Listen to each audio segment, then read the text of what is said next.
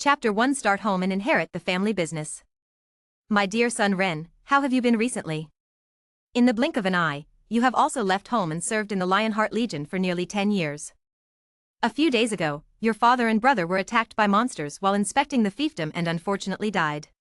Your mother hopes that you can retire and return home as soon as possible to inherit the title and fiefdom of the family. Your mother, Evelyn. Looking at the letter in his hand, Ren didn't know what to say for a moment. He never expected such a big change to happen in his family all of a sudden. His father and brother were attacked by monsters and died. He, the second son who never expected to inherit the family business, suddenly became the first heir of the Habsburg family. This really caught him off guard. This Roland continent, where the gods manifest their miracles, is truly dangerous. Nobody knows which will come first, accidents or tomorrow. After a long silence, Ren couldn't help but feel the impermanence of the world. As for the sadness of hearing the news of his father and brother's death, it was there but not too much.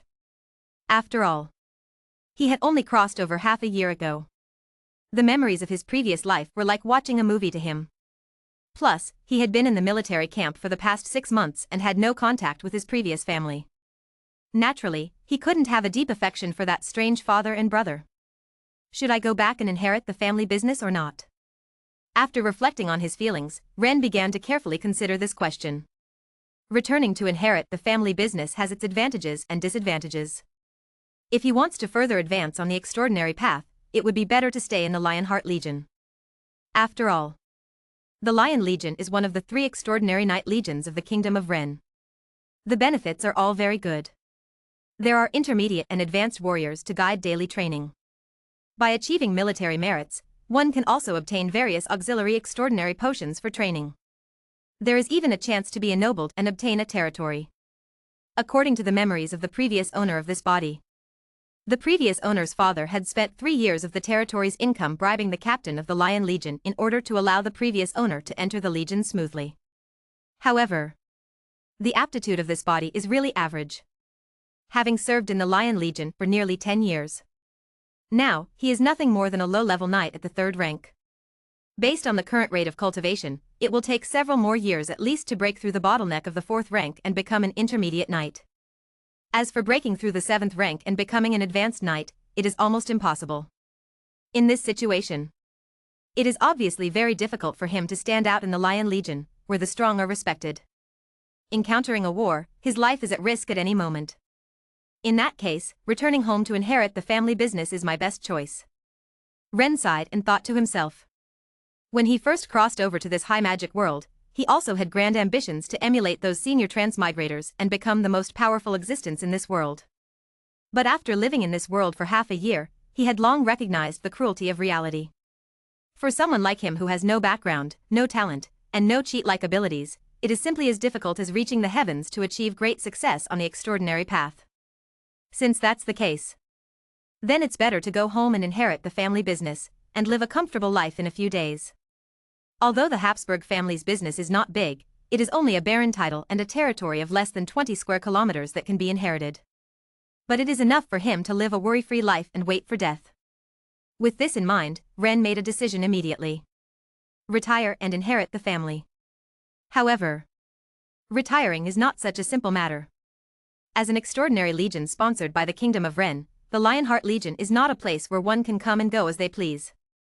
Under normal circumstances, a soldier needs to serve for at least 15 years or have a physical disability in order to retire. And Ren has served for less than 10 years so far, obviously not meeting the retirement criteria. There's no way. In order to retire and return home as soon as possible to inherit the family business, Ren can only resort to some special means. For example, giving gifts to superiors. After a series of PY transactions, bribery, the fortune accumulated over the years was instantly reduced by more than half. Fortunately, the retirement procedures were successfully completed. From today on, he officially leaves the battle sequence of the Lionheart Legion and becomes an ordinary civilian from a soldier. Knowing that Ren is about to retire and return home, the soldiers who have a good relationship with him come to bid farewell one after another. After having a farewell meal with these comrades in arms who fought side by side for many years, Ren mounted his warhorse and went home. The next day, after a day and night of rushing, Ren successfully returned to the Habus family's fiefdom Eagle Village. Perhaps due to the attacks of Warcraft, the atmosphere in Eagle Village was noticeably tense. Even during the day, there were very few people on the village streets. Riding on his warhorse. Arriving at the small manor in the center of the village. The guards reported. After a while, a mature and beautiful woman came out. It was Evelyn, Wren's biological mother. Mother and son reunited. Evelyn was extremely excited. She ran over immediately and hugged Wren tightly. "My child, you have finally come back." Her husband and eldest son were suddenly killed by monsters. All the affairs of the territory were suddenly placed on her, a weak woman. If Wren didn't come back, she didn't know what to do in the future. Facing her emotionally unstable mother, Wren comforted and pacified her repeatedly. After a few minutes, when Evelyn's mood calmed down, under the arrangement of his mother Evelyn, Wren presided over the funerals of his father and brother. Let them rest in peace. Then, witnessed by all the villagers of Eagle Village, Wren successfully completed the inheritance of the title and became the ruler of this land. As for the follow-up, he just needed to send the register to the noble house in the county city for registration. Inheriting the family title for direct relatives is that simple. As for the epic ceremonies of title inheritance witnessed by the king, those are only for top-level nobles like dukes and marquises. Don't even think about it for a low-level noble like a baron. After spending several days handling the affairs of the territory, Wren immediately prepared to start his decadent life as a useless noble. However, after 2 days, Evelyn gave him another big surprise. She directly found him a fiancé. Special offer for reading books during the Dragon Boat Festival. Top up 100 and get 500 VIP points. Grab the top up immediately. Promotion period, June 22nd to June 24th. Chapter 2. The heir is born and the system is turned on. Eagle Village. Habs Manor. "Mother, you found me a fiancé? We're getting married in a few days?" Wren, lying in the sun, widened his eyes, looking confused. This is too sudden. He knows nothing, not even who the bride is, and he's already getting married? That's right. Your father and brother are both gone. If you don't hurry up and get married and have children, if something unexpected happens, the bloodline of our Habs family will be completely cut off. Evelyn's expression was very serious. Indeed, this is a very serious topic. Throughout history, countless nobles on the Varan continent have disappeared into the river of history due to the extinction of their bloodlines. For nobles, procreation is a very important mission. The more members in the family, the more stable the family heritage. From this perspective, the Habs family is obviously in the most critical moment. There is only Wren left in the direct bloodline. If Wren dies, the Habs family will almost certainly be expelled. All right. Upon hearing this, Wren's sense of rejection immediately decreased. As an adult, he naturally understands that responsibility and obligation go hand in hand. Since he has inherited the title and land of the Habs family, he has the obligation to inherit and strengthen this family. Of course, obligations are obligations. If he is asked to marry an ugly woman, he definitely won't agree. Knowing Wren's thoughts, Evelyn smiled and gave a positive answer. "The fiancée I found for you is Janice, the eldest daughter of the neighboring territory's Rhine Knights. She is a very beautiful girl, so you can rest assured." Upon hearing this, Wren's eyes lit up, and the remaining trace of resistance disappeared completely. Instead, he became somewhat excited. 2 days later, the wedding was held as scheduled. To help Wren, who had just become the Baron of Habs, integrate into the local noble circle as soon as possible, Evelyn chose to make it a grand event. Invitations were sent to almost all the nobles they knew nearby. Therefore, the Habus family estate today can be described as bustling. Noble guests dressed in formal attire can be seen everywhere. Wren, also dressed in formal attire, sees his future wife, Janice. Just as his mother said, she is a very beautiful girl. Fair skin, voluptuous figure, and a head of soft golden hair. It perfectly matches his aesthetic. Feeling Wren's burning gaze, Janice, dressed in a pure white gown, blushes slightly and shyly lowers her head. Next, under the witness of numerous guests and the priest of the Church of Love, Wren and Janice successfully complete their wedding, officially becoming a newlywed couple. After the wedding is completed, the two of them complete the final step that night. In the blink of an eye, 3 months have passed. During this time, Wren has been consciously cultivating feelings with his wife, Janice. Although the two of them are a typical noble political marriage. But he doesn't want his wife lying next to him to have her heart elsewhere.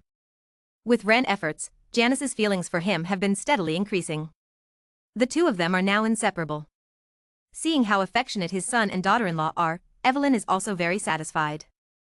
At the same time, she constantly urges the couple to have children quickly, to continue the bloodline of the Habus family. Under the supervision and urging of his mother, Ren has to contribute several times a day. If it weren't for him being a third-rank warrior, his stamina would not be comparable to that of an ordinary person. He would have been completely exhausted long ago. 1 month later, Janice becomes pregnant. Ren, I'm pregnant. Ha ha ha. That's great. Janice, you've worked hard. Upon hearing this news, Ren's expression freezes. Immediately, with a happy face, he hugged Janice tightly and gave her a passionate kiss. Leaning against her husband's embrace, Janice caressed her belly, her face filled with a happy smile. The couple was happy. Evelyn, who had been eagerly anticipating becoming a grandmother, was even more excited. The Habsburg family is going to have a new member. Upon hearing this news, Evelyn was more excited than Ren, who was about to become a father. She immediately started preparing various items needed for pregnancy and childbirth. At the same time, she cooked nourishing soup for Janice every day. Of course, Ren was not idle either. In addition to dealing with daily matters of the territory, Ren even put aside his daily training. He almost spent all his time accompanying his wife. Feeling her husband's thoughtfulness, Janice felt very sweet in her heart. Their relationship became even stronger. 10 months later. Approaching the due date.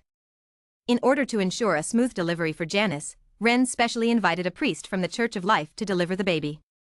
Although this high magic world did not have scientific medical techniques such as caesarean section, but it had even more magical and miraculous magic and divine arts. The Church of Life worshipped the goddess of life, who held authority over life and childbirth. The priests under its banner possessed the divine art of childbirth, with a 100% success rate in deliveries. They could be said to be the most powerful midwives in the world. The only downside was the expensive cost. To hire a priest from the Church of Life, it would cost at least 50 gold coins. It should be noted that the annual tax revenue of the Habsburg family's fiefdom was only a little over 600 gold coins. Ordinary small nobles couldn't afford it. However, you get what you pay for. With the help of the priest of life, Janice successfully completed the delivery in just over 10 minutes. With a cry, Ren's first child was born. It was a very healthy boy. This is my child. Looking at the wrinkled little guy in front of him, Ren couldn't help but smile. He became a father.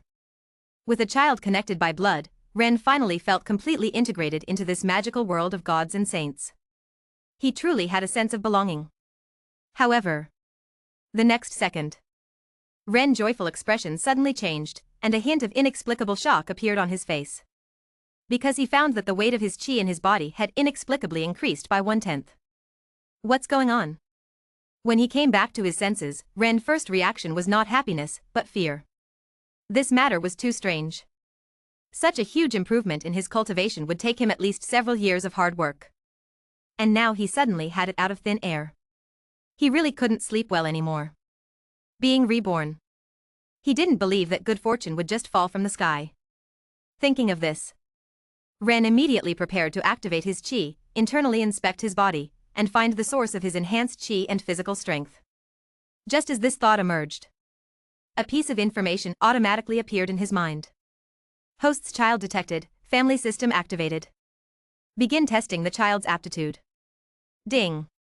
The child has no magical aptitude, low-level chi aptitude, overall evaluation is black iron level, you gain 1 year of chi cultivation. Note, child's evaluation is based on cultivation aptitude, divided into black iron, bronze, silver, gold, platinum, diamond. The higher the evaluation, the more generous the rewards you receive. Great discounts on books for the Dragon Boat Festival. Top up 100 and get 500 VIP points. Grab the top up now, promotion period, June 22nd to June 24th. Chapter 3 Bronze Level Heirs, promoted to mid-level fighters. My cheat code has appeared. Ren's face was filled with excitement. After half a year of time travel, the cheat code had not appeared, and he had already lost hope. Who would have thought that it was because he hadn't found the correct way to activate the system? But it's not too late now. Coming back to his senses, Ren couldn't wait to explore the functions of his cheat code. A few minutes later, he had a comprehensive understanding of the functions of his cheat code. In one word, it was life. As long as he had children and expanded his family bloodline, he would receive rewards. The better the aptitude of the children, the better the rewards. This cheat code function is really straightforward and brutal. But I like it. Ren had a smile on his face. As long as he had enough land to cultivate, having a dozen or 20 children in a year was not a problem at all. Calculating based on the cultivation of one child's chi power for a year, he would be able to obtain chi power equivalent to several decades of his own hard cultivation in just 1 year. With this, becoming a god was just a matter of time. Of course. This was under the most ideal circumstances. This cheat code was a beauty-loving system. Only children born to women with a beauty score of 85 or above would count. With his current status and strength, it was not a simple matter to have so many beautiful women. It seems that I can only work hard with Janice for now. Ren thought to himself. In the blink of an eye. 3 years had passed since the awakening of the cheat code. Under Ren's diligent cultivation. In these 3 years, Janice was either pregnant or on the way to getting pregnant. In 3 years, she had given birth to 4 children. Among them, 1 pregnancy was twins. However, I don't know if it's bad luck or if his own cultivation aptitude is garbage, but just like the first child, all 4 of these children are evaluated as black iron level. The 4 children have provided him with a total of 4 years of chi cultivation. Including the first child, Ren chi cultivation has increased by 5 years, successfully reaching the limit of a 3rd stage warrior. He is only half a step away from breaking through to the 4th stage and becoming an intermediate warrior. In order to complete the breakthrough in cultivation as soon as possible, Ren once again worked hard with his wife. Although she is a woman who has given birth to 5 children in a row. But Janice's body not only shows no signs of aging or depletion. On the contrary, it becomes even more charming. Like a blooming rose. The reason for this is because Ren has been spending a lot of money over the years to buy magic medicine to nourish Janice's body. Under the care of these magic medicines. Even though Janice has been giving birth crazily, her body remains in a very healthy state. There is no problem with her body, and they have not taken any contraceptive measures. Half a month later. Janice became pregnant again. I just gave birth not long ago, and now I'm pregnant again. Ren, it's all your fault. In the room, Janice held Ren, her pretty face full of displeasure. They've only been married for a few years. And she has already given birth to 5 children. Who can handle this? If it weren't for her husband's constant pleading and sweet words, she would have quit long ago.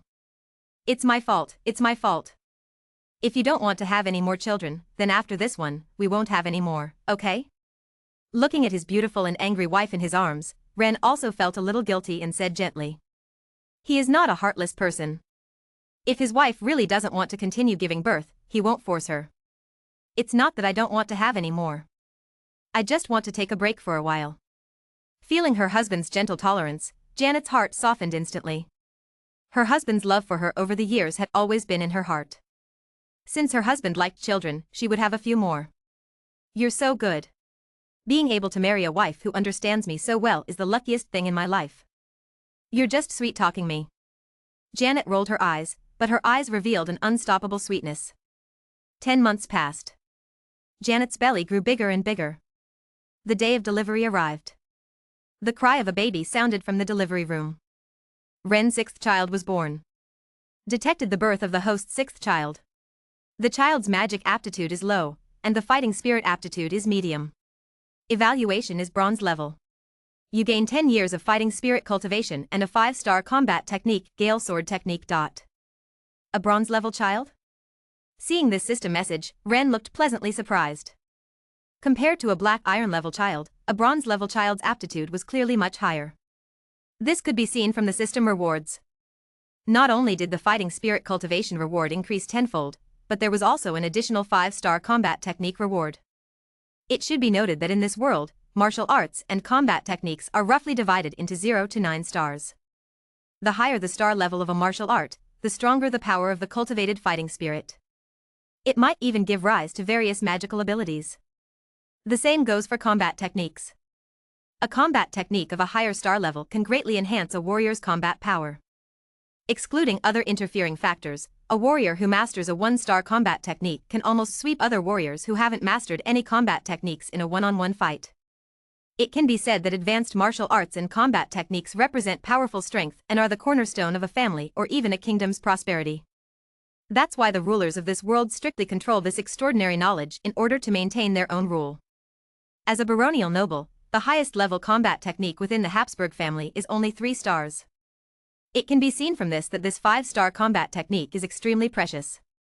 As a viscount, even the inherited combat techniques of the Earl's family are more than enough. This wave takes off.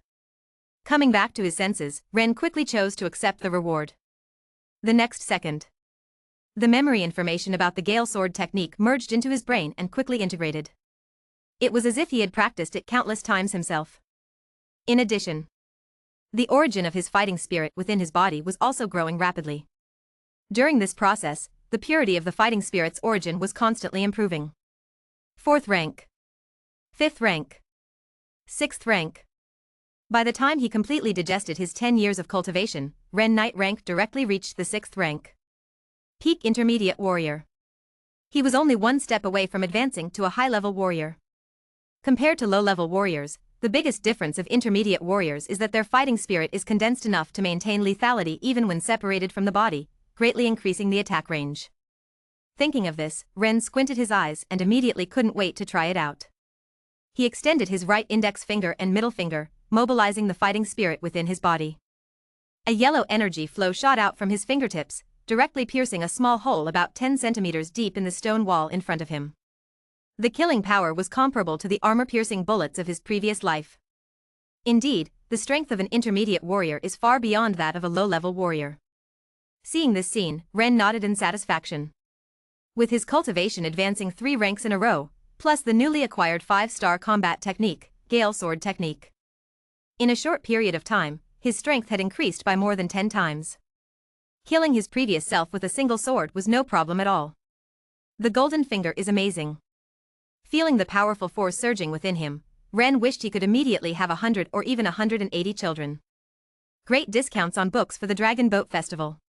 Top up 100 and get 500 VIP points. Grab the top up now, promotion period, June 22nd to June 24th. Chapter 4 Family Development, Brewery Opening. In the room, Janice gave birth.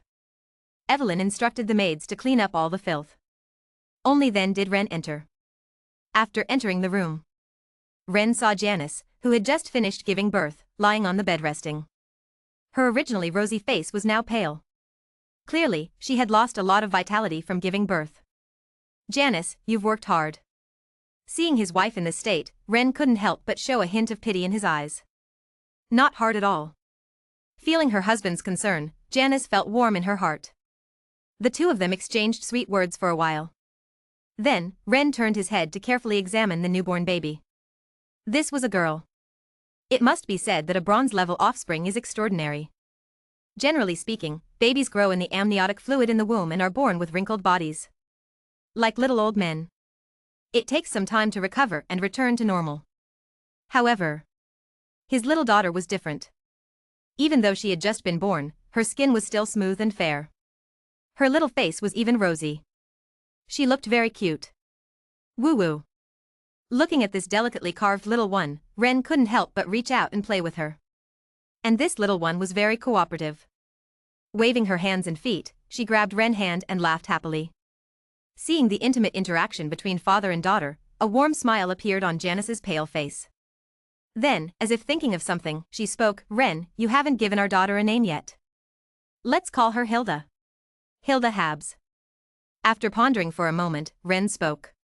Hilda is the given name, Habs is the family name. The reason for giving her a name is also simple. According to the system's detection, this little one's martial spirit talent is at the intermediate level. At least several times stronger than her old father. She will definitely become a powerful female swordsman in the future. And the name Hilda itself has the meaning of battle, female warrior.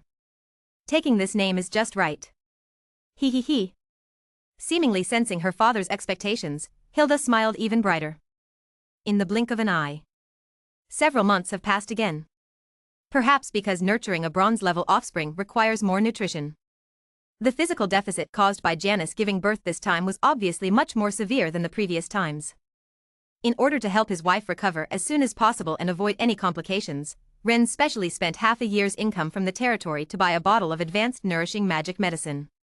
This large expenditure of several hundred gold coins instantly made the family's finances somewhat tight. There's no other way. Ren could only go hunting monsters in the nearby forest during his free time to subsidize the household. With his cultivation as a 6th-level warrior and a 5-star battle technique, Gale Sword technique, those low-level monsters on the outskirts of the forest were no match for him. Easily, he could kill them with one move. Half a month's time. Ren hunted down 3 wind wolves, 4 water arrow rabbits, and 5 earth spike insects. Although these were all low-level monsters of levels 1 to 3. But no matter what, they were genuine extraordinary creatures. The fur, bones, flesh, and magic cores were all valuable. Selling one for a dozen gold coins was not a problem. By selling all these prey to merchants, Ren easily earned over 100 gold coins. Tasting the sweetness, Ren became even more enthusiastic about hunting monsters. Aside from taking care of the children and accompanying his wife, he would go to the forest every day to try his luck. One could say that his days were quite fulfilling. 1 year later. Due to his wife's strong protests, Ren needed to take protective measures every time they were intimate. Without a new child being born, the system rewards naturally disappeared. Therefore, compared to a year ago, Ren cultivation and strength have hardly improved. However, Ren has been busy this year as well. Relying on the distillation knowledge inherited from his past life, he entered the alcohol industry and set up a brewery in his own territory, Xiangying Village. With affordable prices, unique flavors, and appropriate promotion, the beer quickly became popular in the surrounding towns. Not only did it drive the prosperity and development of the territory, but it also brought in a lot of money. In less than a year, the assets of the Habuz family, the baronial aristocrats, multiplied several times. Of course, such a profitable business. It is obvious that the Habuz family, as mere baronial aristocrats, cannot monopolize it. In order to quickly open up sales channels, Ren handed over the beer sales rights to the influential nobles in the surrounding towns, creating an alliance of interests. With this interest alliance, the Habuz family's momentum and influence clearly soared. No longer a small transparent figure in the local aristocratic circle.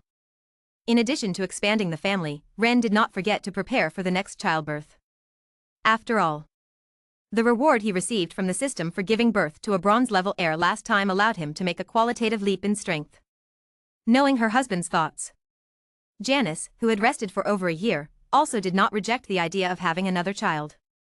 Preparing for conception. After months of effort, Janice became pregnant again. In order to increase the chances of giving birth to a highly talented child, Ren began to spend a lot of money buying various high-level magic potions that nourished the body and fetus, finding various ways to supplement his wife. Great discounts on books for the Dragon Boat Festival. Top up 100 and get 500 VIP points.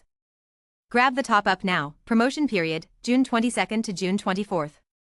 Chapter 5 Crusade against the Fiery Demon Tiger. Time flies. In the blink of an eye, another half year has passed. As time goes by, Janice's belly has grown bigger. Ren spends every day with his wife, playing with their child.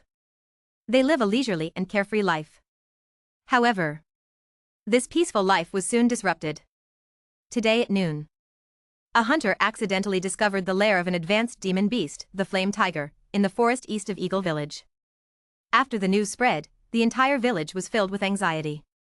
After all, on the Roland continent, it is not uncommon for demon beasts to destroy villages. Everyone is afraid that the Flame Tiger will attack the village and prey on humans. This panic has greatly affected the operation and production of Eagle Village. We must resolve this matter as soon as possible. Upon learning this, Ren immediately made up his mind. He must eliminate this advanced demon beast that has settled near Eagle Village. The village is at constant risk of being attacked by demon beasts. There is no security. Merchants are afraid to come and do business. The villagers may also flee. He doesn't want the family's hard-developed territory to become desolate because of this demon beast. The only thing he can do is to kill this Flame Tiger. Minimize the negative impact of this matter. However, killing this Flame Tiger is obviously not a simple task. As a fire attribute advanced demon beast, the Flame Tiger possesses numerous fire-based magic and formidable melee combat abilities. Its combat power is extremely strong.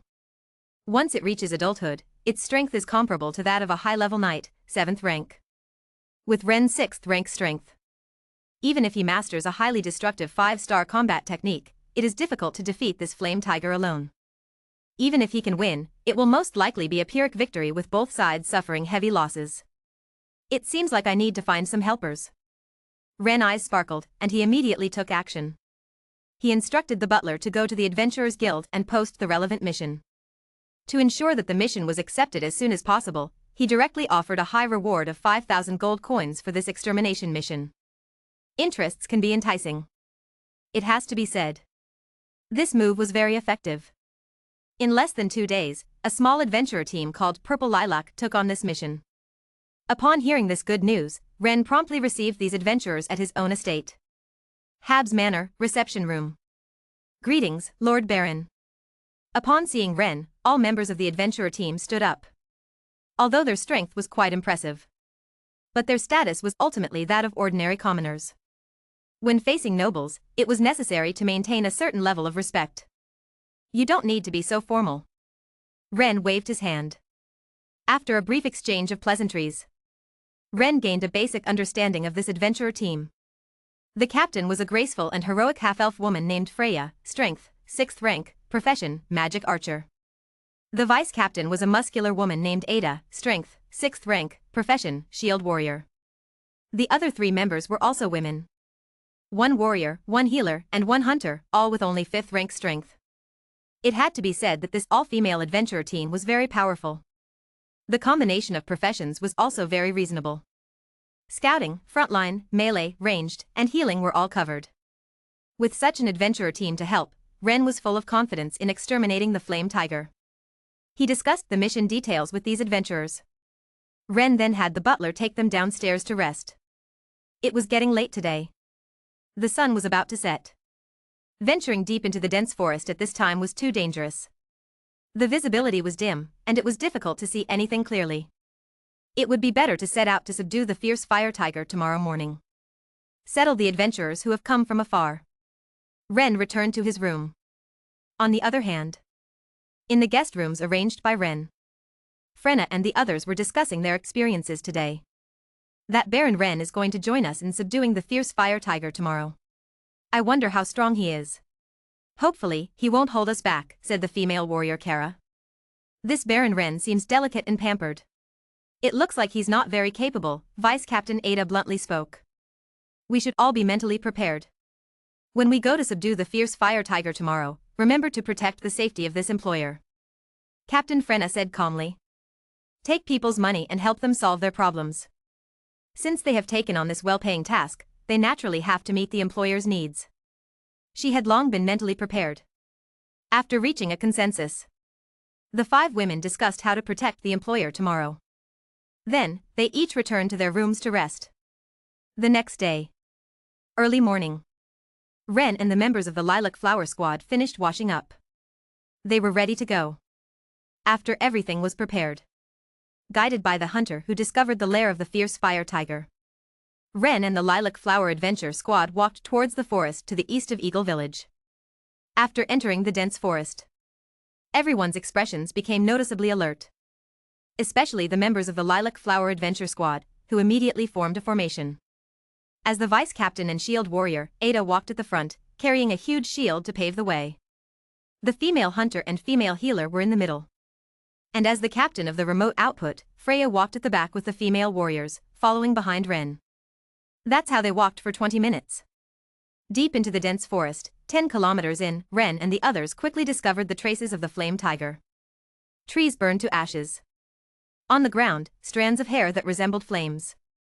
All signs indicated that the area ahead was where the flame tiger frequently roamed. And the words of the guide also confirmed this.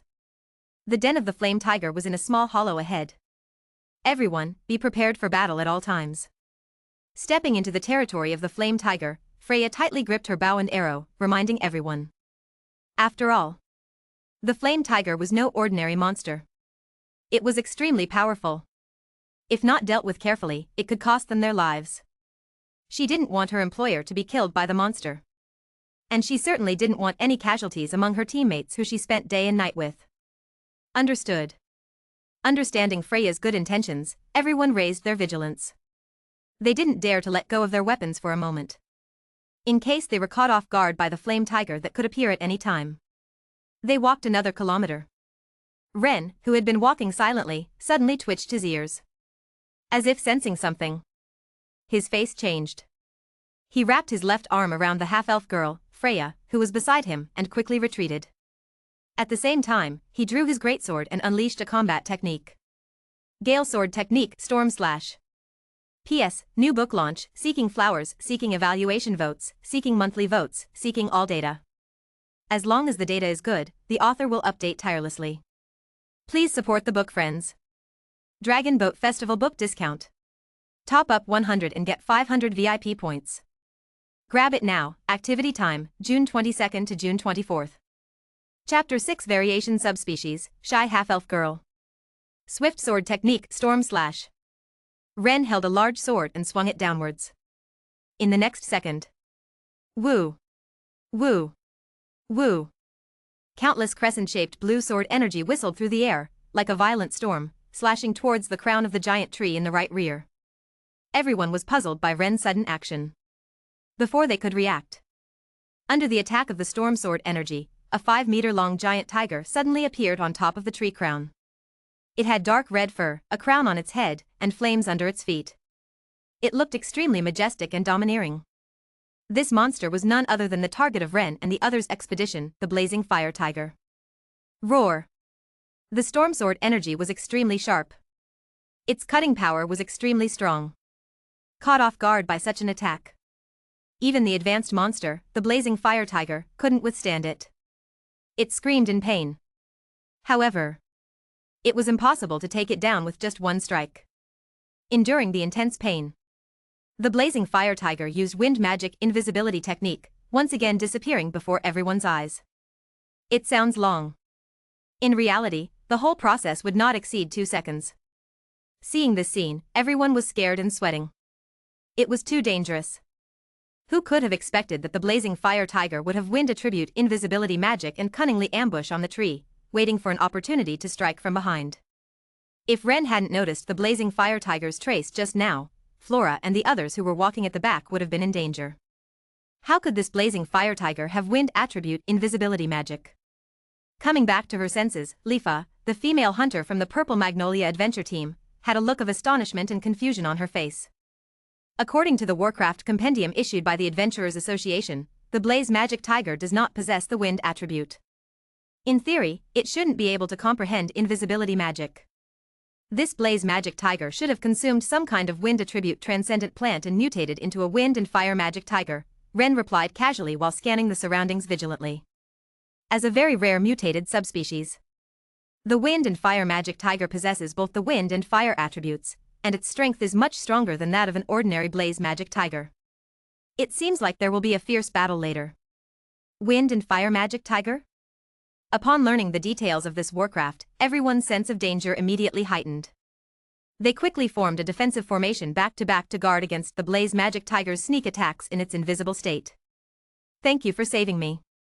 The half-elf girl, Freya, blushed and expressed her gratitude.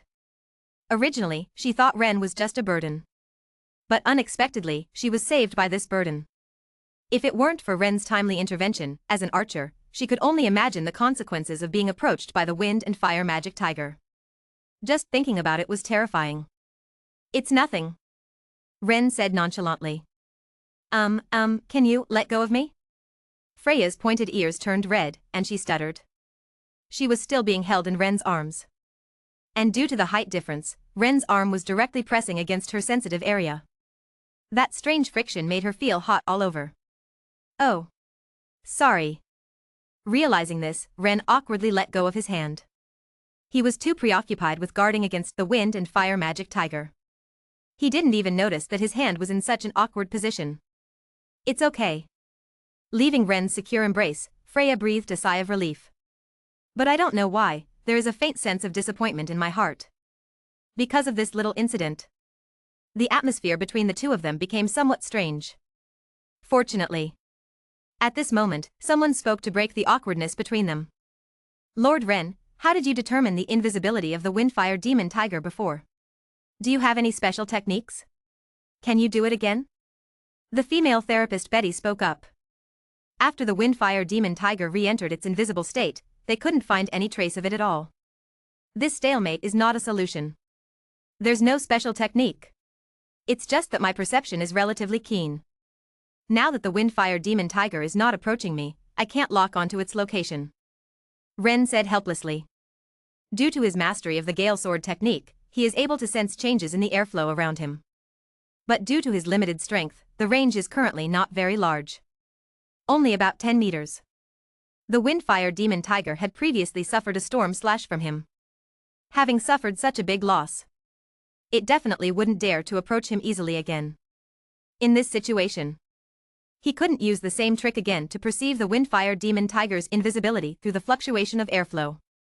What should we do then? Upon hearing this, everyone's faces didn't look good.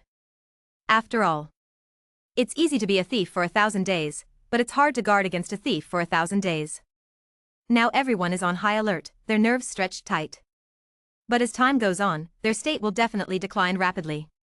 By then, if the Windfire Demon Tiger launches another attack, it will be dangerous. Draw the snake out of its hole. Advanced magical beasts usually have a strong sense of revenge. After suffering such a big loss in my hands, that Windfire Demon Tiger definitely won't let it go easily. We intentionally expose our weaknesses to lure the Windfire Demon Tiger to take the initiative. Ren explained his idea once again. This idea is good. Everyone's eyes lit up, nodding in agreement. Next, Ren began assigning tasks. After the incident just now, the members of the Wisteria adventure team had a different view of Ren. No one thought of Ren as a burden or a hindrance anymore. Everyone was very convinced by Ren. However, Ren's plan had a difficulty. In order to lure out the cunning and treacherous Windfire Demon Tiger, someone had to act as the bait. This task was extremely dangerous. If possible, Ren would definitely do it himself. But his previous attack had caused significant damage to the Windfire Demon Tiger.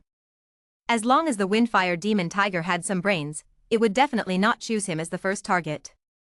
Others were also aware of this.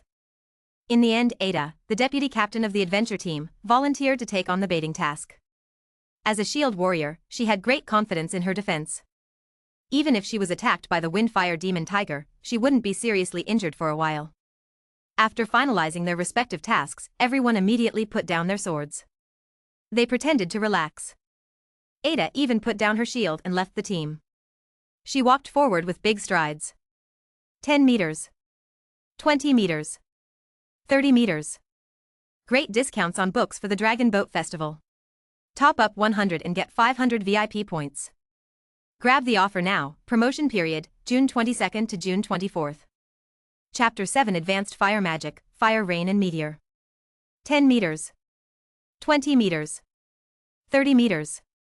When Ada was more than 100 meters away from the group, the lurking Windfire Demon Tiger couldn't hold back anymore. Roar! Quietly sneaking up behind Ada, the Windfire Demon Tiger directly cast a wind magic acceleration spell. Then, it rushed towards Ada at high speed. Having suffered losses from these despicable humans earlier, it was determined to seek revenge. Killing this woman who had left the group was its first step of revenge. Gotcha. Feeling the strong wind behind her, Ada, who appeared relaxed but was actually alert, reacted very quickly. She turned around and raised her shield, activating her chi to use her strongest defensive skill.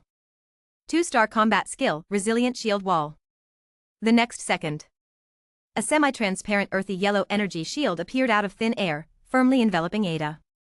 However, the Windfire Demon Tiger's powerful attack was not so easily blocked. Its massive size combined with the acceleration spell. The impact was as powerful as a heavy cannon.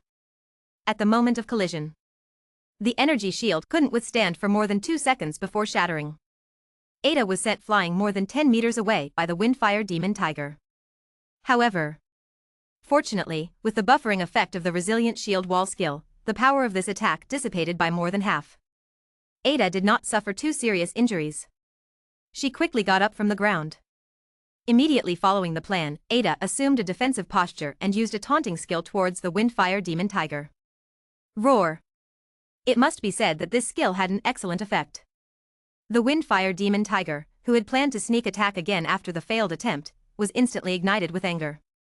Fireball spell. Wind Blade Spell. Explosive Fireball. The Wind and Fire Demon Tiger unleashed all its abilities, launching a frenzied bombardment against Ada. Meanwhile, Ada used various shield techniques to defend herself. She was buying time for her teammates to arrive. However, Ada underestimated the attack power of this Wind and Fire Demon Tiger. Roar! Realizing that this annoying little bug was still alive despite its attacks, the Wind and Fire Demon Tiger immediately unleashed its trump card. The next second, a 10-meter diameter, terrifyingly hot, azure fireball condensed above the Wind and Fire Demon Tiger's head. It hurtled towards Ada. As an advanced magic spell, Flame Burst had more than 10 times the power of an explosive fireball. Wherever it went, the terrifying high temperature turned everything into ashes. If it hit Ada head-on, she would definitely not be able to withstand it. Even if she used the defensive skill of Resilient Shield Wall, it would be instantly melted. Not even ashes would remain. Just at this moment, Ren and the others arrived.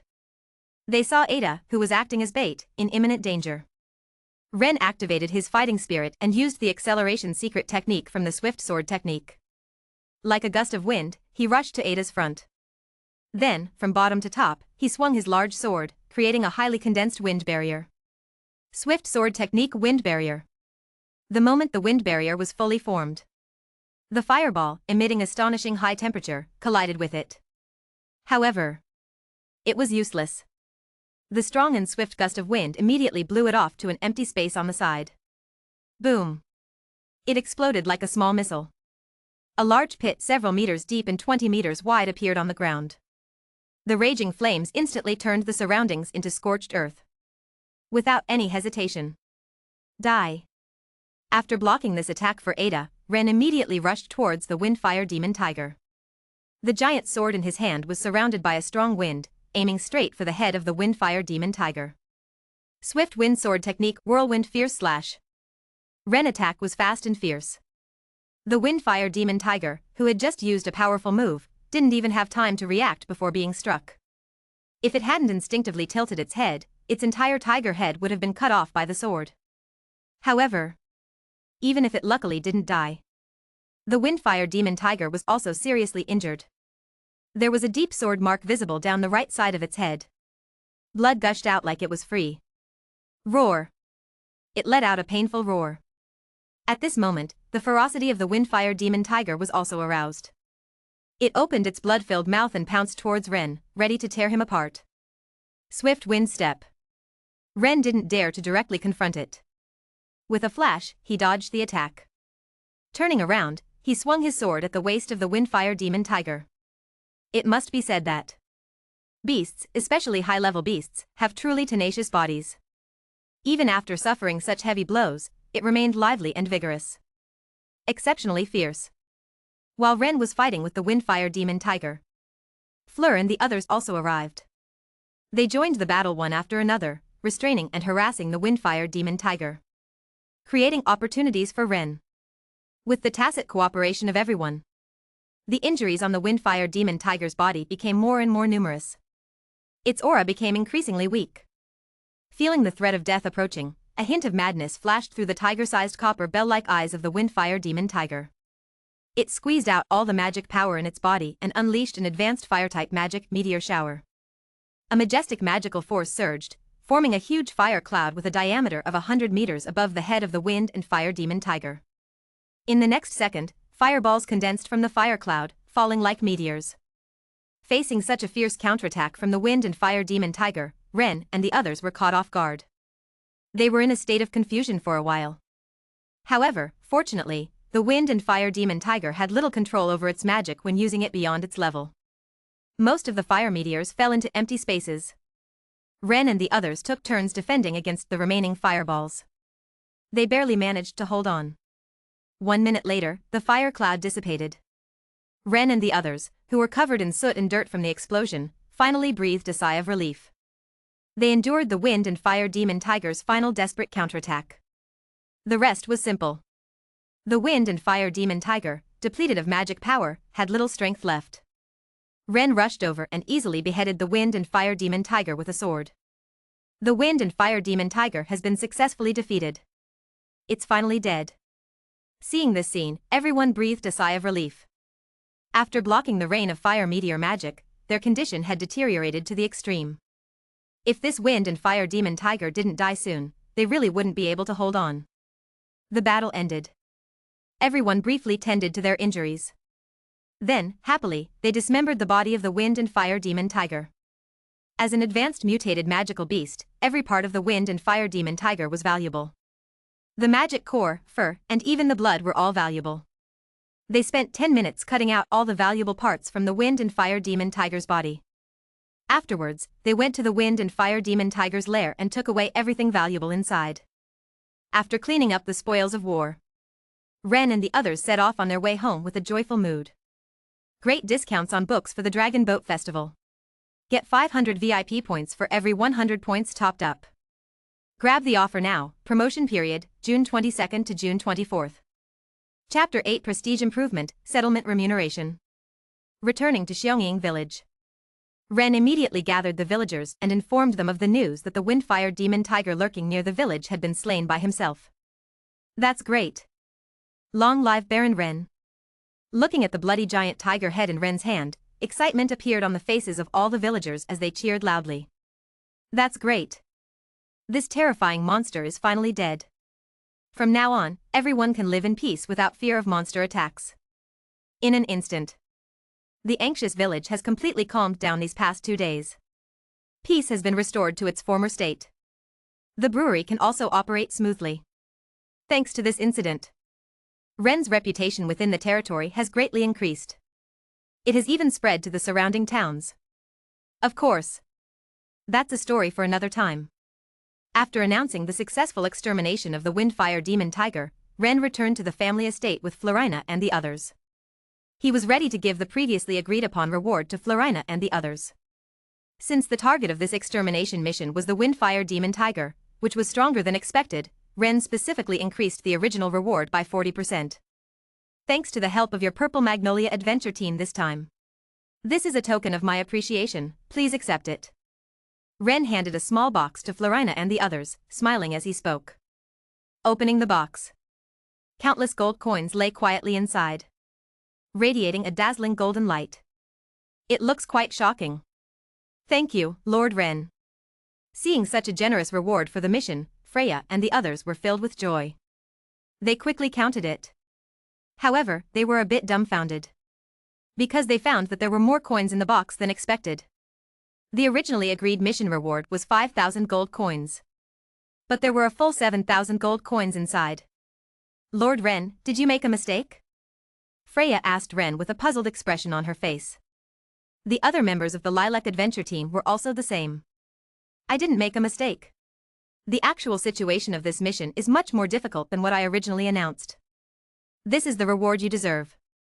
Ren waved his hand and smiled. But Freya wanted to say something more. In her opinion, even though the difficulty of the mission has increased a lot, the contribution of their team is not as great as Ren said. After all, the person who contributed the most to this mission was Ren. Whether it was discovering the wind-fire demon tiger, devising the hunting plan, or the subsequent battles, Ren was the main force. They were just helping with support. Receiving such a large reward, she felt unworthy. But there's nothing to be but about.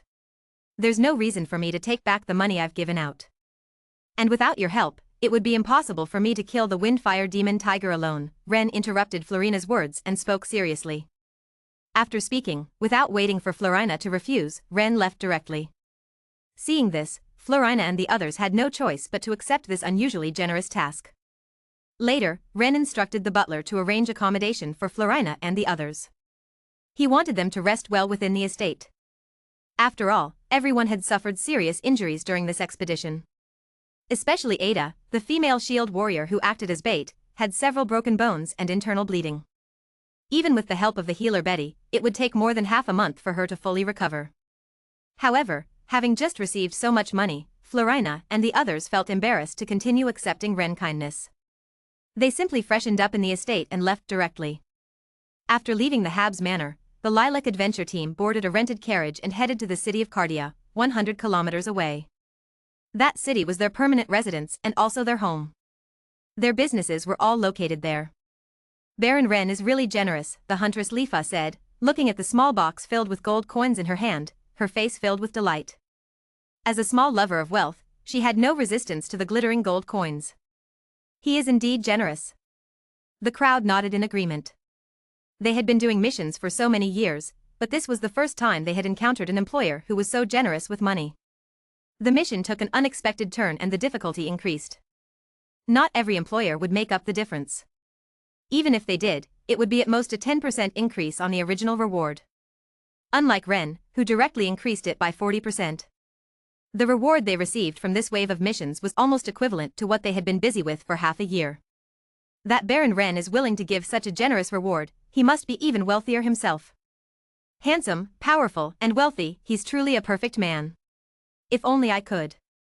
At this point, the female hunter Lifa didn't know what she was thinking, and a hint of blush appeared on her pretty face. This little vixen is in heat.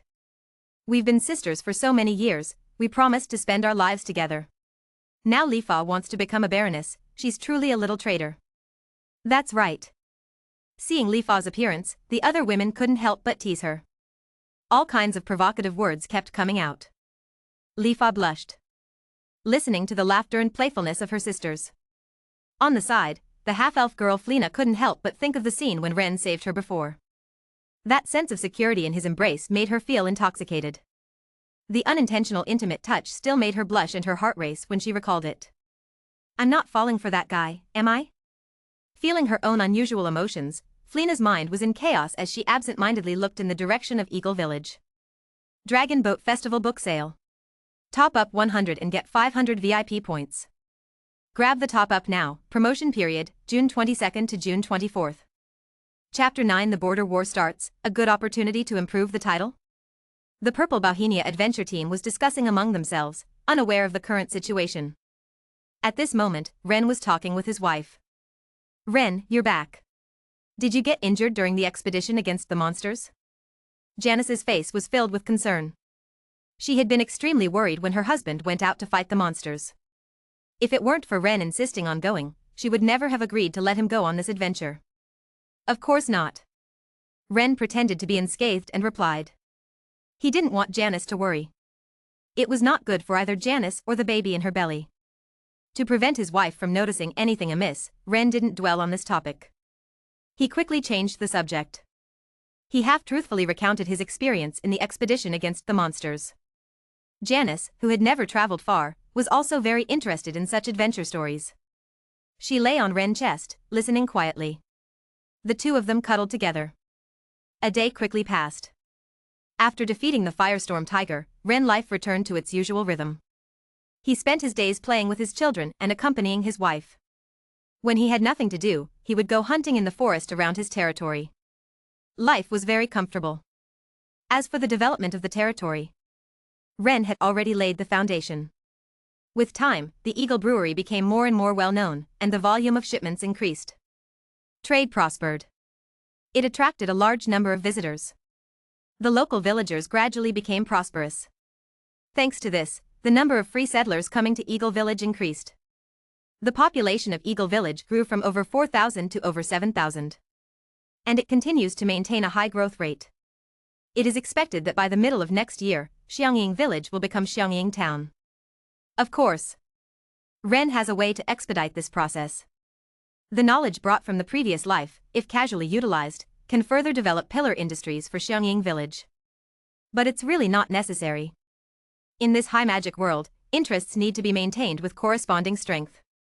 Without strength, creating too many good things will not only prevent one from enjoying the benefits, but also bring trouble. Naturally, he wouldn't do such a foolish thing. Now, the most important thing for him is to take care of his wife's health and ensure a smooth birth for the child. Days pass by. Janice is getting closer to her due date. Just as the Ren family is preparing to welcome the birth of a new life. 3 noble lords, accompanied by more than 10 guards, suddenly visit Xiangying Village. These 3 noble lords are Cardia, from the Black Baron family. Igor, from the Yak Baron family. Sindira, from the Merc Baron family. These 3 families have an alliance of interests with the Habs family and cooperate in selling beer. Their relationship is very good. The group of people ride into Xiangying Village. The Habs family's territory is developing so fast. Looking at the scene before him, Cardia couldn't help but feel emotional. Xiangying village has undergone tremendous changes. Half a year ago, he came to Xiangying village for the beer sales rights. At that time, Xiangying village was full of thatched and wooden houses, with dirt roads everywhere. It was simply a poor ordinary mountain village. And now, those dilapidated thatched cottages and wooden houses have all disappeared, replaced by more sturdy and beautiful stone houses. The uneven dirt roads have been replaced by smooth cobblestone roads. Various public toilets, commercial streets, and other infrastructure are readily available. Small vendors selling their wares can be found everywhere along the streets. A large number of villagers shuttle through them. It is a scene of prosperity. If it weren't for him being certain that this is Eagle Village, he would have thought he was in the wrong place. Don't be amazed. Let's first pay a visit to Baron Ren, Igor said calmly. Upon hearing this, Cardia and Sindira did not object. They did not come here for sightseeing. They arrived at the Habs Manor. The three of them presented their calling cards. The butler dared not neglect them and quickly led the three to the reception room. Then, he went to inform Ren. A few minutes later, Ren arrived. Baron Igor, Baron Cardia, Baron Sindira, what brings the three of you here for a sudden visit? Ren asked, surprised to see the three noble lords. Baron Ren, we have an important matter to discuss with you during this visit, Igor said solemnly. What is it? Ren asked curiously. Have you heard about the news of the upcoming border war, Baron Ren? Igor asked without directly stating the matter. An upcoming border war? Ren frowned slightly. He was not aware of this. Recently, his wife, Janice, was about to give birth, and his attention was focused on that. He did not participate much in local noble gatherings, so naturally, he was not well informed. That's right. 2 months ago, a super-large iron ore mine was discovered in the western border. Both our kingdom of Lance and the neighboring kingdom of Hillock believe that the vein belongs to their respective sides. Now the border situation is very tense. It is said that our king has already prepared for war with the kingdom of Hillock. Seeing that Ren is still unclear about this matter, the head of the Merc Baron family, Sindira, explained. What does this have to do with us? Upon hearing this, Ren became even more confused. He didn't understand what these people were trying to express by mentioning this matter. What does the Western border war have to do with small nobles like them in the southern region? Unless the war in the western border is a war of annihilation. Otherwise, this war would not reach them at all. This war is a good opportunity.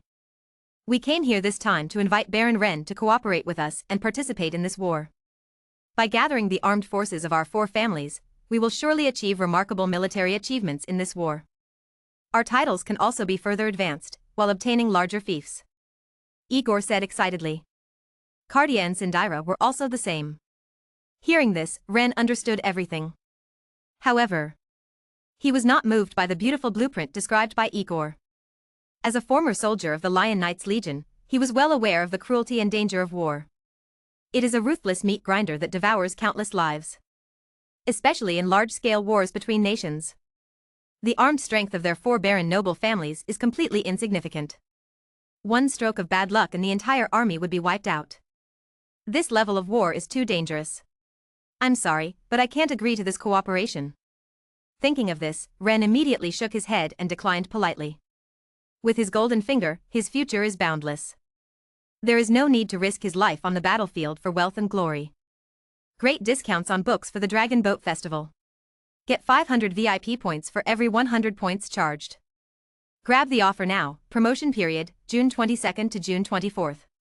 Chapter 10 Silver Ranked Heir, Mad Dragon Fighting Qigong Method. This level of war is too dangerous. I'm sorry, but I cannot agree to this cooperation. Upon hearing Ren's response, Igor was somewhat shocked. In his opinion, Ren should not have reacted this way. After all, this is a very rare opportunity. The last war at the kingdom level was over 10 years ago. If they miss this opportunity, the chance to be promoted through military achievements may have to wait a long time. Baron Ren, won't you reconsider? Coming back to his senses, Igor persisted and spoke again. The reason he wanted Ren to join was because he had heard of Ren's feat of slaying the advanced mutant monster, the Firestorm Tiger. With such high-end combat power joining them, their safety on the battlefield would be greatly enhanced. No need to consider. My wife is about to give birth soon, and I don't want to go out. Ren waved his hand.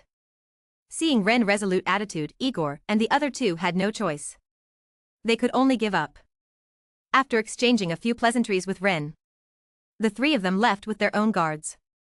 Since the cooperation with Ren didn't work out, they could only think of ways to recruit other nobles. After seeing Igor and the others off, Ren life returned to tranquility. 2 weeks later, Janice entered the delivery room again. After about 10 minutes, accompanied by the cry of a baby, Ren's 7th child was born. I don't know if the advanced magic potion that Ren bought for Janice before had an effect, or if it was just good luck. The talent of this child is exceptionally high. Detected the birth of the host's 7th child. The magic aptitude of this offspring is average, while the fighting spirit aptitude is high. Evaluation, silver level. Reward, 30 years of fighting spirit cultivation, average fighting spirit aptitude, 6-star martial art, furious dragon fighting spirit. These rewards are really luxurious. Ren's face was full of joy. 30 years of fighting spirit cultivation goes without saying. The key is the fighting spirit aptitude. You see, his own fighting spirit aptitude is very poor. Even if he works hard to cultivate for more than 10 years, he may not be able to catch up with the progress of a genius in 1 year. The improvement in aptitude is like being able to keep up with the pace of a genius. Most importantly, the amount of fighting spirit cultivation rewarded by the system is also calculated based on how many years he has cultivated according to his own aptitude. If his aptitude can reach the level of a true genius, the 1-year fighting spirit cultivation rewarded to an iron-level child will be more than 10 times higher in quality than before.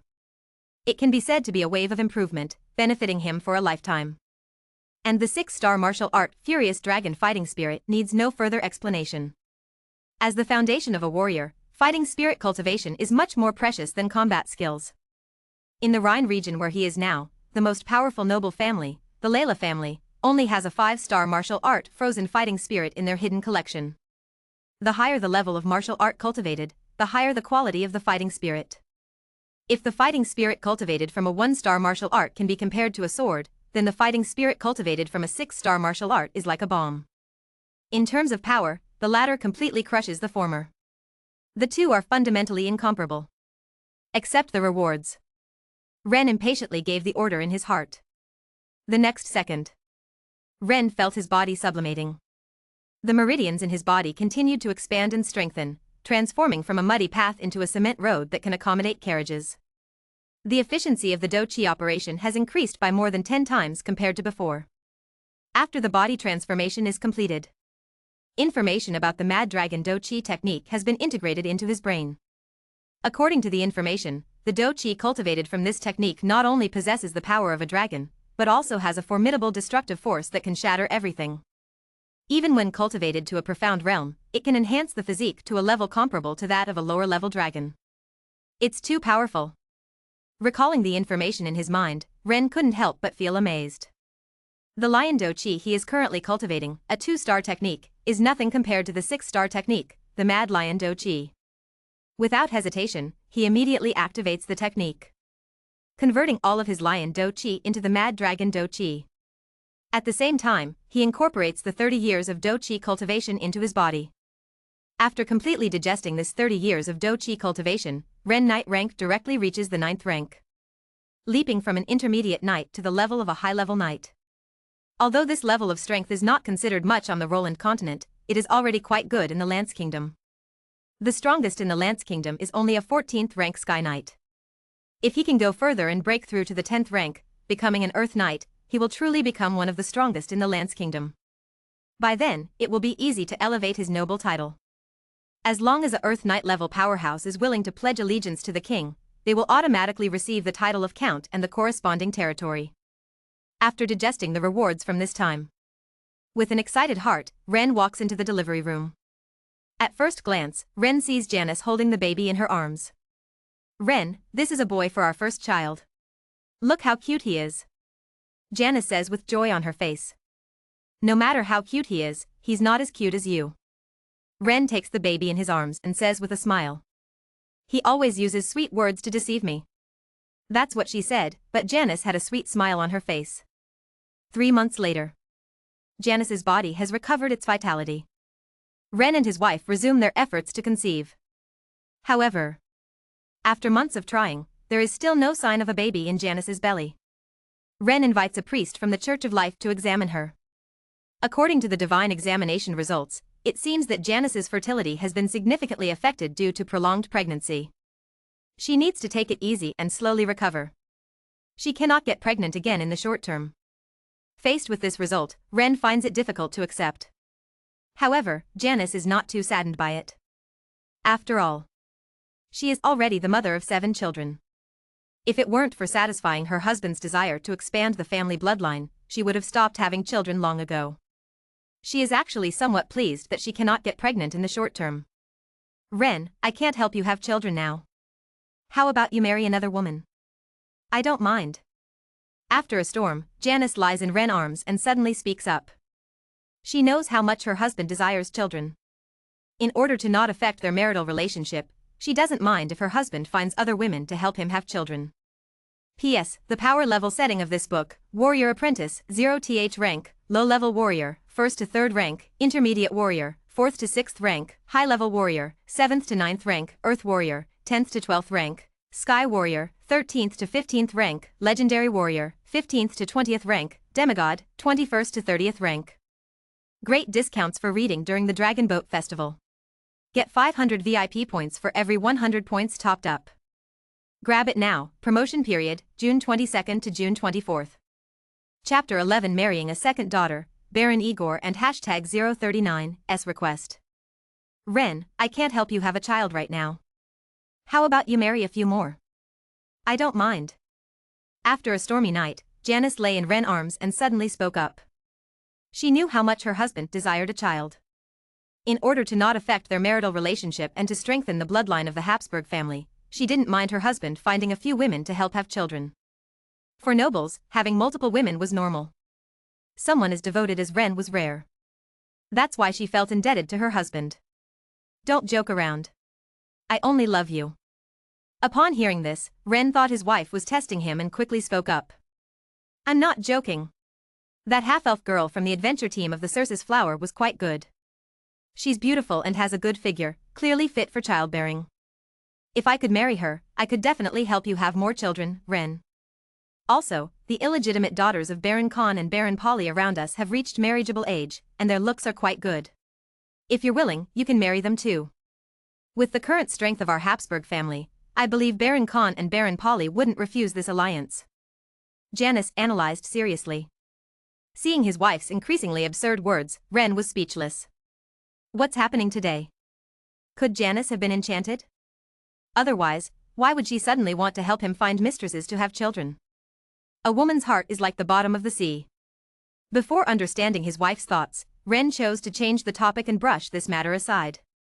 However, he truly underestimated Janice's determination.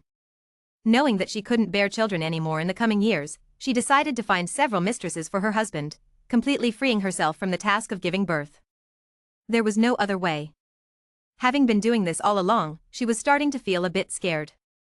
I must find a few helpers to share the burden. She has also reconciled with her mother-in-law, Evelyn, and has obtained Evelyn's approval. Under the joint planning of his wife and mother, several months later, Ren was dumbfounded to find 2 unfamiliar beautiful women in his house. Who are they? Ren asked his wife in confusion. The one on the left is Murphy, the 3rd daughter of Baron Khan, his wife replied. The one on the right is Layla, the 2nd daughter of Baron Paul.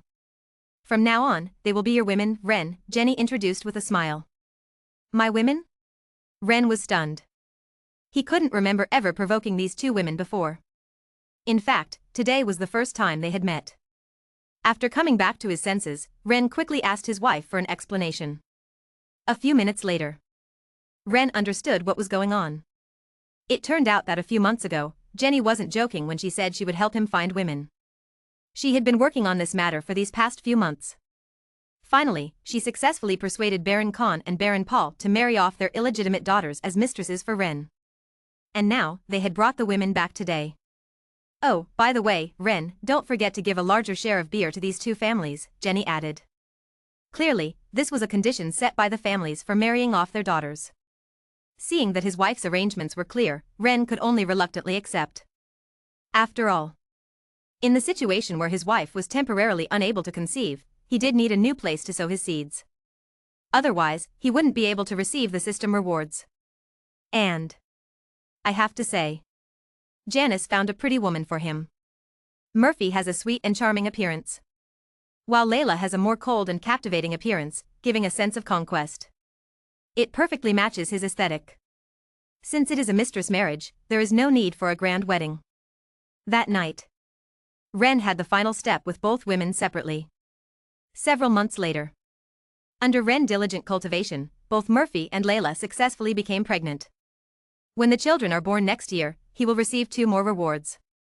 Thinking about this, Ren's mood can be described as quite pleasant. It's so comfortable to become stronger while lying down. Indeed, children are the primary productive force. Speaking of which, his first child is already 6 years old. I have to say, time flies. This kid has grown so big, it's time to start exercising. Looking at his eldest son running around the garden with his younger siblings, Ren had a thoughtful look in his eyes. For his own children, he cannot just ignore them after receiving the system rewards. As an old father, he also hopes for his children to succeed. His eldest son has average aptitude, and his fighting spirit aptitude is also low, similar to his previous self. If he wants him to go further on the extraordinary path, he must start laying the foundation from a young age. Thinking about this, a hint of a loving father smile appeared on Ren's face. His eldest son, Only Habuz, who was playing suddenly shivered all over, feeling a bit scared. However, he didn't think much about it and continued playing games with his younger siblings, unaware that his happy childhood was coming to an end. In the blink of an eye, another month had passed. On this day, Ren was supervising his eldest son's running, exercising his body. But Baron Igor, the head of the Yak family, suddenly came to visit. There was no choice. Ren had to put down what he was doing and go to meet him. The reception room. Baron Igor, why did you come to see me today? If it's about persuading me to join the border war, you don't have to say anything. Ren walked in and went straight to the point. Last time, he had already firmly rejected the plan for Igor and others to participate in the border war. He didn't want to waste any more words on it. It's not about that. I came this time to ask for your help. Baron Igor spoke up. What kind of help? Ren looked puzzled.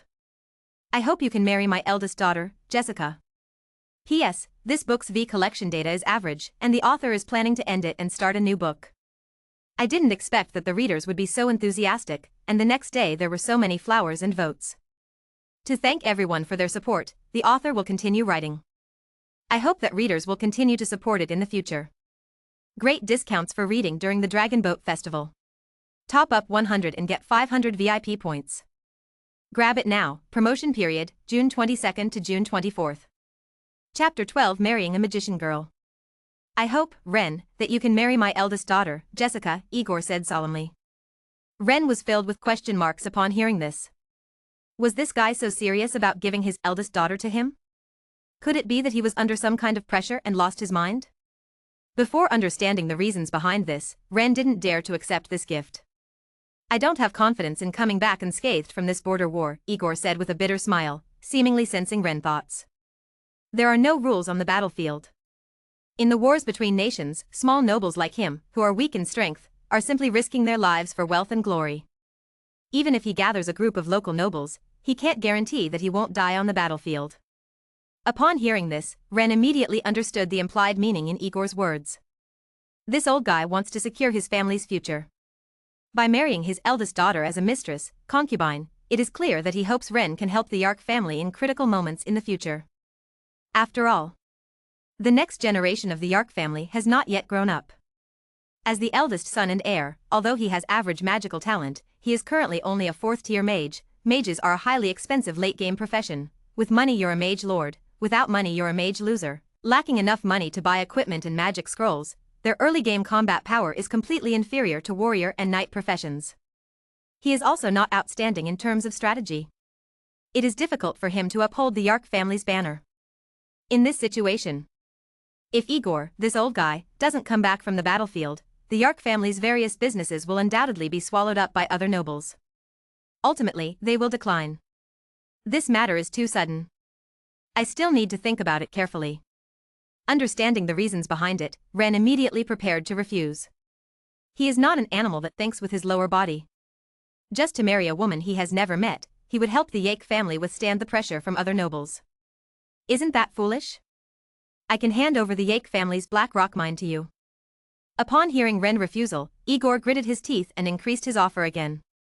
Upon hearing this, Ren's eyes also lit up. The Black Rock mine is a highly profitable industry.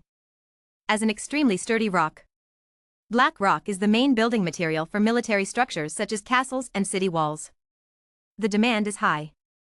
Although the Yake family's Black Rock mine is only the smallest type. If managed well, it is not a problem to earn 2,000 gold coins per year. Although it is far from his brewery, it is still a decent source of income. Thinking of this, Ren immediately became tempted. However, he did not rush to agree. Instead, he chose to continue probing to see if he could gain more benefits from the Yake family. However, it is clear that Igor, this old fox, has already set his bottom line. Regardless of Ren probing, he no longer increased the stakes. After a brief struggle, Ren ultimately chose to agree to this matter. After all, there's no harm in making a profit. After the two signed the magical contract, Igor left with a smile. A few days later, there was another woman in the Habsburg manor. It was Jessica, the eldest daughter of the Yark Baron family. This woman is 19 years old, with a melon seed-shaped face and an intellectual temperament all over her body. Very beautiful. In addition, she is also a magician. And her talent is quite good, possessing intermediate magical aptitude. It's just that all the family's magical resources are provided to her brother, who is the heir. This is why her magician level is only at the 2nd rank. Knowing this, Ren was overjoyed. He thought it was just an incidental benefit of the exchange of interests. Who would have thought there would be such a pleasant surprise? A woman with such excellent talent will definitely give birth to children with no inferior talent. If lucky, maybe she can give birth to a child with a golden level successor. Thinking of this, Ren suddenly became even more excited. After a brief emotional exchange, Ren took Jessica into the bridal chamber. It has been a week since Ren married the eldest daughter of the Ayak family. During this week, the region of Ren has been quite lively. News of the border war breaking out has already spread. All the nobles who aspire to higher titles can't contain their inner restlessness and have started forming alliances with familiar families. At the same time, they are constantly expanding their own armed forces. They are preparing to take advantage of the chaos and gain something from this large-scale war. The families that wanted to bring Ren into their fold have long been prepared and have set off for the front lines. The outside world is in turmoil. However, Ren's life has not been greatly affected. Every day, he educates his children and accompanies his wives. He also takes care of the affairs of his territory. The days remain peaceful and comfortable. In the blink of an eye, the warm and pleasant spring has turned into a scorching and unbearable summer. During these few months, Ren successfully impregnated Jessica. At the same time, his other two lovers, Layla and Murphy, are also nearing their due dates. 1 week later, the two women gave birth to their children. Detected the birth of the host's 8th child. The child's magic aptitude is none, and the martial chi aptitude is low. Evaluation, Black Iron level. Reward, 1 year of martial chi cultivation. Detected the birth of the host's 9th child. The child's magic aptitude is low, and the martial chi aptitude is low. Evaluation, Black Iron level. Reward, 1 year of martial chi cultivation, plus 3 physical fitness. Great discounts on books for the Dragon Boat Festival. Top up 100 and get 500 VIP points. Grab the offer now, promotion period, June 22nd to June 24th. Chapter 13 The second bronze level heir, Elemental Star Meditation. Detected the birth of the 8th child of the host. The magical aptitude of the offspring is none, the fighting spirit aptitude is low, and the evaluation is Black Iron level. Reward, 1 year of fighting spirit cultivation. Detected the birth of the 9th child of the host. The magical aptitude of the offspring is low, the fighting spirit aptitude is low, and the evaluation is Black Iron level. Reward, 1 year of fighting spirit cultivation, plus 3 physical fitness. Seeing the aptitude ratings of these two children, Ren felt somewhat complicated. You see, he had put a lot of thought into these two pregnancies before. He used various mild-natured magic nourishing potions, ensuring that Layla and Murphy's bodies were in the best condition to provide nutrition for the fetuses. Who would have thought that despite all the effort, he would still give birth to 2 children with black iron ratings? The system's reward was only 2 years of fighting spirit cultivation and 3 points of physical attributes. This undoubtedly disappointed Ren. Sigh. It seems that in order to give birth to children with high aptitude, not only external conditions are needed, but also a bit of luck. He sighed and quickly adjusted his mindset. Regardless of their aptitude, these 2 children were his own flesh and blood. He must take care of them. With the birth of the 8th and 9th children, Ren began his career as a milk father again. At the same time, he had to take care of the 2 lovers who had just completed childbirth. 3 months later, after careful recuperation, Layla and Murphy's bodies fully recovered. However, Ren did not rush to conceive again. Instead, he let the 2 women drink more magical medicine for strengthening the body and exercise more every day. After giving birth to so many children, he had also summarized some rules during this period. To give birth to children with high aptitude. In addition to luck and the aptitude of both parents, the strength of the mother's body is also a major factor. The high intensity of the body represents the concentration of life energy within. And it is obvious that a significant amount of life energy is needed to conceive a highly talented child. Therefore, it is difficult for ordinary women to conceive children with a talent level above bronze. Just like the previous Janet, all the children she gave birth to were initially black iron level. It was not until she spent a great price to purchase magic medicine and gradually improved Janet's physique, allowing her body's strength to reach the level comparable to a low-level warrior. The subsequent children's talents improved significantly. The last child even gave birth to a silver-level offspring. Of course, a single case does not establish a rule. Ren is also not certain that his speculation is correct. But he is willing to give it a try. After all, the system rewards brought by a highly talented offspring are more than 10 times higher than those of a low-talented offspring. Janet is temporarily unable to conceive. Layla and Murphy have enhanced their physical fitness under Ren arrangement. Among Ren women, only the young mage Jessica is still pregnant. After 10 months of pregnancy, Jessica is about to give birth. Ren is quite looking forward to this child. After all, he is now of medium fighting spirit talent, while Jessica has a medium magic talent. With a strong combination and sufficient nutrition. If lucky, they might be able to give birth to another silver or even gold-rated offspring. Another week has passed. Jessica has given birth. Detected the birth of the host's 10th child.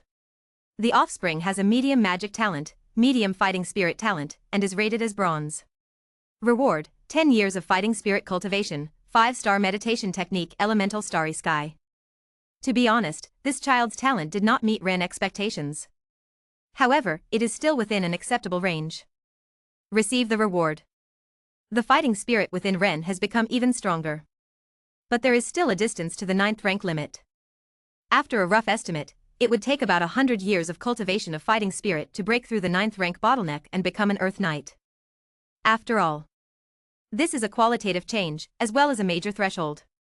The vast majority of extraordinary individuals cannot reach this level in their lifetime. After digesting the cultivation, Ren handed the starry meditation technique, another reward element, to Jessica. He is not a magician, so he doesn't need this technique at all. Giving it to Jessica, who has magical talent, can be considered making the best use of it. After all, Jessica is his woman. It can also be considered keeping the good things within the family. After receiving this 5-star meditation technique from Ren, Jessica was deeply moved. You should know that this kind of meditation technique is a secret inheritance of the family. Generally speaking. Not to mention someone like her, even the female descendants of the family are not qualified to obtain it. But now her husband has given it to her. Thinking of this, Jessica's heart trembled, and she immediately hugged Ren and gave him a deep kiss. If she hadn't just finished giving birth, she would want to immediately help her husband have another son. Time flows like water. In the blink of an eye, another 2 months have passed. For various reasons, the 4 women in Ren have not gotten pregnant during this time. There are no pregnant women in the house. Ren has even more free time now. Every day, he educates the children. Occasionally, he goes out for picnics and hunting with his wife and lover. Life is quite comfortable. On this day, in the morning, after dealing with matters on his estate, Ren was preparing to go hunting in the forest. But the Lilac Adventure team suddenly came to visit. Ren, long time no see. Fleur greeted Ren with a bright smile on her pretty face. Her eyes were filled with uncontrollable joy and excitement. As if she had seen her long-lost lover. Fleur, why do you have time to come and see me today? Seeing Fleur and the others at his door, Ren warmly welcomed them with a smile. Since the fierce battle against the fire tiger several years ago, he had fought side by side with the Lilac Adventure team and formed a bond. They had kept in touch ever since. After several years, they had become quite familiar with each other.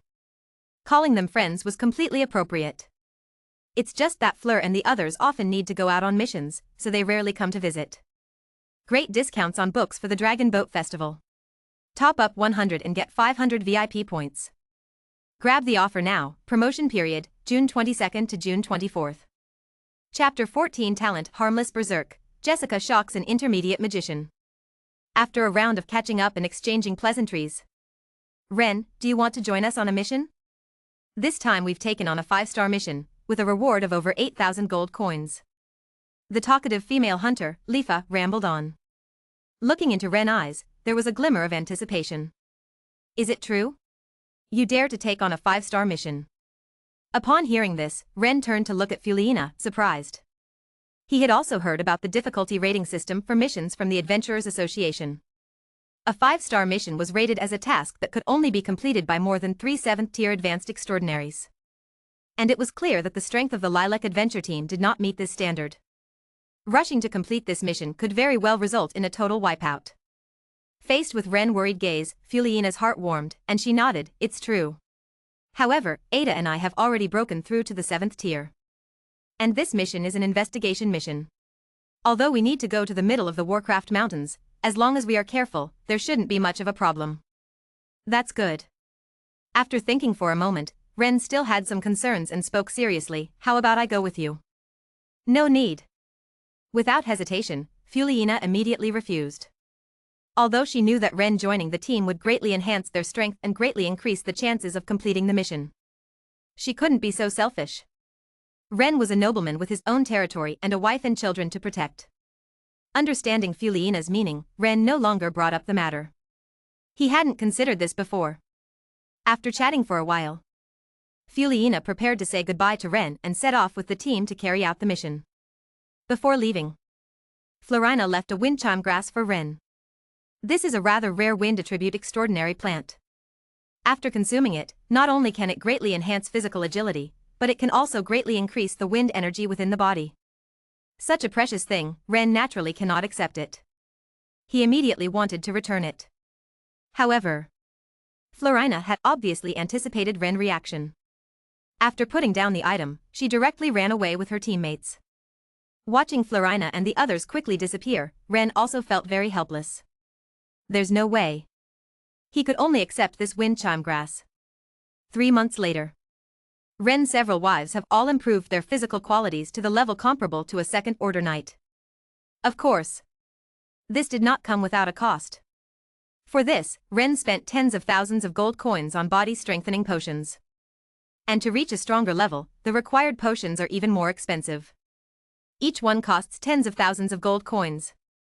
Even with Ren money-making machine, the brewery, he can't afford such luxury items. There's no way to further enhance the physical qualities of his wives. Ren chose to start having children again. He wanted to see if the high-quality offspring breeding rules he had summarized were reliable. After his hard work. Half a year later. Apart from Janice, who is still in the recovery period, Jessica, Layla, and Murphy, the 3 lovers, have all become pregnant one after another. 10 months later. The 3 children were born in succession. Detected the birth of the host's 11th child. The magical aptitude of the offspring is average, the fighting spirit aptitude is none, and the evaluation is bronze level. Reward, 10 years of fighting spirit cultivation, potion for spiritual power growth. Detected the birth of the host's 12th child. The magical aptitude of the offspring is low, the fighting spirit aptitude is low, and the evaluation is iron level. Reward, 1 year of fighting spirit cultivation. Detected the birth of the host's 13th child. The magical aptitude of the offspring is none, the fighting spirit aptitude is high, and the evaluation is silver level. Reward, 30 years of fighting spirit cultivation, talent unhindered rampage. It seems that the rules I summarized are quite effective. Seeing these 3 system messages, Ren felt delighted. Previously, the children born to Layla and Murphy were all iron level. But this time, they actually gave birth to a bronze level child. If it wasn't for luck, it means that the method of improving the mother's physical strength can indeed increase the chances of producing high aptitude offspring. I have to try a few more times to draw a conclusion. A gleam flashed in Ren's eyes as he thought to himself. Afterwards, he chose to claim the system rewards. His fighting spirit cultivation increased by 41 years, and Ren Knight rank instantly reached the 9th rank limit. However, there is still a considerable gap to break through to the Earth Knight. In addition, he also obtained a talent ability that can be activated with a single thought unhindered rampage. According to the information he received, this talent allows him to enter a 10-minute state of frenzy, temporarily doubling his strength without any side effects. It can be called a technique for explosive counterattacks. After adapting to his skyrocketing power, Ren suddenly remembered that he still had a potion for spiritual power growth as a system reward. This potion, which enhances the effect of meditation and rapidly increases spiritual power, is in high demand in the market. If sold to other magicians, selling it for over 10,000 gold coins would definitely not be a problem. However, after thinking about it, in the end, Ren decided to give this potion to his only magician wife, Jessica. In the 2 years of their marriage, Jessica has obtained a lot of magical resources. She is now a level 3 magician. If she takes the potion to enhance her mental power, she might be able to advance further and become an intermediate magician, gaining the ability to cast intermediate magic. Having made up his mind, Ren found Jessica and told her about this matter. Jessica thought that this potion to enhance mental power was specially purchased by her husband at a high price for her. She was instantly moved and her love for Ren grew stronger. However, after receiving the potion, Jessica did not rush to use it. She had just recently broken through to become a level 3 magician. In order to ensure a greater chance of breaking through the bottleneck of higher levels, she wanted to raise her mental power to the limit of her current level before using this potion. Ren expressed his support for Jessica's idea. In the next 6 months, Ren and Jessica took precautions when they were intimate, ensuring that Jessica's meditation practice would not be delayed due to pregnancy. After 6 months, with Ren's abundant supply of resources, Jessica successfully enhanced her mental power to its current limit. Everything was ready, only the east wind was missing. Adjusting her mind to the best state, Jessica took the potion to enhance her mental power. She began to break through the bottleneck of her mental power. Great discounts on books for the Dragon Boat Festival. Top up 100 and get 500 VIP points. Grab the top up now, promotion period, June 22nd to June 24th. Chapter 15, The Bohemia Adventure Squad in Embarrassment. Several hours later, Jessica successfully broke through the 4th level bottleneck with the help of the spiritual growth potion, becoming an intermediate magician. To celebrate this happy occasion, Ren specially held a banquet. It was quite lively. Night. The lights were on at the Habs Manor. Everyone gathered in the garden for a unique bonfire dinner. Since it was a family feast, not a noble banquet, there weren't so many rules and restrictions. The family sat by the bonfire, eating delicious food and chatting and laughing. The children were having a great time. After eating their fill, they ran to the side to play a game of horseback riding and fighting. The scene was very lively. It has to be said, under Ren efforts, the Habs family has become more prosperous. Looking at the children playing and frolicking around, Ren felt a great sense of accomplishment. In order to further prosper the family, Ren decided to continue his efforts this year. Habs Manor. Study. Ren sat in a chair and checked the beer sales for this month. After years of development, the beer he invented has become the most popular alcoholic beverage among the free people in the Rhine region. The efficiency of making money has increased several times compared to before. If it weren't for the need to deal with more and more local bosses as the beer sales area expands, the profit could be multiplied several times. However, the days at the brewery have not been so good recently. Because of the ongoing border war, King Lance recently ordered an increase in taxes. Now the burden on the lower class people in the Rhine region is very heavy. There are fewer and fewer free people buying beer. Last month, beer sales plummeted dramatically, with profits dropping by 25% compared to the previous period. If the situation doesn't improve, next month's beer sales will definitely be even more bleak. Just when Ren was troubled about how to improve beer sales, his mother Evelyn came in with a happy face. Ren, Janice is pregnant again. Janice's infertility problem has been resolved? Ren was filled with surprise. As his first wife, he had a deep emotional connection with Janice. After giving birth to a silver-ranked heir last time, Janice had complications and temporarily lost her fertility. She had been recuperating for the past few years, but there had been no progress. Unexpectedly, she suddenly recovered now. This was really good news. Not only Janice, but Jessica, Layla, and Murphy are also pregnant. Evelyn was full of joy. What she wanted most now was to see the Habsburg family expand. With all 4 daughters-in-law pregnant at once, one can imagine how excited she was. That's great. Upon hearing this, Ren mood was instantly filled with joy. For him, the more children, the better. Not only could he receive system rewards, but it would also strengthen the family. Upon receiving this good news, Ren no longer worried about beer sales and left the study with a joyful heart. He wanted to accompany his women. On the other side, the news of the 4 wives being pregnant again spread throughout the Eagle village. 1 shot, 4 hits. Baron Ren is truly amazing. If I remember correctly, Baron Ren already has 13 children. With these 4, that makes 17. TSK, to have so many children in less than 10 years. This reproductive ability is truly enviable. The villagers were discussing with each other. Some even speculated secretly that Ren had received the blessing of the god of love, which was why he had such a powerful ability. Ren paid no attention to these remarks. After all, for a man, having a strong reproductive ability was never something to be ashamed of. Only those who couldn't perform were ashamed. In the blink of an eye, another half-month had passed. On this day, in the afternoon, the adventure team of the Lilac Flower, who had gone to the Warcraft Forest to complete a reconnaissance mission, returned. However, the situation of the few people seemed to be not so good. They were covered in dust and looked very disheveled. They also had injuries on their bodies. Especially the female hunter, Lifa, who had the most severe injuries. She couldn't even walk properly. She needed someone to support her. Felina, what happened to your injuries? Are you all right? Seeing this, Ren frowned and asked with concern. When we were deep in the Warcraft Mountains on our mission, we unexpectedly encountered a 9th-level Earth Rage Bear attack. Lifa used her skills beyond her level to summon a pack of ghost wolves in order to buy us time to escape. Not only did she completely exhaust her chi essence, but she was also pierced through some of her meridians by the Earth Rage Bear's Earth Spike technique. Taking a deep breath, Felina replied with a low mood. The losses from this mission were really significant. Not only was the mission not completed, but it also resulted in one of their sisters suffering from severe injuries that were difficult to heal. Exhaustion of chi essence? Pierced meridians? Upon hearing this, Ren took a sharp breath. This was not a minor injury. Complete exhaustion of chi essence would lead to a significant reduction in the capacity of chi in the body. Unless there is some kind of opportunity. Otherwise, it will be difficult to make significant progress in cultivation in the future. Not to mention the connection of the meridians. The meridians are the bridges that connect the heart and the aorta that supplies blood to the heart.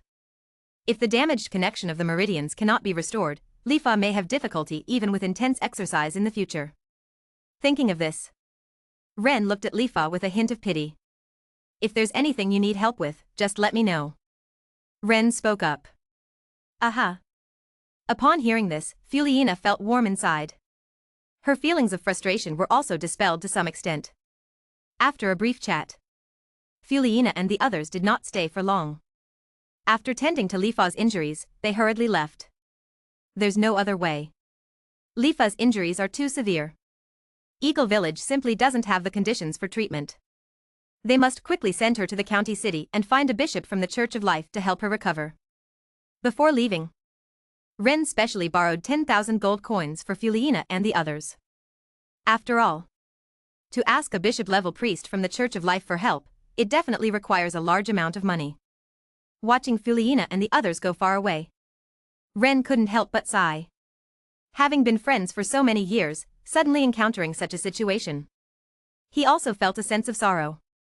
In this world where monsters roam and gods manifest, one must have sufficient strength to prevent such things from happening to oneself and those around them.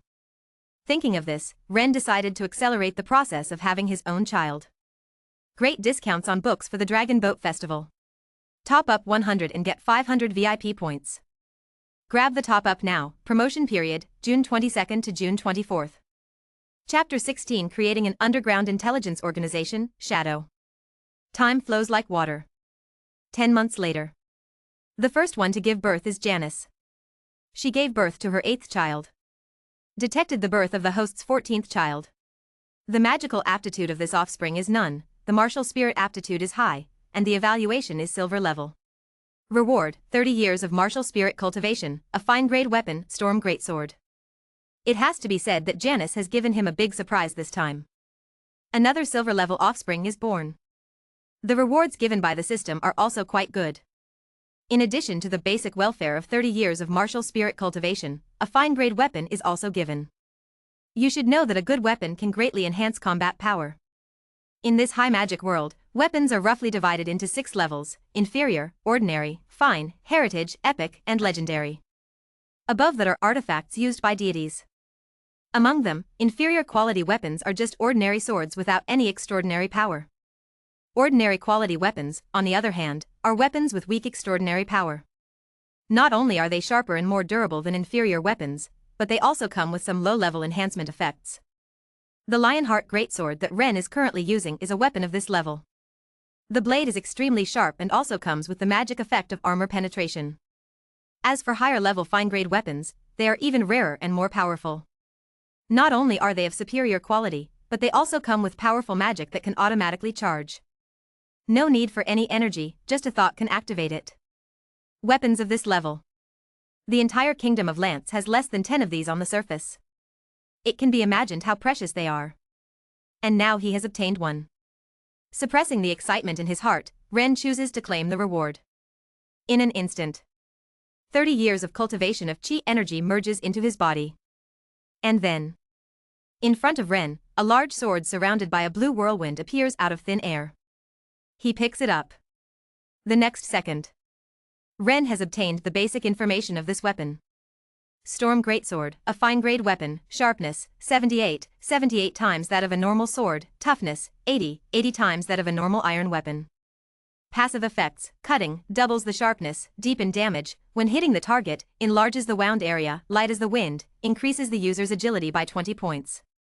Triggerable magic, Storm Art, 3rd level magic, summons a small storm of 10 by 10 to attack enemies. Wind Restraint, 3rd level magic, condenses 10 wind attribute energy ropes to restrain enemies. Grace of the Cat, 3rd level magic, summons wind magic energy to temporarily double the user's agility. It must be said that the attributes of this Storm Greatsword are extremely strong. It can be considered a top-quality item among fine-grade weapons. With such a powerful weapon in hand, Ren even has confidence in defeating knights of the 10th rank or higher. However, he didn't pay too much attention to this weapon. Anyway, now that he has obtained it, he can slowly appreciate and play with it.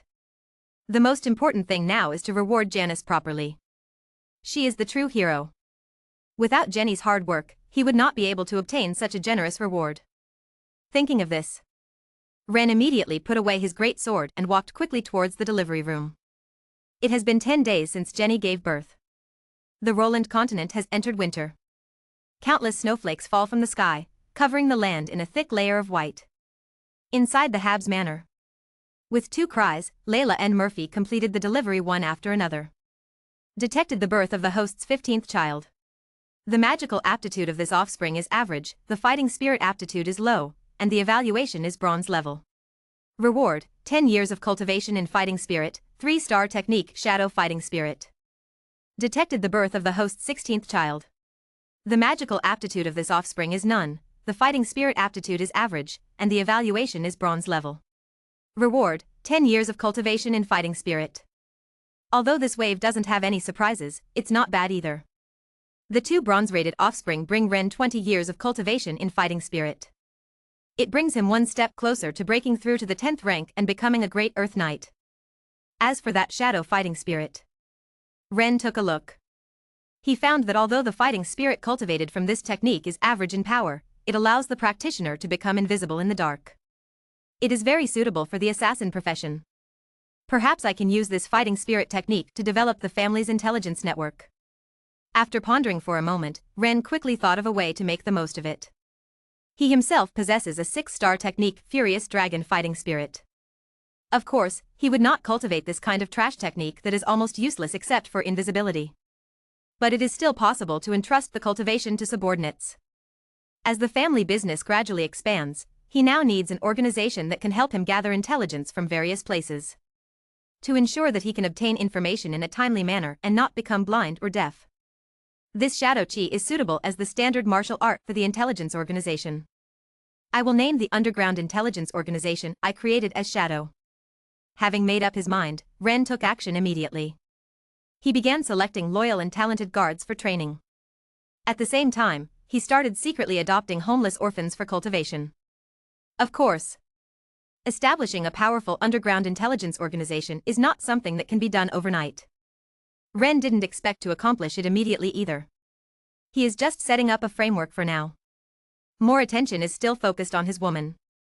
After all, Jessica has not given birth yet. Another 10 days passed. Jessica finally went into labor. This time it's twins. Detected the birth of the host's 17th child. The magical aptitude of this offspring is average, the martial chi aptitude is average, and the evaluation is bronze level. Reward: 10 years of martial chi cultivation, secret technique Gale Falcon taming method. Detected the birth of the host's 18th child. The magical aptitude of this offspring is average, the martial chi aptitude is average, and the evaluation is bronze level. Reward: 10 years of martial chi cultivation, low-grade aptitude improvement potion. Great discounts on books for the Dragon Boat Festival. Top up 100 and get 500 VIP points. Grab the top up now, promotion period, June 22nd to June 24th. Chapter 17 Believers of Evil Gods, Chaos in the Rhine region. Detected the birth of the 17th child of the host. The magical aptitude of this offspring is average, the fighting spirit aptitude is average, and the evaluation is bronze level. Reward: 10 years of fighting spirit cultivation, secret technique Gale Wind Eagle taming method. Detected the birth of the 18th child of the host. The magical aptitude of this offspring is average, the fighting spirit aptitude is average, and the evaluation is bronze level. Reward: 10 years of fighting spirit cultivation, low-grade aptitude improvement potion. I wonder if it's because the nutrition is evenly distributed. The aptitude of these two children is one level lower than the child Jessica gave birth to last time. However, the rewards given to these twin offspring with a bronze evaluation are still quite generous.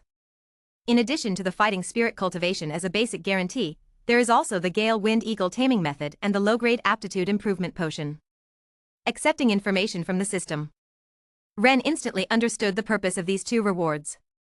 Gale Wind Eagle taming method. As the name suggests, it is a secret technique for taming Gale Wind Eagles. Gale Wind Eagles are a type of low-level magical beast. They can reach the 3rd rank in strength when they reach adulthood. They are naturally proficient in concealment magic, light body technique, and wind bullet technique. Coupled with their ability to fly, their strength is considered top-notch among low-level magical beasts. The value of a secret technique that can tame such high-quality magical beasts can be imagined. In comparison, the low-grade aptitude improvement potion is much inferior. Its effect is only to transform the physique, allowing the user to obtain low-level magical aptitude and low-level fighting spirit aptitude. For Ren, who has average fighting spirit aptitude, it is not very meaningful. This Gale Wind Eagle taming method is just right. Checking the system information in his mind, a hint of joy appeared on Ren's face. The intelligence organization that he has started to build currently lacks a means of communication to ensure that the information collected by intelligence personnel can be delivered to him in a timely manner. Using this secret technique to tame Gale Wind Eagles as pigeons would be a perfect way to make up for this shortcoming. You should know. As a wind attribute warcraft, the flying speed of the Gale Falcon is famously fast. As for the low-level aptitude improvement potion, after thinking for a moment, Ren decided to give it to Janice. With the assistance of the system, it can be foreseen that he will become stronger in the future. Even becoming an immortal god is only a matter of time. And if Janice remains immortal, the time they can spend together will only be a short few decades. In order to ensure that his first wife does not leave him due to lifespan issues, he must let her embark on the path of transcendence. This aptitude potion is the first step for Janice to embark on the path of transcendence. With a joyful mood, Ren told Janice about this matter. Although she didn't know where her husband obtained such a precious potion, out of trust in her husband, Janice obediently drank it. The gentle medicinal power quickly transformed Janice's body, enhancing her physique and brain. After more than 10 minutes, Janice looked completely renewed. The slight wrinkles that appeared due to the passage of time disappeared completely. Her skin became fair and tight, like that of a teenager. Ren, you're so good to me. Feeling the astonishing effect of this potion, Janice was extremely happy. She immediately pressed her tempting fiery red lips onto Ren's face. You are my wife, it's only natural for me to be good to you. Ren smiled and spoke. The two of them exchanged sweet words for a while. And then Ren asked Jean if she wanted to practice magic or martial arts. Without much consideration, Jean directly chose magic. Ren was very supportive of his wife's choice.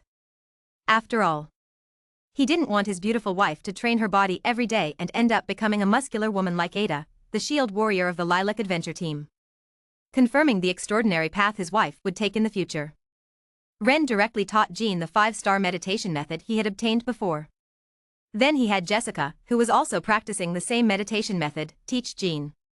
Due to the transformation of the low-level talent improvement potion, Jean's spiritual power has already surpassed the limits of an ordinary person. Under Jessica's guidance, after learning the basics of the elemental meditation method, Jean quickly extracted her first trace of magic power and became a 0th level mage apprentice.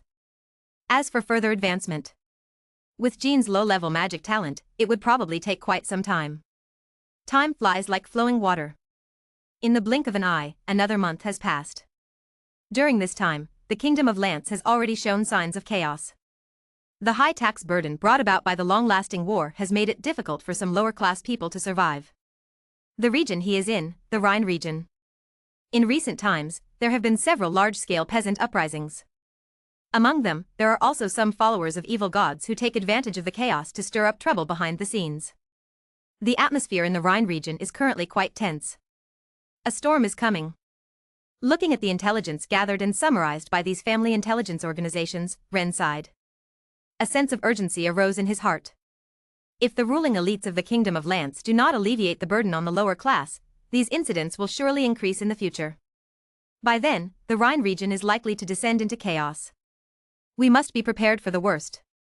Thinking of this, Ren thought to himself. At present, he has no influence over the ruling elites of the kingdom, nor does he know what they are thinking. In this situation, he must plan ahead. At the very least, he must ensure the absolute safety of his wife, children, and territory. To achieve this, apart from his own strength, a powerful armed force is also indispensable. Consider the armed forces at hand. The Eagle Militia, composed of strong and law-abiding free citizens, responsible for maintaining law and order in Eagle Town. With a population of about 120 people, their military training is average, only possessing basic military skills. The Shadow Organization, a preliminary establishment of the family's intelligence agency, excluding peripheral members who gather information and unripe reserve members, the core personnel consist of only 33 people. Among them, 5 have the strength of a 3rd-level warrior, 10 have the strength of a 2nd-level warrior, and 18 have the strength of a 1st-level warrior. The Family Guard, the main force in protecting the Habuz family, consisting of a total of 83 people, with an average strength of 2nd level, and 4 guard captains with 4th level strength. These are the current strengths of the Habuz family. Most of it was accumulated bit by bit over the past 10 years since Ren took over. Great discounts for reading books during the Dragon Boat Festival. Top up 100 and get 500 VIP points. Grab it now, promotion period, June 22nd to June 24th. Chapter 18 Building the City Wall Barrier and Infiltrating the Cultists in the Village. Still too weak. Ren sighed. During normal times, these armed forces would be sufficient to defend the territory. But now, there are already signs of chaos in the Rhine region. Various forces are taking advantage of the situation. Even followers of evil gods have appeared. In the future, there may be major events like the descent of evil gods. In this situation, the armed forces in his hands are simply not enough. Perhaps we can enhance our strength in other ways, Ren thought after a moment of contemplation. Firstly, relying on mass recruitment to significantly strengthen the armed forces in a short period of time is not realistic. After all, no one knows if the extraordinary individuals who come to apply have ulterior motives. If cultists manage to infiltrate the territory, it would be a disaster. In short, the risks of this method are too high and the benefits are too small. Pass. Of course, recruiting villagers from the Eagle Village and although they are all ordinary mortals. But with a larger number, dealing with some low-level extraordinary individuals is not a problem. In addition, Ren also plans to repair the village walls in Eagle Village to enhance the territory's defense against external invaders. At the same time, he will secretly purchase city-level crossbows. And we need to speed up the process of obtaining live thunderstorm eagles. If he can obtain enough thunderstorm eagles, he can use his secret taming techniques to acquire an alternative aerial army. Ren wrote down these plans on parchment in order of importance. In the afternoon, the entire Eagle Village began to operate according to Ren will. Under the coordination of the steward, thousands of people were enthusiastically building the city wall. The main material for the city wall was the black rock produced by the Black Rock Mine, which was gifted by the Yak family. This kind of rock is extremely tough and can withstand attacks from intermediate-level warriors. If this black rock city wall is completely finished, it will definitely become an insurmountable barrier. The next day, Ren got up early in the morning and organized manpower to build the city wall. The situation outside is now severe, and the earlier the city wall is completed, the more at ease he will be. In order to speed up the construction progress, Ren not only used most of the family's carriages to transport the black rock, but also spent a lot of money to double the number of workers for wall construction. After handling the matters related to wall construction, he had a few trusted guards take the militia to supervise the work. Returning to the Habs Manor, Ren found a beautiful green figure sitting in the living room. "Felina, why are you here? How is Lifa's injury?" Recognizing the identity of this figure, Ren warmly greeted. "With the 10,000 gold coins you lent us, we successfully invited the bishop of the Life Church to treat her. After several months of recuperation, Lifa's injury has almost healed. But her overdraft chi origin has not been able to recover, and her chi limit has decreased by 40%. Without special opportunities, Lifa will never be able to break through to the 7th rank and become an advanced hunter." As she spoke, a hint of sorrow and sadness appeared on Felina's fair and beautiful face. Because of this incident, Lifa has become somewhat depressed recently. She is not as lively as before. There must be a way to recover. Ren spoke up to comfort her. That's what he said. But he also knew in his heart how difficult it is to completely restore the overdraft chi origin. The amount of original fighting spirit that a person can cultivate is limited. Overdrafting the original fighting spirit is equivalent to burning one's own potential. The more overdraft, the more severe the loss of potential. Unless one obtains precious treasures that can improve one's own aptitude, it is basically impossible to recover. And treasures that can significantly improve one's aptitude are extremely precious and rare. With the strength of the Purple Wisteria adventuring team, it is almost impossible to obtain them. Furina clearly understood this. Even after listening to Ren comfort, her mood remained very low. "Furina, is there something you came to find me for this time?" Seeing this, Ren quickly changed the subject to avoid Furina from being immersed in negative emotions. Upon hearing this, Furina finally remembered the purpose of her visit. "Ren, I came this time to remind you to be vigilant against cultists. A few days ago, many cultists infiltrated the city of Cardia and conducted evil blood sacrifice rituals, attempting to summon projections of evil gods. If it weren't for the timely discovery by the city defense team of Cardia, the city would probably have been destroyed by the evil gods." As she spoke, Furina took out a magic tool resembling a compass from her backpack and handed it to Ren. This is a perception compass that can roughly detect negative energy fluctuations within a kilometer of its surroundings. As long as cultists carrying negative energy appear, the compass will automatically sound an alarm. "I hope this magic tool can help you." "I can't accept this." Ren quickly spoke up. This kind of magic tool that can detect and prevent cultists on a large scale is quite valuable. How could he accept such a precious thing for no reason? Wouldn't that be taking advantage of others? However, Furina was determined to make Ren accept it. There was no way to refuse. Ren could only put the perception compass into his bag. However, he also gave Furina a return gift, 6 bottles of advanced healing magic potion. This magic potion can quickly heal injuries. It also has a significant effect on fatal injuries. It can be considered an essential medicine for battles and adventures. The 6 bottles of advanced healing magic potion are worth tens of thousands of gold coins, and Furina didn't want to accept them at all. In the end, it was Ren who insisted on not accepting them and took the perception compass back. Only then did Furina accept them. They exchanged gifts with each other. After chatting for a while, Furina took her leave. The sisters of the Lilac Adventure team were still waiting for her to return. watching Furena ride her warhorse and disappear at the end of the road. Ren turned back to the Eagle village and began to use the perception compass to search for the traces of the cultists. Don't mention it. After perceiving the entire village, he actually discovered 3 cultists. These 3 cultists had only recently infiltrated the village. Their strength is about level 5. After being discovered by Ren, the 3 immediately fought back. However, this was clearly a case of using an egg to strike a rock. As a level 9 warrior, Ren didn't even need to use any combat skills. He infused the Storm Greatsword with the power of the Furious Dragon Chi. A more than 10-meter-long green wind dragon soared from the greatsword, directly blasting the 3 into pieces, eliminating the hidden dangers in the village. Ren once again focused his energy on the construction of the city wall. Dragon Boat Festival Book Sale. Get 500 VIP points for every 100 points charged. Grab it now. Promotion period, June 22nd to June 24th. Chapter 19 Projection of the Evil God, the Death of the Viscount Kadwa Family. 2 months later. Due to the upper-level rulers of the Lance Duchy consistently refusing to lower the tax burden, more and more people in the Rhine region are unable to survive. From time to time, news of certain villages collectively resisting taxes or certain villages uprising can be heard. In addition, various influential noble families have more or less sent people to participate in the border wars. The armed forces in their hands have greatly diminished. They are completely unable to suppress the rebellions in various regions. Now, many areas have been abandoned by the nobles and have become lawless zones. The situation in the Rhine region is showing signs of completely losing control. Faced with such chaos, Ren territory naturally also suffered greatly. After all, due to the rise of the beer industry, the prosperity of the Eagle's territory is also somewhat famous in the Rhine region. Many bandit groups who have turned to robbery attempt to come and cause trouble.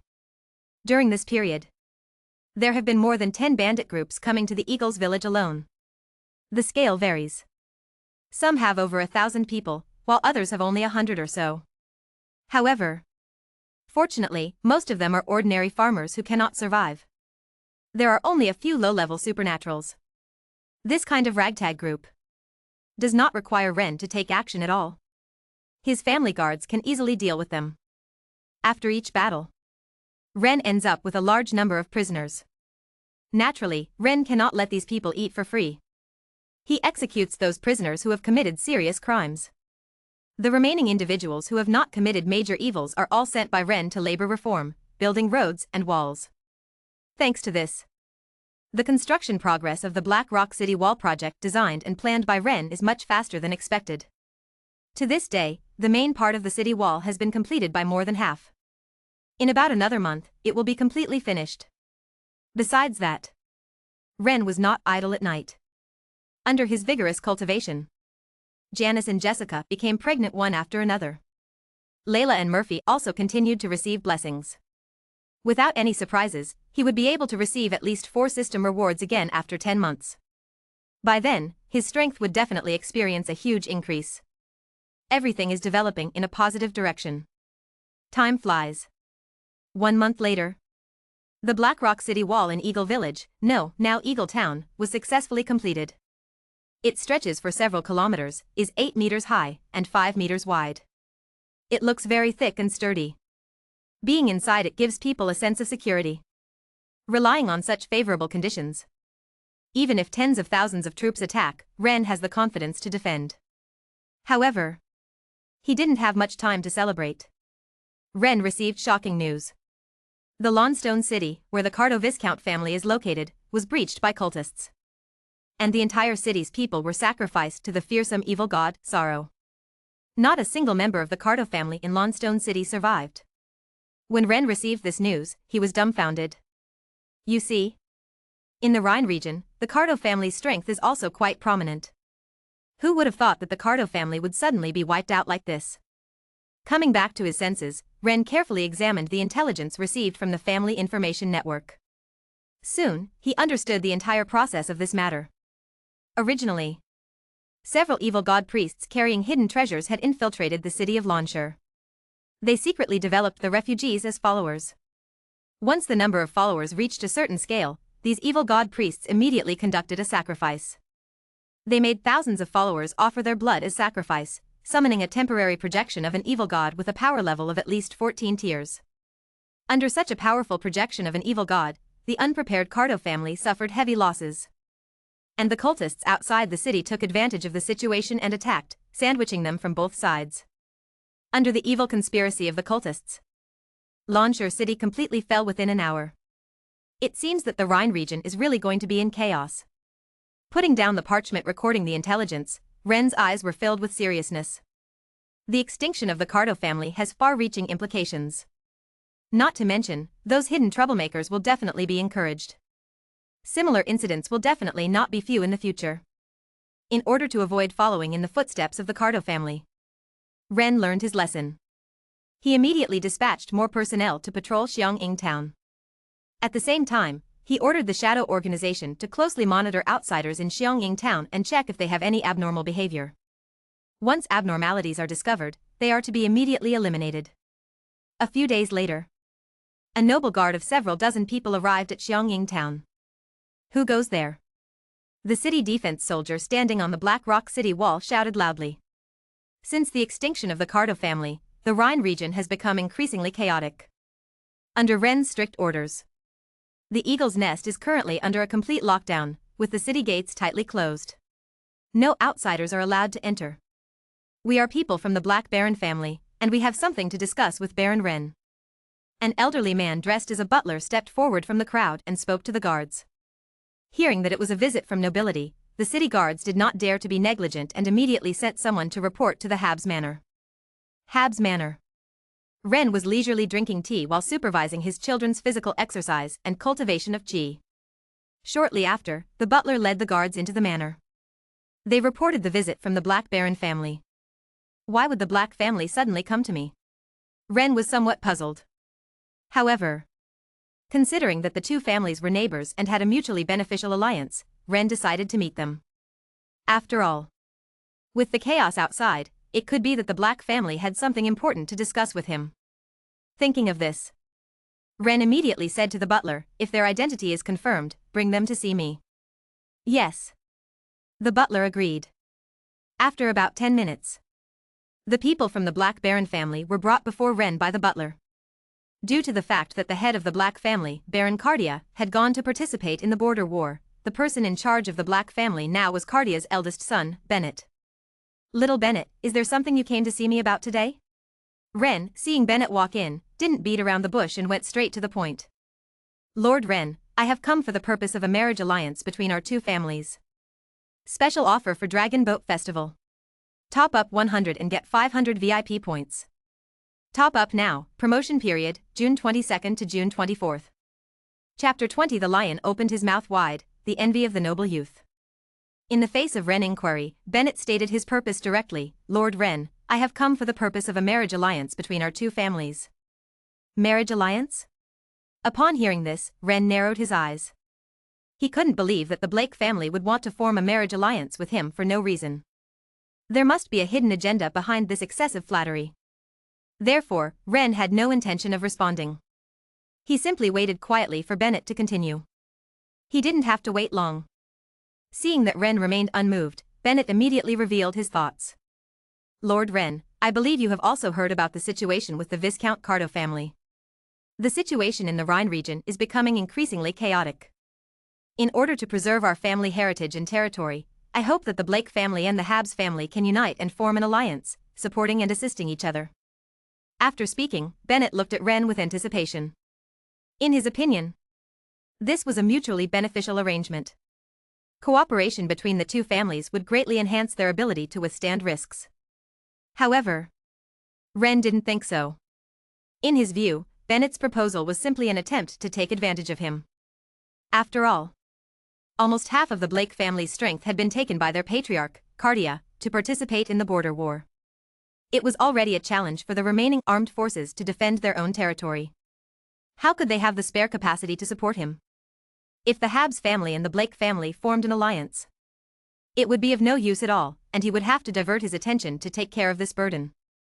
Only a fool would make such a deal. Let's forget about it. Thinking this, Ren shook his head and directly chose to refuse. "Lord Ren, if there is anything you are dissatisfied with regarding the marriage alliance, please feel free to mention it. As long as I can agree to it, I definitely won't refuse. Upon hearing this, Benet immediately became anxious. I want half of your family's blacksmiths and 5 meteor breaker crossbows. Ren boldly stated. The Habsburg family has only been established for 3 generations. Their foundation is truly weak. Although under his management, they have caught up with the old aristocrats in terms of military and financial power in the Rhine region. But there are still many shortcomings. For example, they lack skilled blacksmiths who can forge and repair military equipment. So far, the military arsenal of the Eagle's domain has heavily relied on external imports. They are unable to be self-sufficient. Once there is chaos outside and the trade routes are cut off, and all the weapons in their hands are used up and become unusable, the Eagle's domain's army will be left without any weapons. But the Blake family is different. As an old aristocratic family with a history of hundreds of years. Although they are currently in decline, they have accumulated a considerable number of skilled blacksmiths through years of inheritance and cultivation. If they can obtain half of the Blake family's blacksmiths, the Habsburg family will immediately be able to make up for this fatal shortcoming in military equipment manufacturing. As for the meteor breaker crossbows, these are magical military weapons enchanted with fire elements. Each arrow fired from them has a power equivalent to a second-tier magic spell, Exploding Fireball. When placed on the city walls, they are equivalent to defensive turrets. They greatly enhance the security of the city. Of course, these powerful magical military weapons are naturally valuable. If we don't consider the cost of technology, just the cost of materials alone is over 10,000 gold coins. If they were to be sold outside, it would take over 50,000 gold coins to buy one. Ren is asking for 5 at once. The value is as high as over 200,000 gold coins. This is simply draining the blood of the Blake family. Impossible. Bennett refused without hesitation. Such conditions he, and even the Blake family, cannot accept.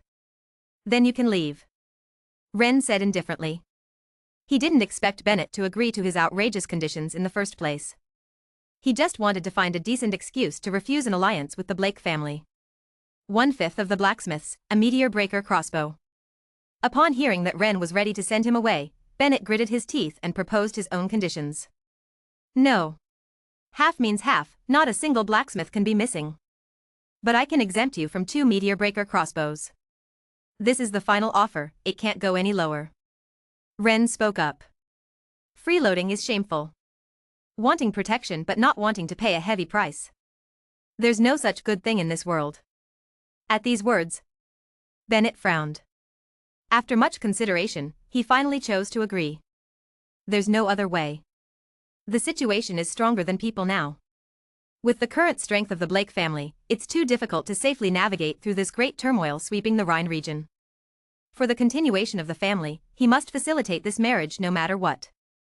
Even if it means paying a huge price, it's worth it. After all, only by passing it down can the family have hope and a future. The alliance conditions have been negotiated. The two immediately signed a magical contract. After successfully completing the purpose of this trip, Burnett did not stay long at the Habs manor.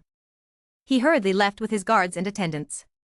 He is now going back to prepare craftsmen and the meteor-breaking city crossbow to send to Habs manor. To make the magical contract fully effective. To avoid any trouble during the night. The next day. Under Burnett's deliberate publicity, the news of the alliance between the Blake family and the Habs family, forming an offensive and defensive alliance, quickly spread in the surrounding area. This matter caused quite a stir. Because the marriage partner of the Blake family marrying into Ren, Katie, is pure in appearance and alluring in figure. She has quite a reputation in the surrounding area. She is the dream girl of many noble young men. It can be imagined how difficult it is for these people to hear the news of Katie's marriage. Damn it. Katie is so young and beautiful, how can she marry an old man in his 40s? Isn't that like putting flowers in cow dung? It's really envy, jealousy, and hatred. Damn it. Why didn't the Blake family propose a marriage alliance with my family? It hurts, it really hurts. The noble young men in the surrounding area lamented. If they didn't know that Ren was not to be messed with, they would probably have already challenged the Blake family to a duel. Apart from these individuals whose brains are filled with hormones, some keen-sensed people know that the Blake family has made a good move. In the current chaotic situation, being able to use a marriage alliance to borrow the power and protection of the Habs family. This deal is simply too cost-effective. Some opportunistic and fishy characters have temporarily given up on looting the Blake family's territory. After all, with the support of the Habs family behind them, the Blake family is no longer a soft target. Great discounts for reading books during the Dragon Boat Festival. Get 500 VIP points for every 100 points topped up. Top up now, promotion period, June 22nd to June 24th. Chapter 21. 3 blessings come to the door, breaking through the realm of the Earth Knight. 2 days later, the Blake family grandly sent Katie to the town of Eagle. At the same time, more than 10 skilled blacksmiths proficient in military equipment manufacturing and 3 siege crossbows arrived. These are all Katie's dowry on the surface. TSK. The Blake family really went all out this time. More than 10 blacksmiths, 3 siege crossbows, this dowry is ridiculously generous. If I had known, I would have gone to the Blake family to propose to Katie. What kind of dream are you having?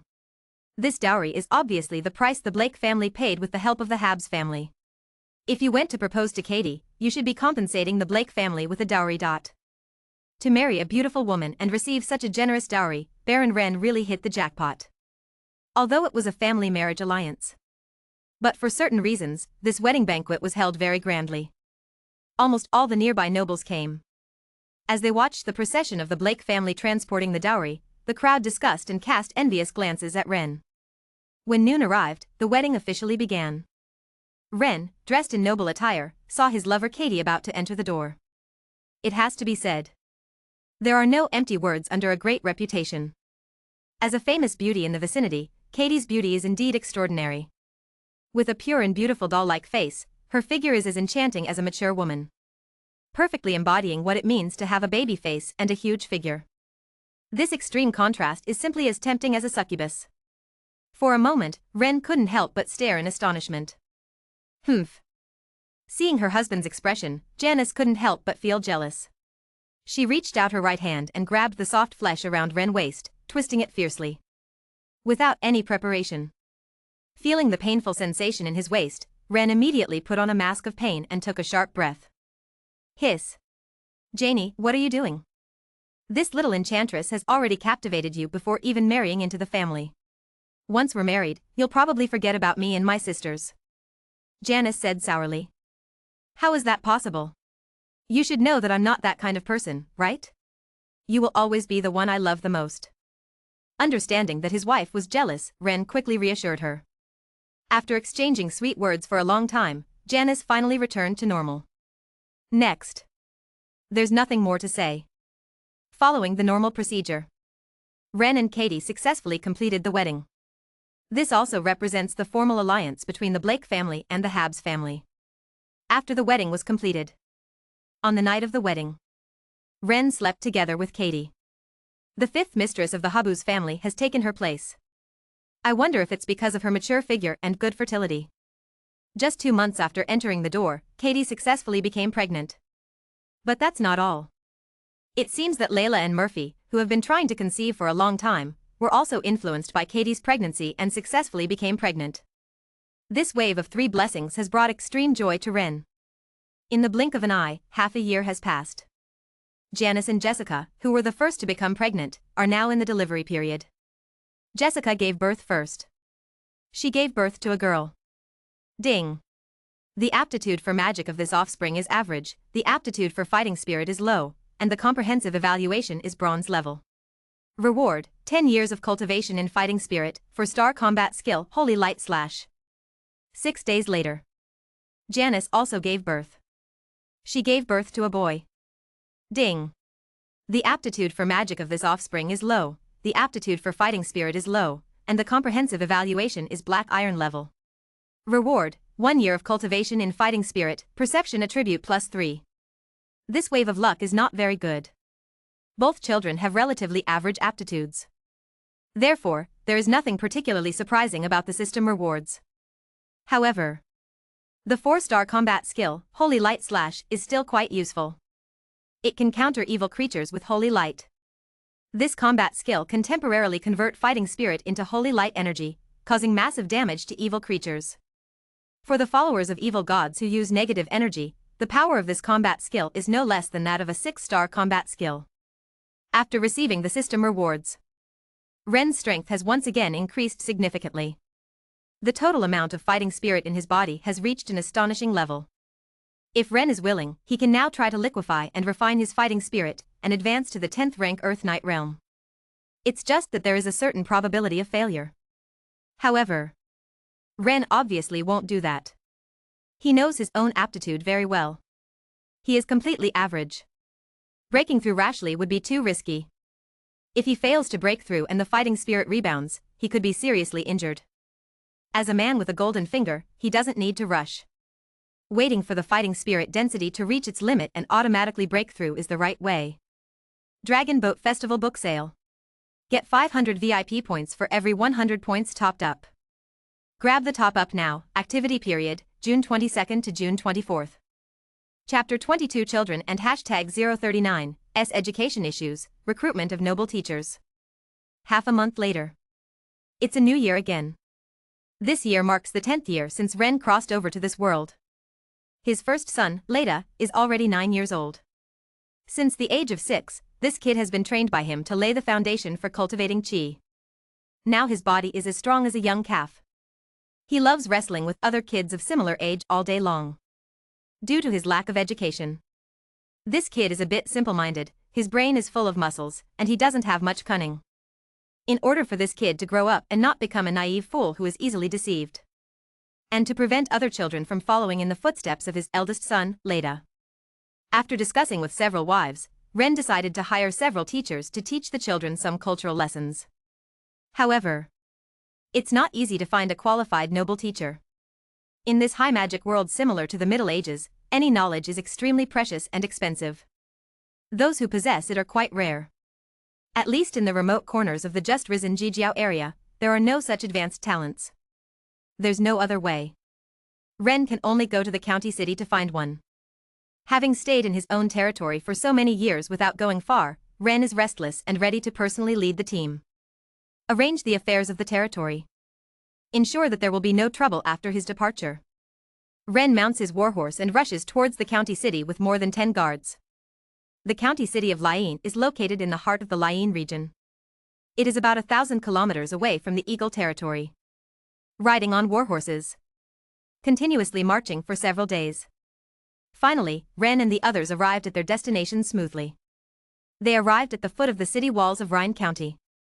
The first thing they saw was the enormous city walls, over 20 meters tall. These city walls were made entirely of a special kind of blue stone. The surface was also carved with various magic runes. Anyone standing in front of these city walls would feel as small as ants. Compared to them, the 8-meter-tall black rock city walls that Ren built were like little brothers.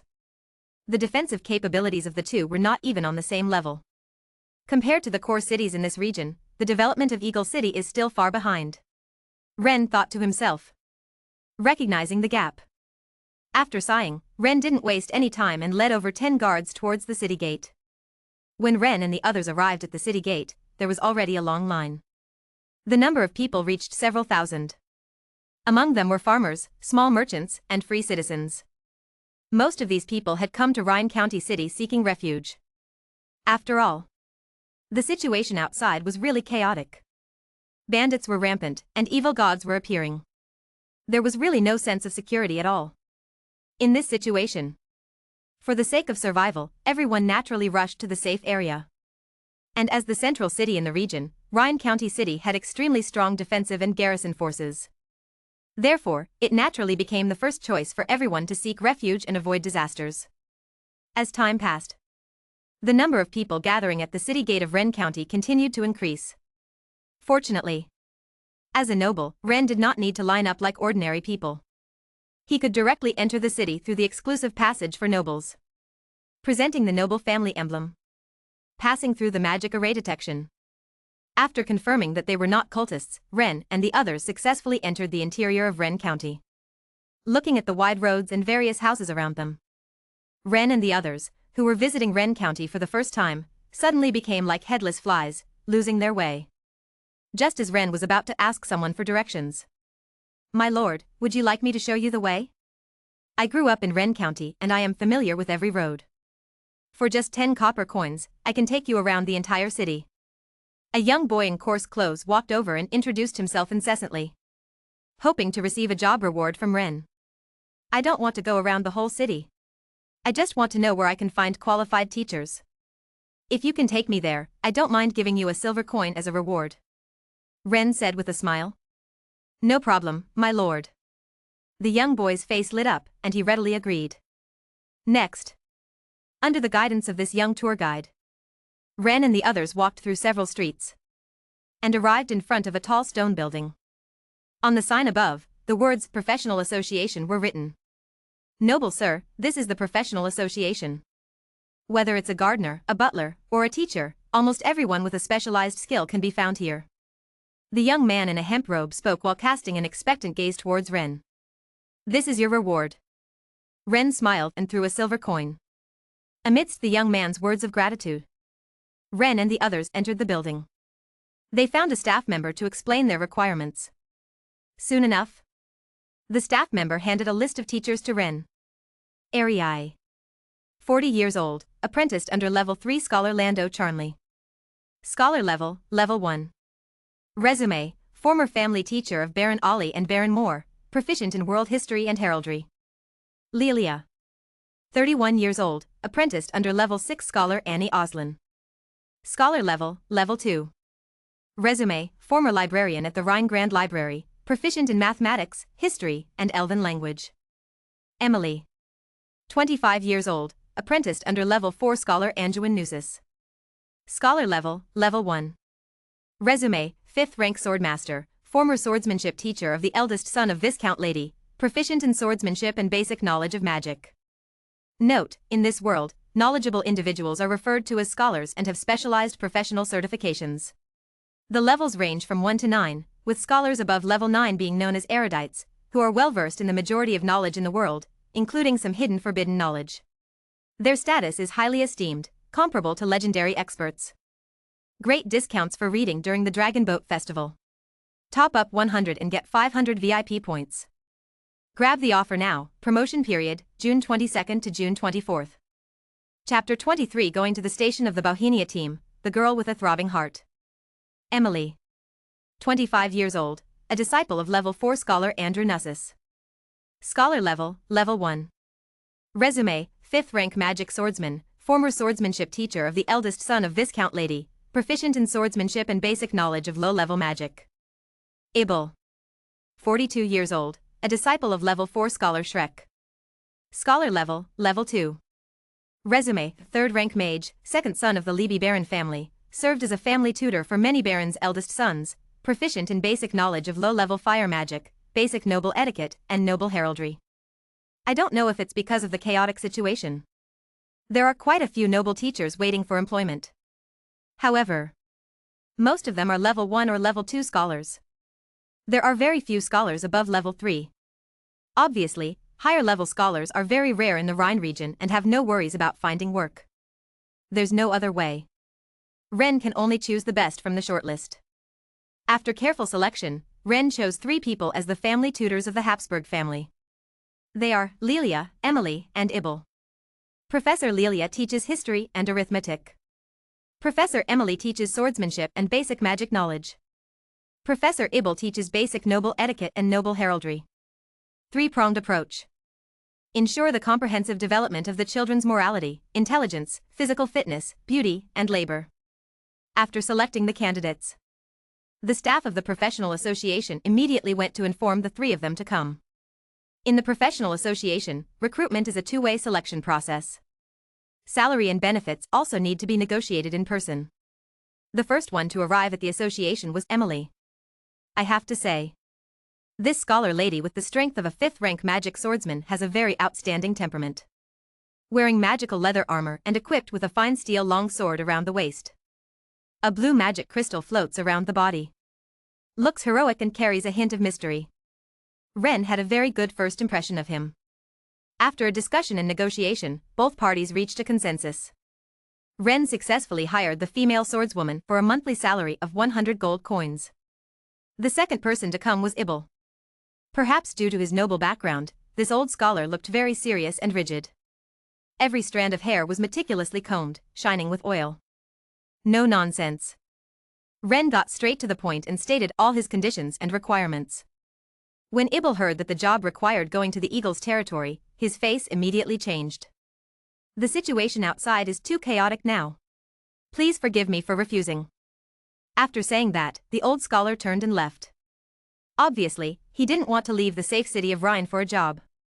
Regarding this, Ren is also helpless, but there is no way to force it.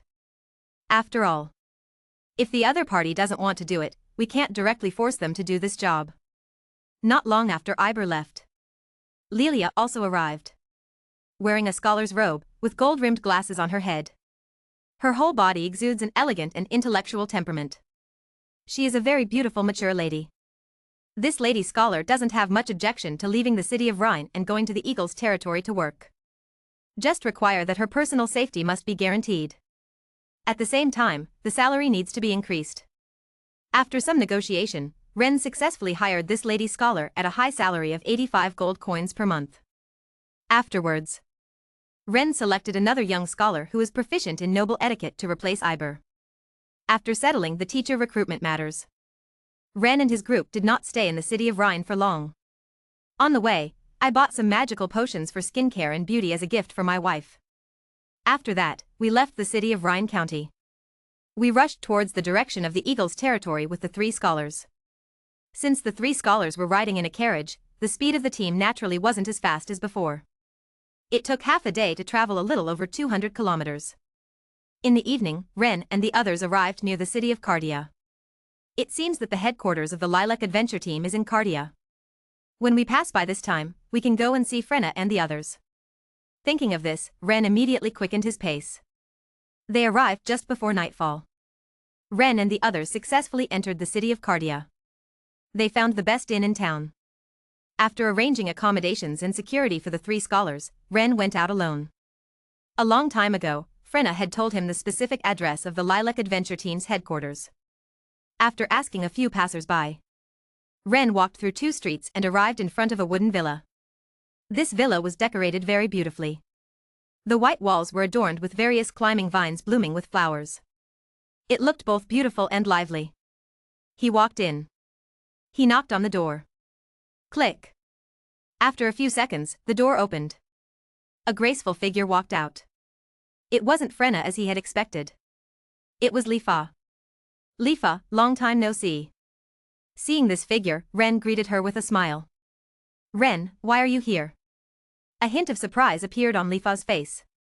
I went to recruit a private tutor in the city of Rhine County and came to see you on the way. Ren smiled and spoke. Come in quickly. It's cold outside. Lifa warmly pulled Ren into the villa. The interior of the villa was very tidy. The air was filled with a feminine fragrance. Sit on the chair. Lifa poured a cup of floral tea for Ren. Lifa, where did Fleur and the others go? While drinking tea, Ren curiously asked. Because he noticed that besides Lifa, there was no one else in the villa. It seemed that the other members of the Lilac Adventure Team were not at home. Fleur and the others just accepted an adventure mission to eliminate a nearby bandit group. It will probably take a few days for them to come back. Because of my injuries, I stayed at home to take care of things. Saying this, a hint of hidden pain appeared on Lifa's beautiful face. Because of the overuse of her chi source. Although her current chi level was still at the 5th rank, the actual quantity was less than half of what it used to be. In a one-on-one battle, she might not even be able to defeat a 4th rank transcendent. If she were to, not only would she not be able to provide much assistance, she would also require her sisters to divert their attention to protect her. That's why she was left behind to take care of things. Although she knew that Fleur and the others' intention was to protect her, the feeling of being a burden made her feel extremely uncomfortable. The overused chi source in your body will definitely recover in the future. Whether it's Fleur and the others, or me, we will help you find precious treasures to improve your own aptitude. Sensing Lifa's painful emotions, Ren comforted her softly. Feeling Ren's genuine concern, Lifa, who already had a favorable impression of Ren, couldn't help but feel her heart flutter. A bold idea in the depths of her heart became even more firm. Great discounts on books for the Dragon Boat Festival. Top up 100 and get 500 VIP points. Grab the top up now. Promotion period, June 22nd to June 24th. Chapter 24 Lifa, Ren, can you stay with me? After hearing Ren's comforting words, Lifa's emotions stabilized a lot.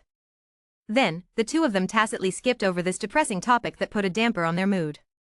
They started talking about other things. After some small talk, Ren noticed a significant change in Lifa's personality compared to before.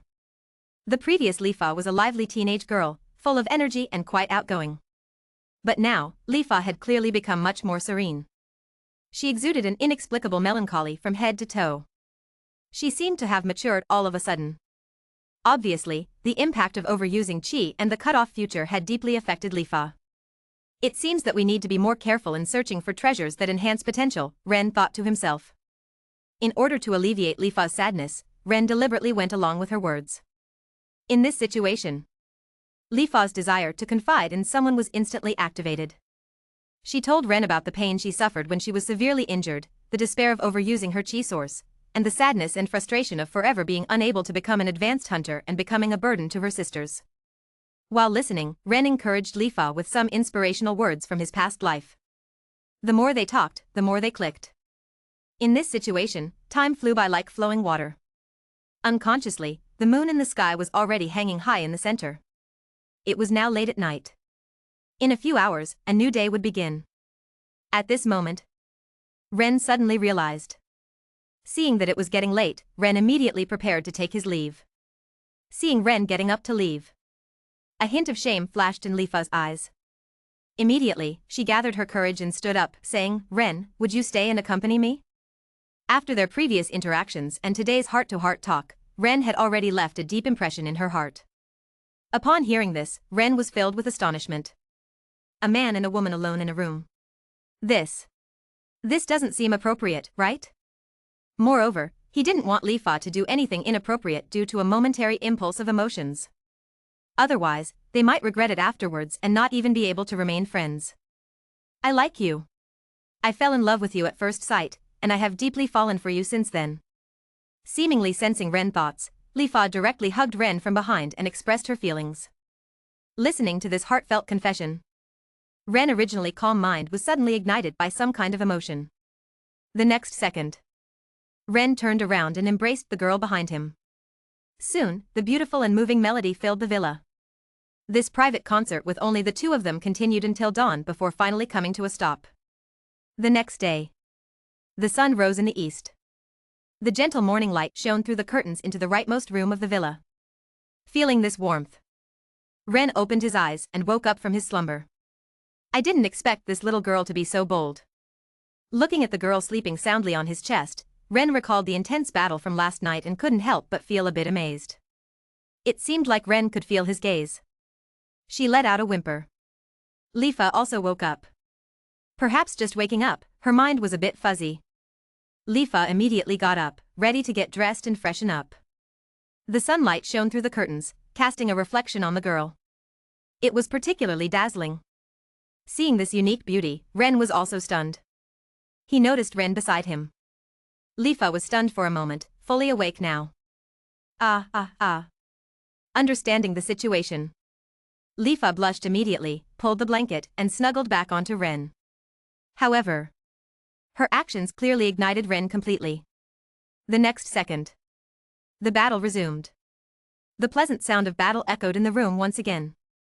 By the time it ended, it was already 2 hours later. "Lifa, marry me." After finishing breakfast, Ren suddenly spoke very seriously. Breaking through that barrier and also obtaining the girl's first time. He now completely regarded Lifa as his woman. Upon hearing this, Lifa, who had buried her head in Ren's embrace, suddenly looked up.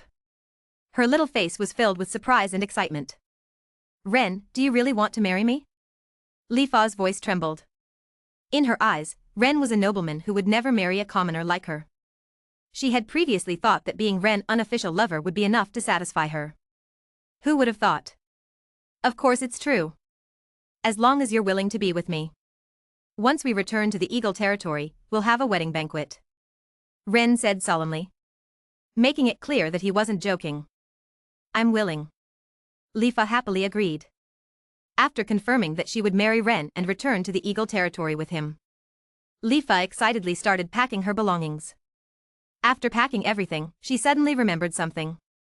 She immediately found a blank sheepskin paper. On it, she wrote down her whereabouts, asking Frenna and the others not to worry. She placed the sheepskin paper on the living room table and pressed it down.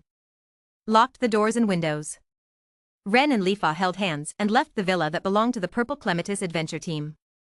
Great discounts for reading books during the Dragon Boat Festival. Top up 100 and get 500 VIP points.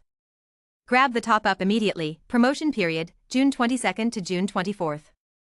Chapter 25 Fairy Bloodline, Rich Rewards. Noon. Ren brought Lifa back to the tavern where the family guards and scholars lived.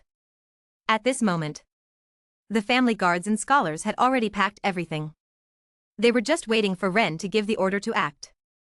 After finishing lunch. After a short rest, the group left the town of Cardia, setting foot on the journey home. On the way to the Eagle territory, Lifa was always worried. Afraid that Janice would not accept her and would not let Ren marry her. Even though Ren comforted her repeatedly, it was of no use. There was no other way. Ren could only use some intimate methods that only couples could use, so that Lifa would not have time to overthink. 3 days later, Ren and his group safely returned to the Eagle territory. Inside the Habs manor. Upon hearing the news of her husband's return, Janice and the other women showed joy on their faces and immediately went to greet him. However, when they saw Ren and Lifa holding hands in an intimate manner, their hearts immediately turned sour. Their expressions became resentful. It seems that we have another sister. Every time he goes out, we gain another sister. It seems that we must make him go out less. Hearing Janice and the others' words, Lifa lowered her head and stood quietly on the side, not daring to breathe. After all, these were all her sisters-in-law who got married before her, and she couldn't afford to offend them. Moreover, when she speaks, that's when things really get out of hand. Therefore, Lifa wisely chooses to keep quiet and lower her presence. Ren remains calm in his heart. With a wave of jokes and the addition of beauty and skincare potions brought back from the city of Rhine as gifts, he successfully appeases the small emotions of Janice and the others. Before long, Janice and a few other women take Lifa aside to chat. On the surface, it seems like they have known each other for a long time, just like close friends. It must be said that women's friendships are established very quickly. Seeing Lifa smoothly integrate into this big family, Ren breathes a sigh of relief. Then, he begins to arrange the accommodations for the 3 family tutors and discuss the future course arrangements for the children in the family. The next day, under Ren instructions, the maids in the Habsburg manor begin to prepare for the wedding. Even though Lifa repeatedly says it doesn't need to be so troublesome, and she only wants to quietly be with Ren. But Ren still insists on giving Lifa a wedding. After all, for most women, there is only one wedding in a lifetime. If it is not done properly, they will definitely feel regretful when they think back on it. Lifa feels sweet in her heart from Ren care. She no longer refuses. Although this wedding did not invite the nobles to attend, it is still very lively. Almost the entire town of Eagle's Nest comes to celebrate. In the presence of everyone, Lifa and Ren became husband and wife, making Lifa one of the many mistresses of the Habus family. 2 months later, Lifa successfully became pregnant. A week later, Jessica also became pregnant. Only Janice's belly remained quiet. But this is normal. After all, Janice is already the mother of 10 children. Plus, she is already 33 years old this year. According to the average lifespan in this world, she is already an older mother. It is normal for fertility to decline. Ren didn't pay too much attention to this. Apart from the 2 newly pregnant women, Katie, Layla, and Murphy have been pregnant for over 9 months now. Calculating the dates, they will give birth in these few weeks. 3 weeks later. During this week, Katie, Layla, and Murphy successively gave birth to Ren offspring. Detected the birth of the host's 21st child. The magic aptitude of this offspring is low, the fighting spirit aptitude is medium, and the evaluation is bronze level.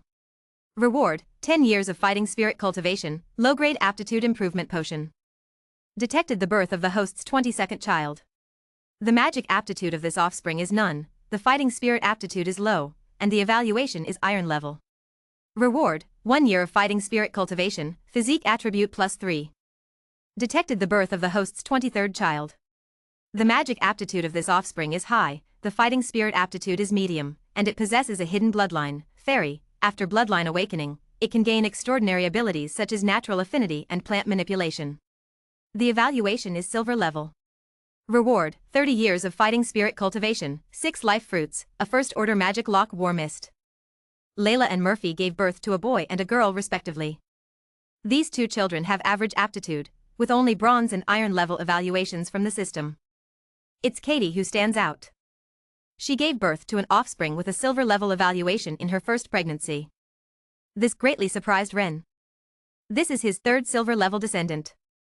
If nothing unexpected happens, the lowest achievement of these 3 descendants in the future will be advanced transcendent beings. If there is a bit of opportunity, perhaps I can still break through and become a powerful figure above the 10th rank, Great Earth Knight, Great Mage. By then, even if it's not him personally, the Habsburg family could also become a prominent family in the Kingdom of Lance. Thinking of this, Ren couldn't help but feel a bit hopeful. In this system prompt, there is an additional hidden bloodline. Obviously, this is inherited from Katie. The reason why this fetus has such high aptitude is most likely due to the influence of the fairy bloodline. It seems that in the future, I can find more beautiful women with extraordinary bloodlines to have children with. Coming back to his senses, Ren silently summarized in his heart. He wasn't too surprised that Katie, a human, possessed an unawakened fairy bloodline. In the Roland continent, although it is relatively rare for other races to intermingle with humans, it still happens. Moreover, in addition to normal reproduction, there is also a method called bloodline transplantation. In order to pursue greater power, certain mages would use this magical modification technique to transplant the bloodline of extraordinary creatures onto themselves. The children born afterwards would naturally carry the bloodline of that extraordinary creature. However, as time goes on, the concentration of the bloodline will gradually decrease, eventually becoming a recessive gene. Perhaps Katie has a mage ancestor who had transplanted the bloodline of a fairy, who knows? Of course, these things are not important, as long as the benefits are obtained. Receive system rewards. P.S. Chapter 24 has been banned until now. It seems like the reviewers have finished work. It's estimated that it will be released tomorrow. Helpless. Dragon Boat Festival Book Sale. Top up 100 and get 500 VIP points. Grab it now. Promotion period, June 22nd to June 24th. Chapter 26 Life Extending Treasure, Powerful Magic Lock. Claim system rewards. Ren silently muttered in his heart. The next second, an extremely powerful surge of Do-Chi energy appeared out of thin air within his body. After integrating all 41 years of his Do-Chi cultivation, the amount of Do-Chi in Ren body once again skyrocketed. The majestic Do-Chi almost filled up his Chi-Si. In this situation, the mist-like Do-Chi energy gradually began to condense and liquefy.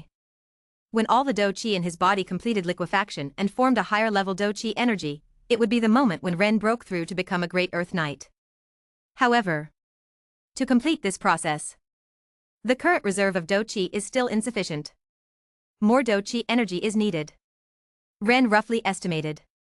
It is expected that it will take about 50 more years of Do-Chi cultivation. It's really difficult to break through to become a great Earth Knight. Ren couldn't help but sigh in his heart. This is a major threshold on the path of transcendence. In the Kingdom of Lance, there are at least tens of thousands of advanced transcendent beings above the 6th rank. There are also nearly 1,000 transcendent beings above the 9th rank. But there will not be more than 50 transcendent beings above the 10th rank. Such a disparity in numbers. It can be imagined how difficult it is to cross this threshold. Like a carp leaping over the dragon gate. Without being a genius or having special opportunities, it is simply impossible to achieve promotion. Unless there is assistance from a golden finger. With his qualifications, he will never be able to reach this level in his lifetime. After feeling emotional, Ren refocused his attention on the system rewards. In addition to cultivation, the system also provided many good things this time. Not to mention the improvement potions for physique attribute points and low-level qualifications. The key items are the 6 life fruits and the first-order magic lock war mist. According to the information provided by the system, the life fruits are strange fruits produced by the branch of the elf clan's life mother tree, containing immense life force. After consumption, it can greatly increase one's lifespan. One fruit can increase lifespan by approximately 10 years. A maximum of 3 fruits can be consumed in a lifetime, extending lifespan by 30 years. Mortals will eventually die. This kind of rare treasure that can increase lifespan and delay the arrival of death is obviously extremely valuable. Offering it to the king. Even exchanging it for a duke title would not be a problem. Of course, Ren definitely wouldn't do that. Compared to lifespan, a so-called duke title is nothing. Moreover, a man without guilt carries a precious burden. If this thing is taken out, I'm afraid countless strong individuals will flock to it within a few days.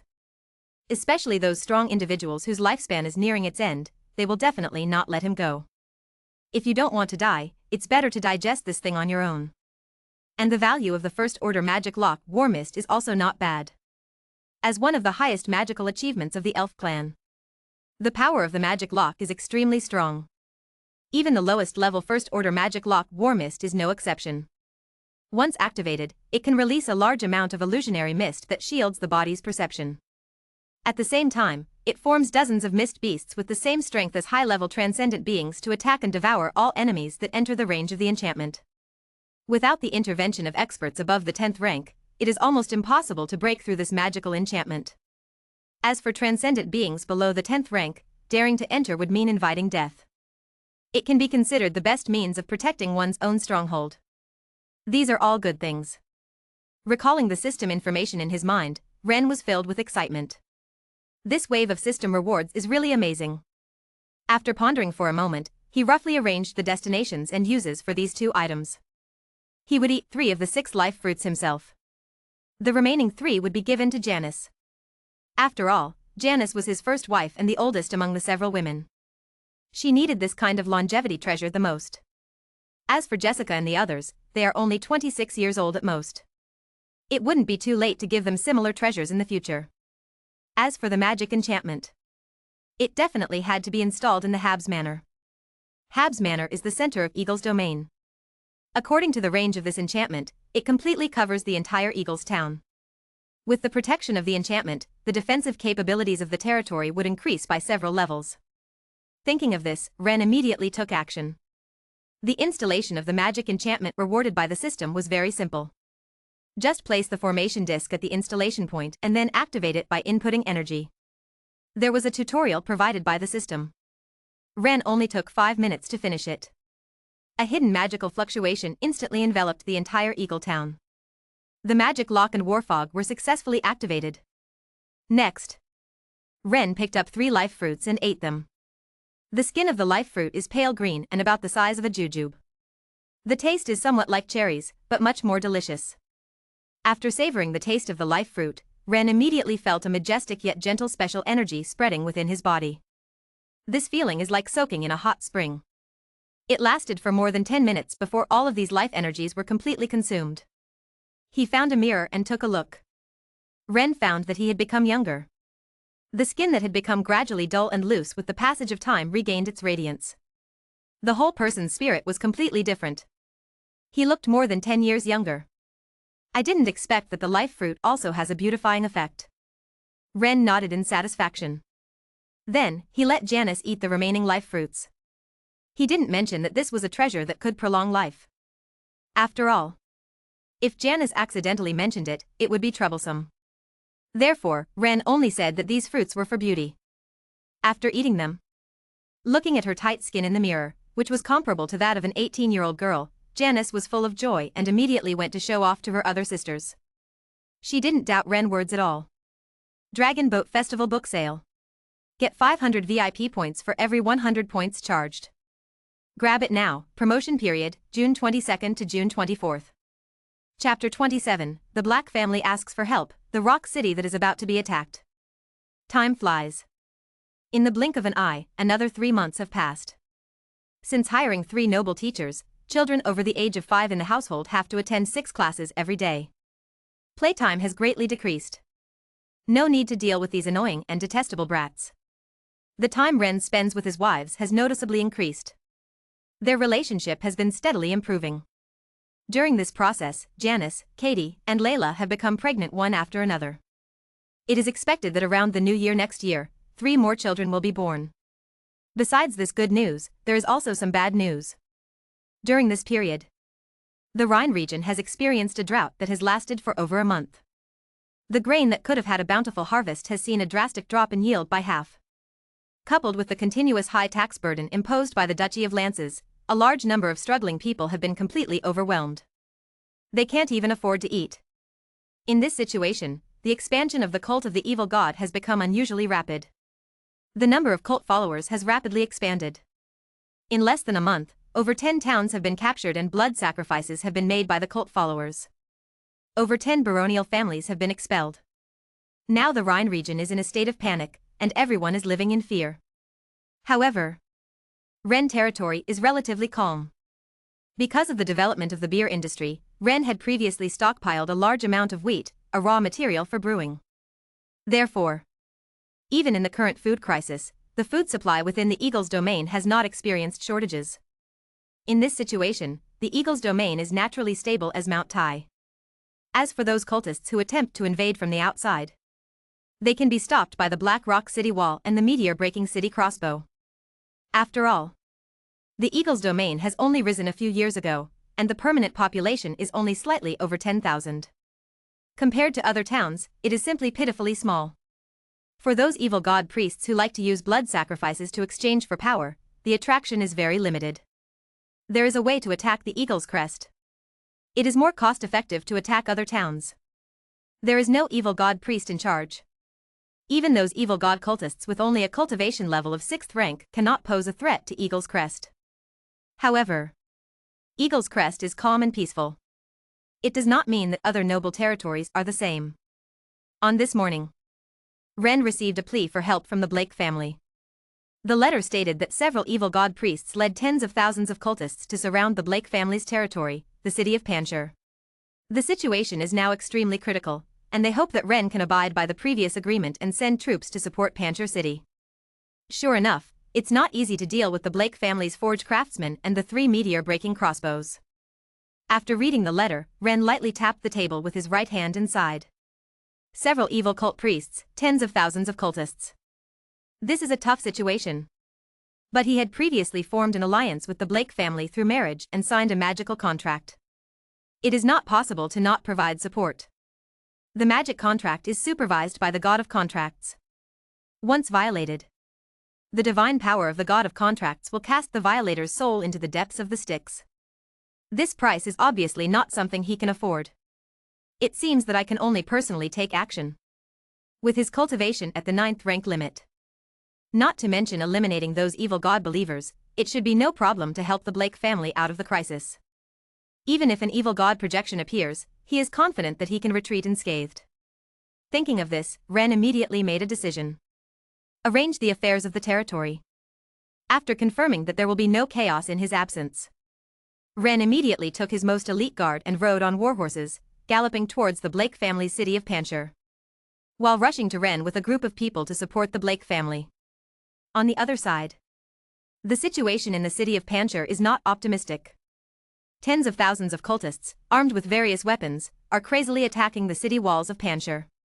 Although these cultists were previously just ordinary farmers without military training, they possess brute strength gained from years of farming. One-on-one, they are no match for the soldiers of Panchir city. But under the brainwashing of the cult's high priest, these cultists have turned into the most frenzied bloodthirsty beasts. Fearless of life and death. Even if their bodies are pierced by swords, they will still fiercely thrust their pitchforks at their opponents. Facing opponents who are so crazed that they fear no death, any normal person would feel extremely terrified. The soldiers of Panchir city are no exception. Less than 10 minutes into the attack, the soldiers responsible for guarding the city walls of Panchir city are being pushed back by the cultists flooding in like a tide. Morale is plummeting. There are faint signs of collapse. Those who retreat will be killed without mercy. Seeing this, Bennett, the temporary leader of the Blake family, immediately became anxious. He climbed up the wall with dozens of personal guards, acting as a supervisory team, and beheaded those deserters who wanted to escape from the tower. At the same time, he made promises to the other soldiers. As long as they hold the city walls, each person will receive 30 gold coins as a reward. There will also be hundreds of gold coins as compensation after death. A carrot and a stick. The morale of the soldiers of Panchir city has somewhat recovered. Relying on their long-term training and coordination, they finally managed to barely stabilize the defense line.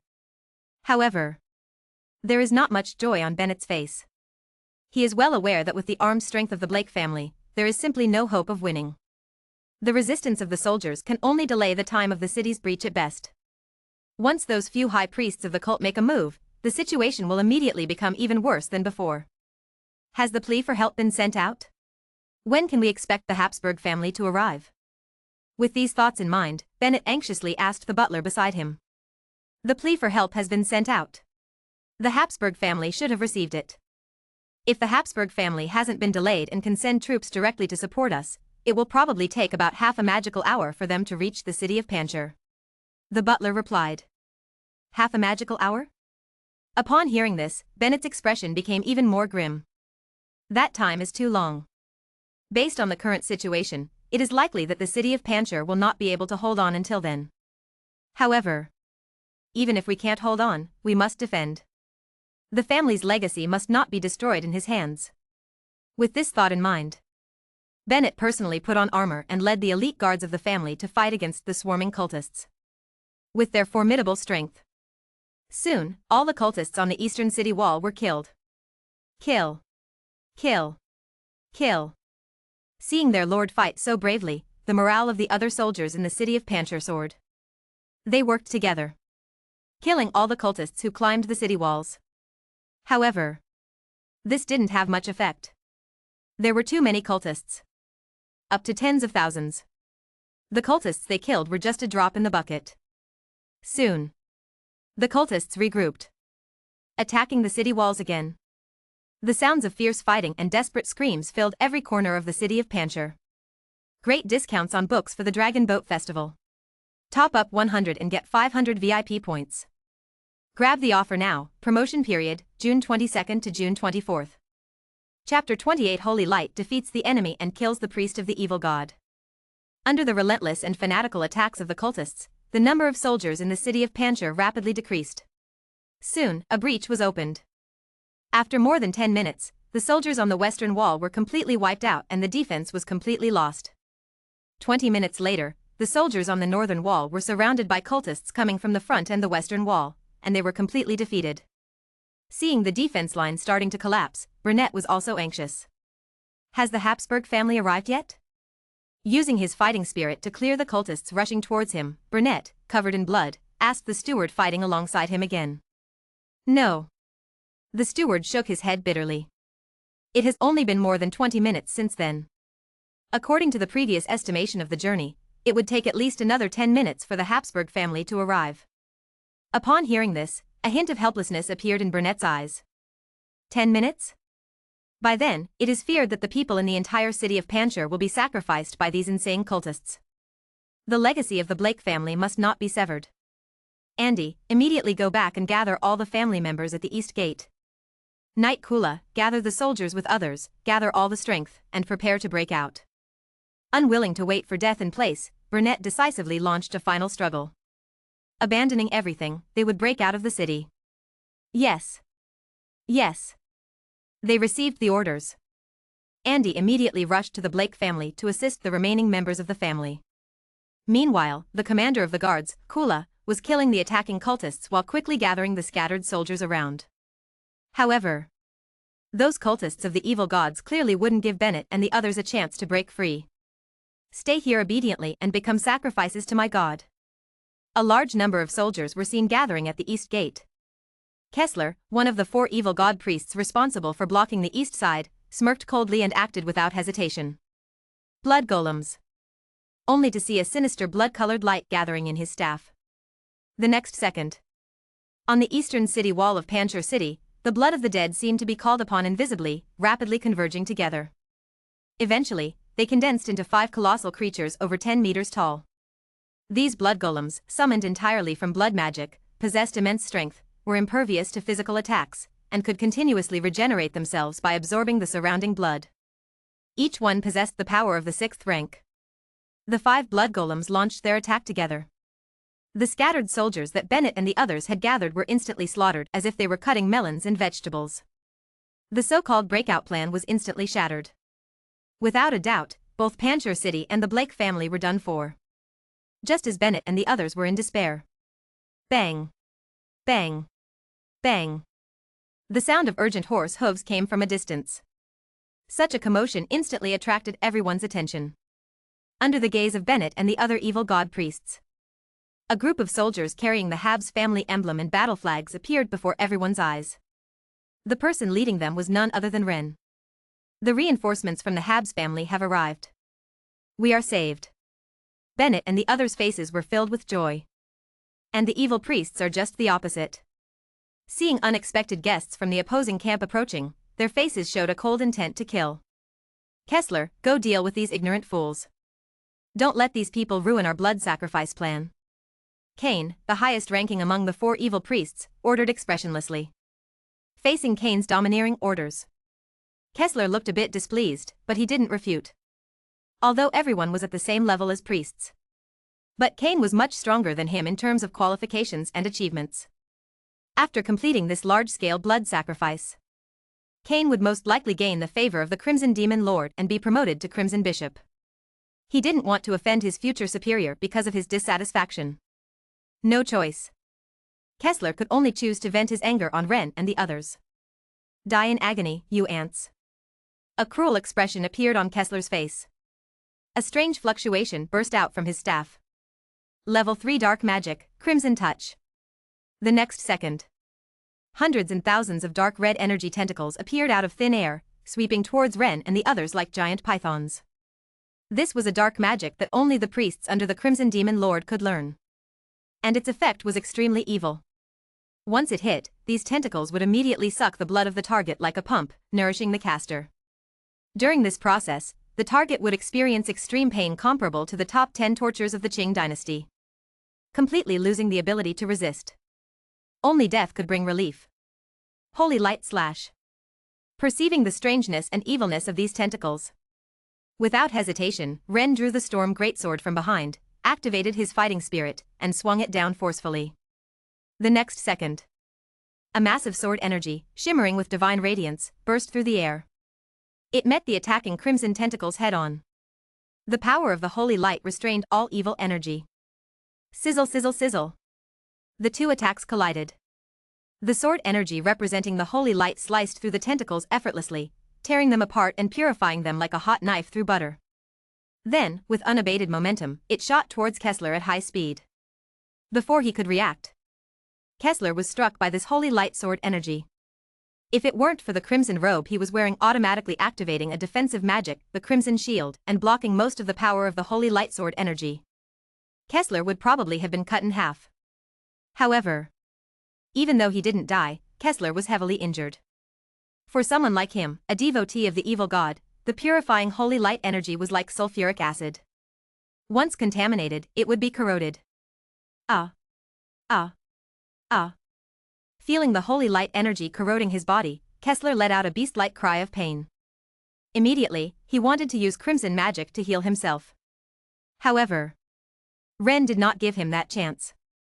Strike while the iron is hot. Once again, a holy light slash burst through the air, directly killing Kessler on the spot. Of the 4 high priests of the evil gods, only 3 remained in an instant. Great discounts for reading during the Dragon Boat Festival. Get 500 VIP points for every 100 points topped up. Top up now, promotion period, June 22nd to June 24th. Chapter 29 Summon the Evil God with 1 against 3? Damn it. Cain and the others had extremely ugly expressions when they saw their comrades being killed by Ren in an instant. They never expected that this sudden unexpected guest would be so powerful. With just 2 moves, their comrades were killed. Originally, their plan to sacrifice blood to the city of Panchir was almost certain. Now, it seems that there will be many variables. We must get rid of this guy, in order for the plan to sacrifice blood to the city of Panchir to continue smoothly. Cain and the other 3 looked at each other and chose to attack together without hesitation. The 3 evil god priests, each with a strength of the 8th rank, cast their spells together. They used forbidden magic beyond their current level, Crimson Fury. In an instant, a dark red storm condensed out of thin air and quickly enveloped Ren. This is the blood storm from the Crimson Hellplane. Its power is extremely terrifying. Once hit, the body will be instantly annihilated by this storm. Those below the 10th rank cannot escape. Ren dare not resist such a terrifying attack head-on. However, dodging is not an option either. First, the attack range of this evil magic is too large. Even if he uses the wind sword techniques accompanying gale steps, he cannot run out of the attack range in a short time.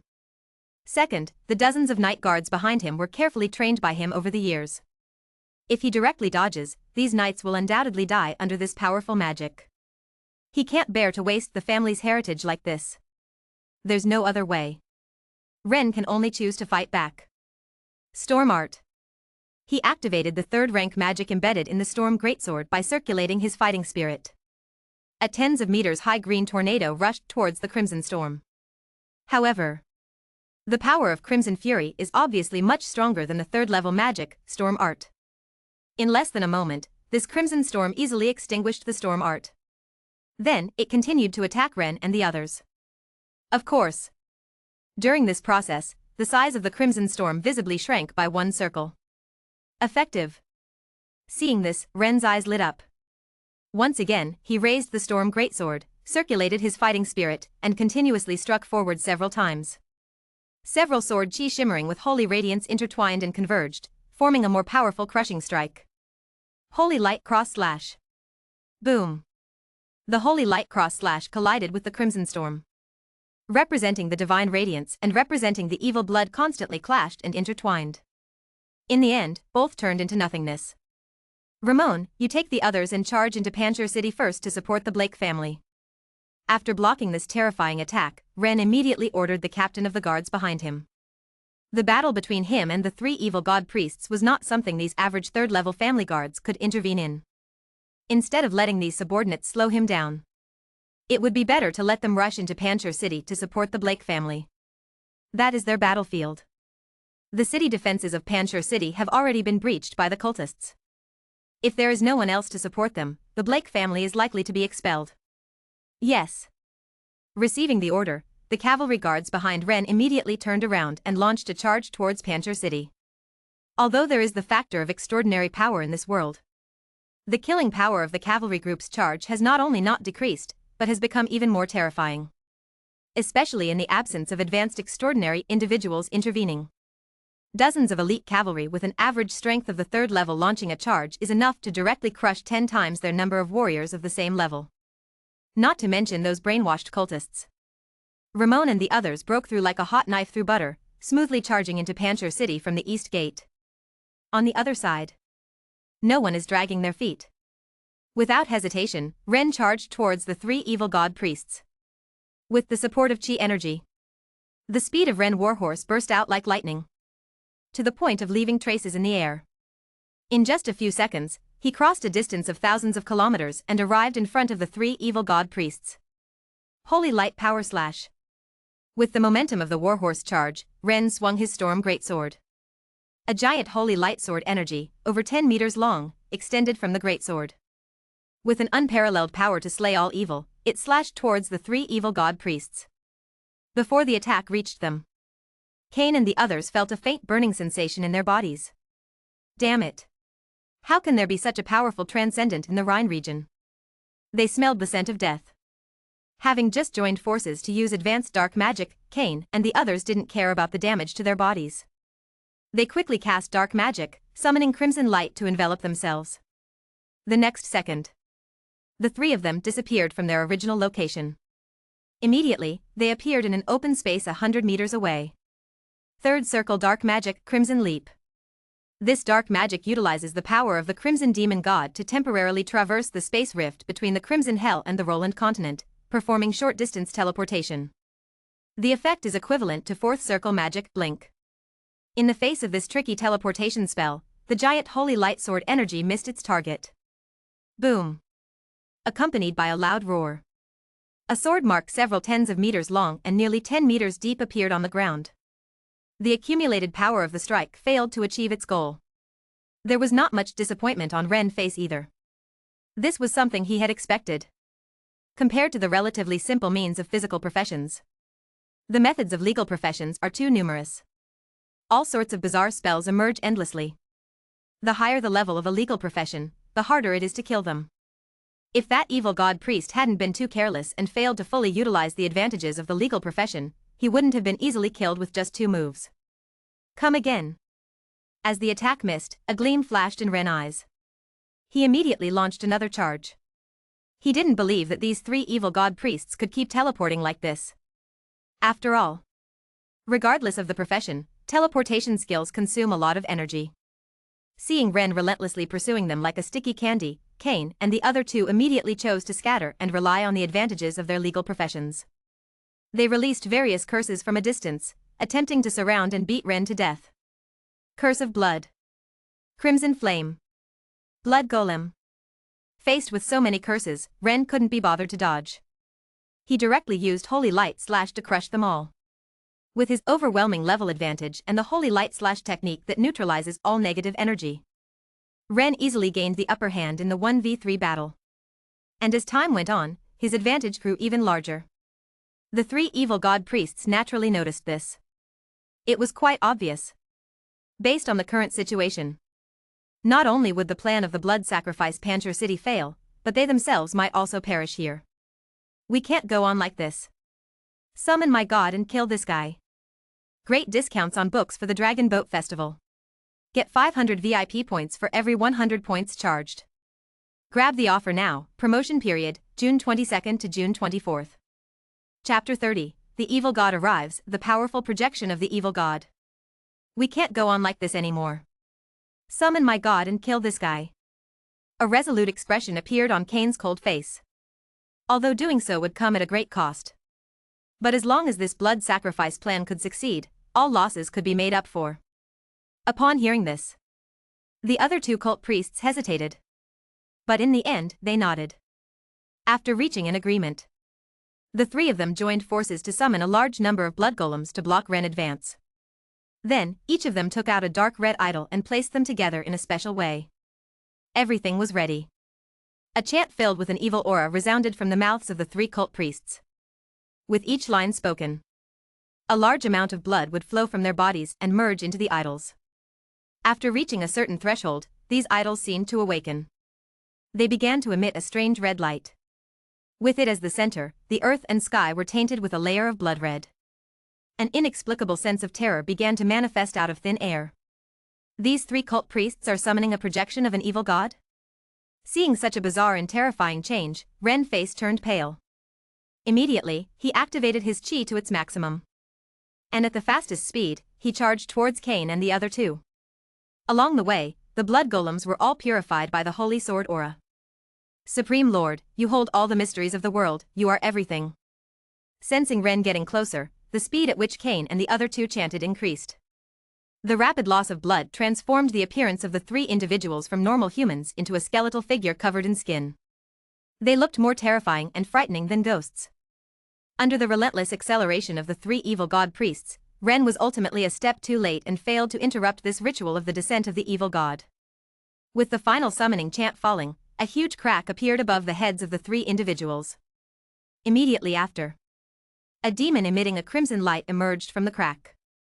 This demon was about 8 meters tall, with 3 heads resembling those of a bull, and spiral-shaped horns on top of its head, exuding an extreme aura of evil, instilling fear in anyone who laid eyes on it. My god has descended.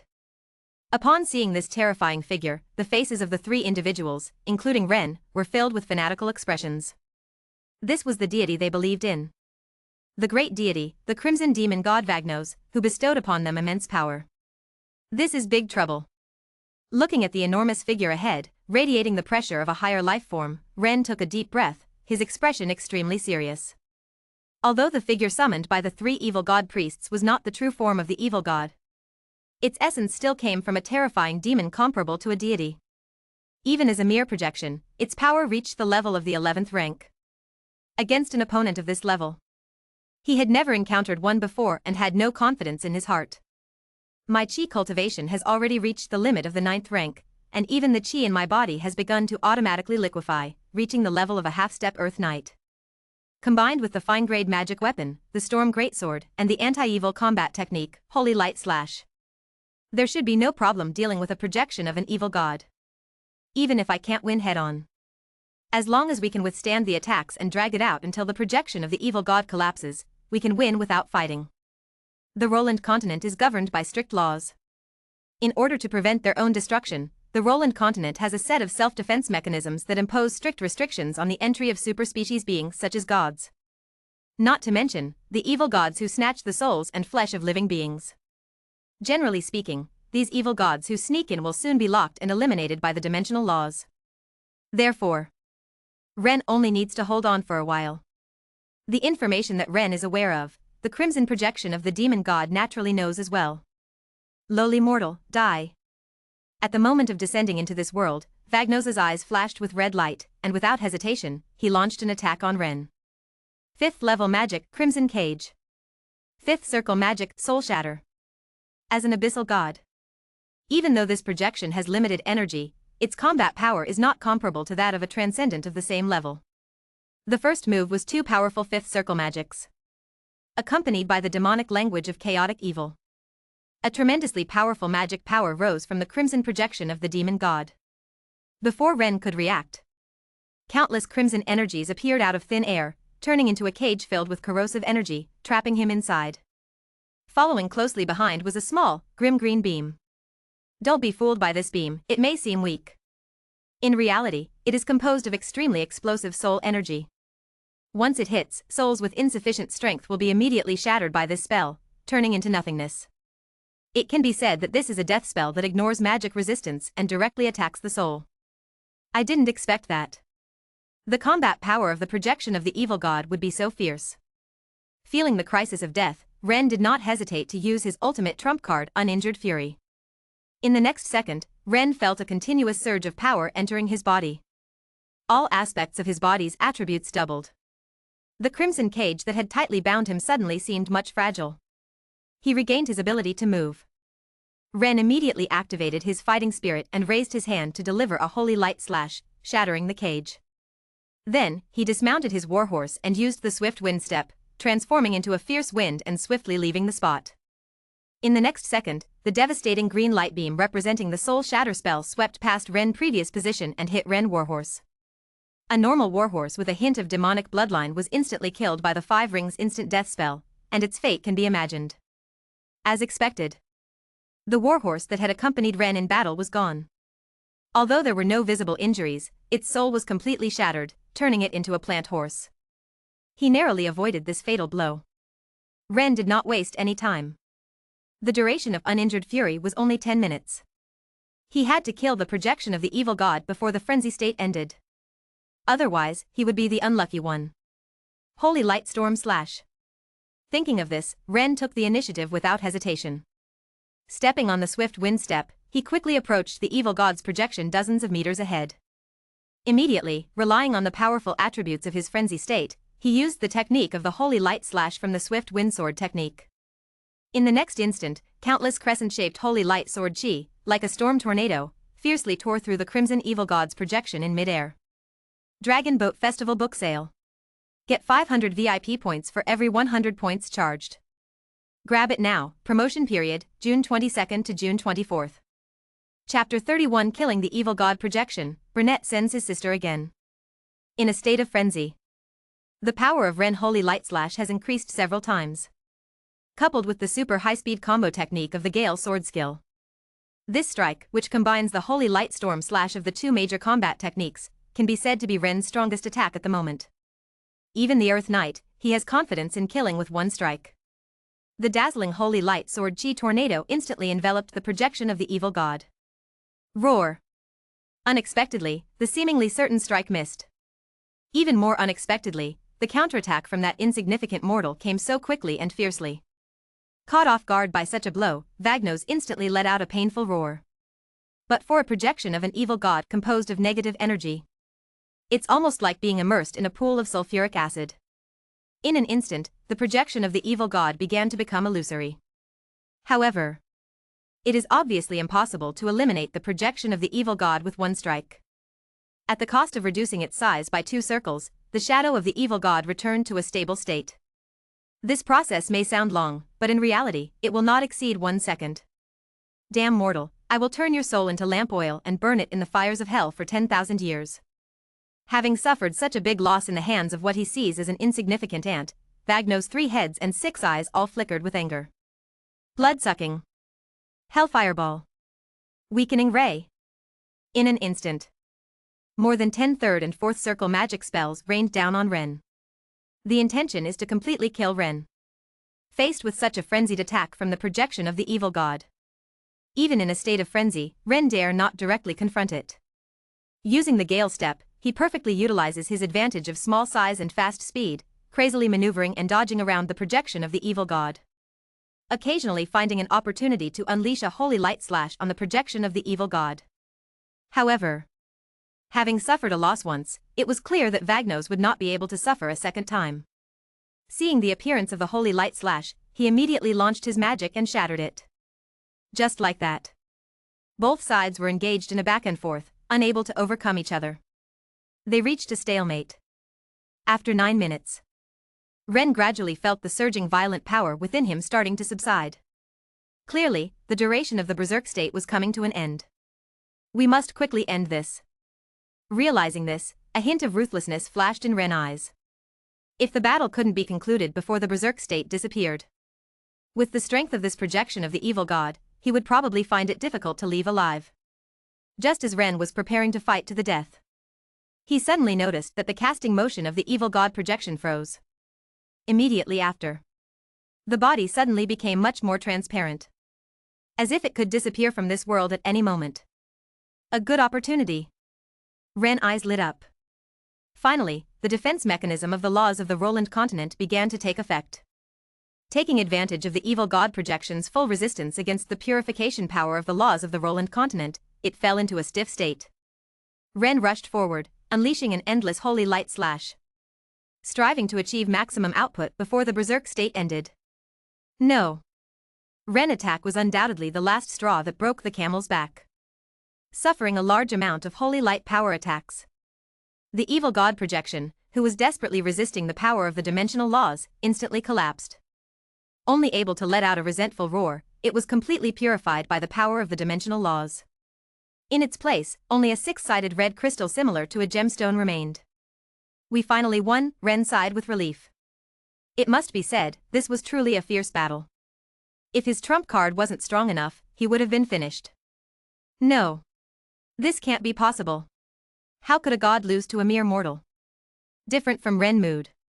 Kane and the other two, who witnessed this scene, had expressions of disbelief on their faces. They never expected that the projection of the evil god they summoned at such a heavy cost would be defeated by Ren. This made Kane and the others feel as if their faith had collapsed. However, Ren didn't care about what the 3 evil god priests were thinking. As an enemy, he naturally had to eliminate evil. Because of the summoning of the evil god, the 3 evil god priests had almost exhausted their blood and energy. Not to mention casting spells, they even had some difficulty moving. In this situation, Ren raised his hand and unleashed a holy light slash, easily killing the 3 on the spot. From then on, all 4 evil god priests attacking the city of Panchur were wiped out. In the moment of completing the kill, Ren's berserk state ended perfectly. The drop in power brought about a sense of weakness in him. However, after a simple adjustment, Ren quickly returned to normal. Then, he walked to the place where the evil god projection died and picked up the red crystal. In this high magic world, nothing related to gods and demons is simple. This thing might also be a great treasure. He would take it back and study it slowly. Putting the crystal into his backpack, Ren turned and walked towards the city of Panchur. It's about time to end this. Without the 4 major evil god priests, the remaining cultists were mostly weak and couldn't make any impact. Facing the attacks from Ren and the knights of the Habuz family, it was like being a lamb waiting to be slaughtered. After more than 10 minutes, Ren and the others successfully killed all the cultists. Lord Ren, thank you for your help. After the crisis in Panchur city was resolved, Bennett immediately came to entertain Ren, his tone full of gratitude and awe. After all, without Ren's support this time, the Blake family would have definitely suffered a terrible fate. Now he was very glad that he had made the decision to bleed heavily and form an offensive and defensive alliance with the Habuz family through marriage. A family should speak with one voice. No need to be polite. Now that the crisis in Panchur city has been resolved. If there's nothing else, I'll leave first. Impatiently waving his hand, Ren casually responded. To be honest, if it weren't for the fact that the Blake family had sent him so many good things before, and had married Katie, who had fairy blood, to him, signing the alliance contract, he wouldn't have risked his life. The appearance of the projection of the evil god this time almost cost him his life. Next time, I must learn my lesson and not sign alliance contracts so easily just because of some benefits. Ren thought to himself. Even if he were to sign a contract, he must have the autonomy to make choices. Otherwise, he would be tricked to death sooner or later. Feeling Ren's impatience, Bennett became somewhat anxious. He had also witnessed the intense battle between Ren and the projection of the evil god outside the city, so he naturally knew how powerful Ren was. He still wanted to continue to cling to Ren and protect the now weakened Blake family. He couldn't let Ren develop any negative feelings towards the Blake family. After thinking for a moment, Bennett quickly came up with an idea. Baron Ren liked to marry beautiful women and have children, which was well known in the nearby noble circle. Targeting this preference, he decided to marry his other younger sister to Ren, deepening and improving the relationship between the two sides. Lord Ren, my younger sister, Charlene, admires you very much and has always hoped to marry you. Special book discount for Dragon Boat Festival. Get 500 VIP points for every 100 points charged. Grab the offer now. Promotion period, June 22nd to June 24th. Chapter 32. The title of the God-Killing Night, the end of the border war. Lord Ren, my younger sister Xiao Lin admires you greatly and has always hoped to marry you. I wonder if you would be willing to take her as your wife. The Blake family is willing to offer a dowry that is no less generous than when Katie got married, Bennett said with a smile on his face. In any case, he had to hold on to Lord Ren's thigh tightly. Otherwise, the Blake family would be finished. They had suffered attacks from cultists. The armed forces of the Blake family had already been greatly weakened. Upon hearing this, Lord Ren also showed a hint of interest on his face. He didn't expect Bennett to be so willing and decisive. To send his sister and offer money again. 2 consecutive major losses. Even though the Blake family had a rich heritage that spanned hundreds of years, it would probably take several decades to recover. I will marry your sister. Seeing Bennett's sincerity, Lord Ren naturally wouldn't refuse. After all, they had already signed an alliance contract before. This wave of benefits was completely free for him. To be honest, he was quite interested in Bennett's sister. After all, previously, when the Blake family married into his family, Katie had fairy bloodline. They were all one family. His sister probably had it too. If he could have one more wife who could give birth to a child with fairy bloodline, then he would be greatly rewarded. Upon hearing Lord Ren's agreement, Bennett breathed a sigh of relief and a smile appeared on his face. Finally, he successfully held on to this powerful thigh. After discussing the details of the alliance, Lord Ren and his family guards set off on their way back. The next day, news of the heavy losses suffered by the city of Panchur during the attack by the cultists spread rapidly among the surrounding noble circles. At the same time, news of Lord Ren slaying the projection of the evil god also spread. Upon hearing this news, the vast majority of nobles' first reaction was disbelief. After all, even the weakest projection of an evil god has the strength of a land knight. In the Rhine region, there are no more than 5 experts with such power. Ren is obviously not among them. However, after confirming the authenticity of the news, all the nobles were in an uproar. Everyone is not a fool. Ren is so powerful. The Habsburg family will surely become a prominent family in the Rhine region. At this time, if they don't establish good relationships, it will be too late in the future. Affected by this, the Habsburg family has been bustling these days. Ren receives more than 10 noble guests every day. It annoys him. He doesn't even have time to accompany his wife and children. In the end, he simply used the excuse of preparing for the wedding with the Blake family to refuse to see anyone. Only then did those nobles calm down reluctantly. 2 more days passed. Today, Ren is marrying the second daughter of the Blake family. Early in the morning, the Blake family sent Charlotte and her dowry. Because of Ren's slaying of the evil god projection, many nobles came to attend the wedding. Amidst the compliments and blessings of the crowd, Ren successfully married his 7th wife, Charlotte, as Katie's half-sister. Although Charlotte is not as beautiful as Katie, but she is also a rare beauty. Her appearance and temperament are top-notch.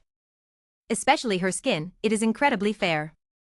It looks like the finest jade, without any flaws. Therefore, Ren was quite satisfied with his newly married wife. After a lively celebration, Ren took Charlotte into the bridal chamber, allowing her to complete the transformation from a girl to a woman. Time passed like water. In the blink of an eye, another month had gone by. As time went on, the matter of Ren slaying the projection of the evil god completely fermented. In the Rhine region, the name of Baron Ren had become well known. This matter brought him great fame and earned him the title of Godslayer Knight. Thanks to this, the cultists who used to occasionally harass and probe the town of Eagle's Nest now avoided it completely. They didn't dare to approach the territory of the Habuz family even one step. They were afraid of following in the footsteps of those who attacked the city of Panchir. During this time, Ren life was very peaceful. Apart from the territory of the Habuz family, the Blake family also benefited greatly. 2 marriages between the families. Everyone knew that the relationship between the Blake family and the Habuz family was deep. Therefore, even though the Blake family had just suffered heavy losses and weakened in strength, the cultists still didn't dare to attack Panchir city again. Realizing this, those weaker small nobles almost trampled over the threshold of the Habuz estate. They all wanted to marry their daughters and gain Ren protection. However, Ren obviously couldn't agree to their requests. After all, these small nobles couldn't afford a generous dowry, and they didn't have beautiful daughters with special bloodlines. Thinking that they could exchange a normal woman for his protection was too idealistic. Ren immediately and decisively rejected all of them. 1 month later, after this period of hard work, Xiaolin became pregnant. At the same time, Murphy also became pregnant. In other words, all 7 women in Ren are now pregnant. Among them, Lifa and Jessica have the biggest bellies, already 6 months along. In about 3 months, the 2 children will be born into this world. Ren is truly looking forward to this. After all, for him, every childbirth is like opening a blind box, full of anticipation. In addition to the good news of the upcoming addition to the family, there is another good news. The border war that has lasted for years has finally ended. Due to the prolonged war, both the Kingdom of Ren and the Kingdom of Hilak were on the verge of bankruptcy. The high-level officials of both countries decided to quickly resolve the war, and the main forces of both sides gathered for a decisive battle on the western Karka plain. The final result was a victory for the Kingdom of Ren, gaining the right to exploit a super-large iron ore mine. After the war ended, the high-level officials of the Kingdom of Ren immediately lifted the temporary war tax previously imposed and appeased the lower-class people. At the same time, they sent the Griffin Knights, one of the kingdom's 3 major knight orders, to suppress rebellions and eliminate cultists throughout the kingdom. One hand with a carrot, one hand with a big stick.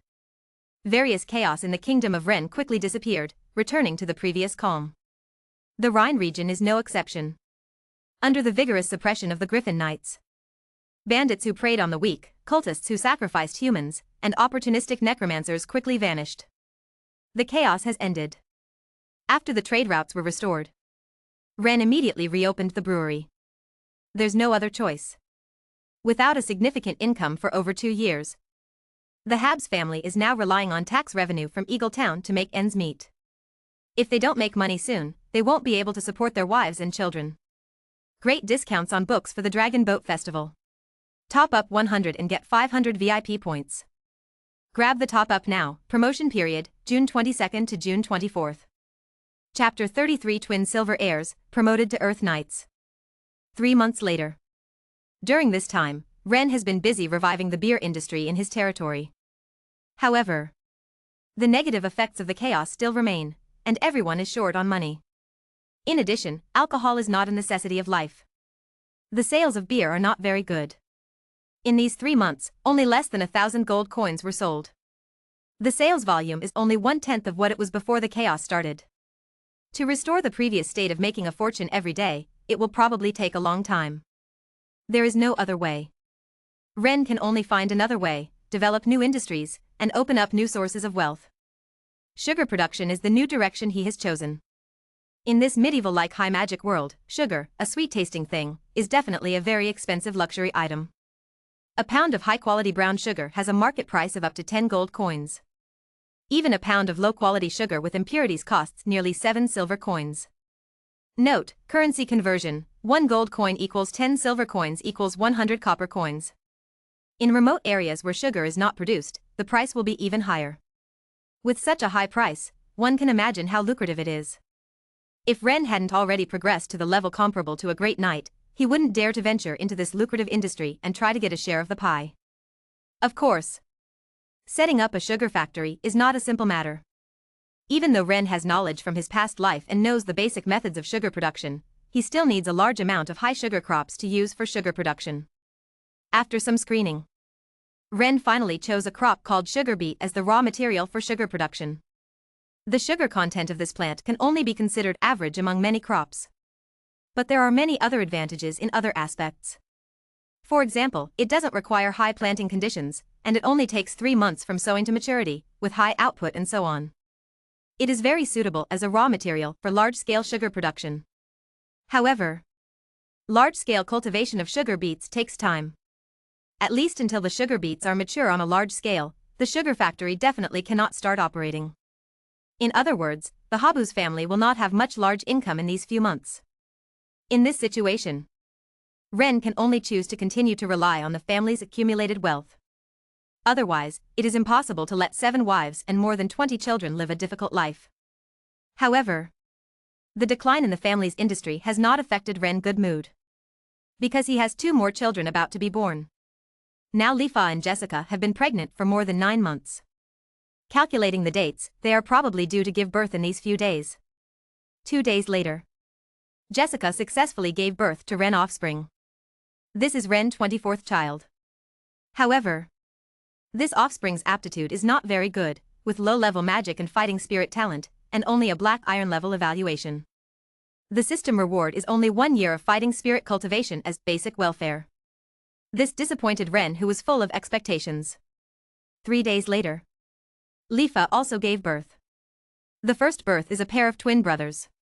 Detected the birth of the host's 25th child. This offspring has a low-level magic aptitude, high-level fighting spirit aptitude, and a silver-level evaluation.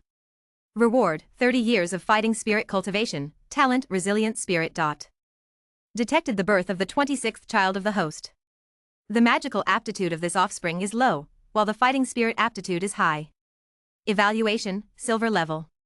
Reward: 30 years of fighting spirit cultivation, talent, extraordinary healing. I have to say, Lifa has given Ren a big surprise. These twins actually have a high-level fighting spirit talent. Having 2 silver-level offspring in one birth is truly a miracle. However, calm down and think carefully.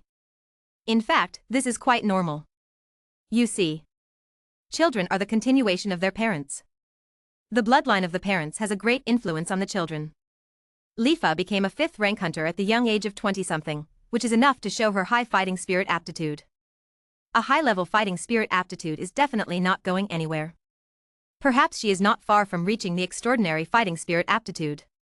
If it weren't for an accident that caused a significant overuse of the fighting spirit source, resulting in a huge damage to her physical potential, Lifa would almost certainly become a 9th rank hunter in the future. She even has a chance to advance to the 10th rank. She can be said to have the highest aptitude among all the women in Ren. With such high-quality maternal bloodline, it doesn't seem surprising to give birth to a pair of silver-level offspring. If we're even luckier, maybe Lifa and I can have the first offspring with a golden evaluation in the future. After realizing this, Ren became even more excited. So far, the highest evaluation among the children he has fathered is only silver level. If he can give birth to a higher level golden evaluation offspring, the rewards he can obtain will definitely undergo a huge qualitative change. Of course, these are all things for the future. The most important thing for him now is to receive the abundant system rewards brought by his twin offspring. Receive the rewards. Ren silently murmured in his heart. In the next moment, a powerful surge of Do-Chi energy began to appear out of thin air in his Chi-Si, continuously merging into his Do-Chi origin. During this process, the thick and dense Do-Chi origin in Ren body seemed to be under immense pressure. It began to compress and liquefy on its own. His aura all over his body was crazily skyrocketing. 1/10, 2/10, 3/10. After absorbing all 60 years worth of Do-Chi, the Do-Chi origin in Ren body completely liquefied, accompanied by a sound that seemed both real and illusory. The transformed Do-Chi energy began to drive his soul and body to ascend to a higher level. During this process, Ren felt as if he had returned to his mother's amniotic fluid. His whole body was warm and cozy. Twice as strong. 3 times as strong. After the ascension, Ren body and soul were nearly 10 times stronger than before. The essence of life was sublimated, completely transcending the realm of ordinary people. Promotion successful, reaching the 10th rank, Earth Knight. Great discounts on books for the Dragon Boat Festival. Top up 100 and get 500 VIP points. Grab the offer now. Promotion period, June 22nd to June 24th. Chapter 34, 2 Great Innate Abilities, Rewards from the King. Indeed, the promotion to the 10th rank Earth Knight is a qualitative change in power. Feeling the powerful energy surging continuously within him, Ren felt as if he could shatter the sky with his fists and split the earth with his feet. Although he knew that this was just an illusion caused by a sudden and significant increase in power.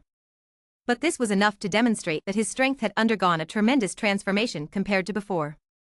Thinking of this, Ren immediately couldn't wait to run to the monster forest outside his territory to test his strength. Starting from the most basic speed and strength, to the power of his fighting spirit.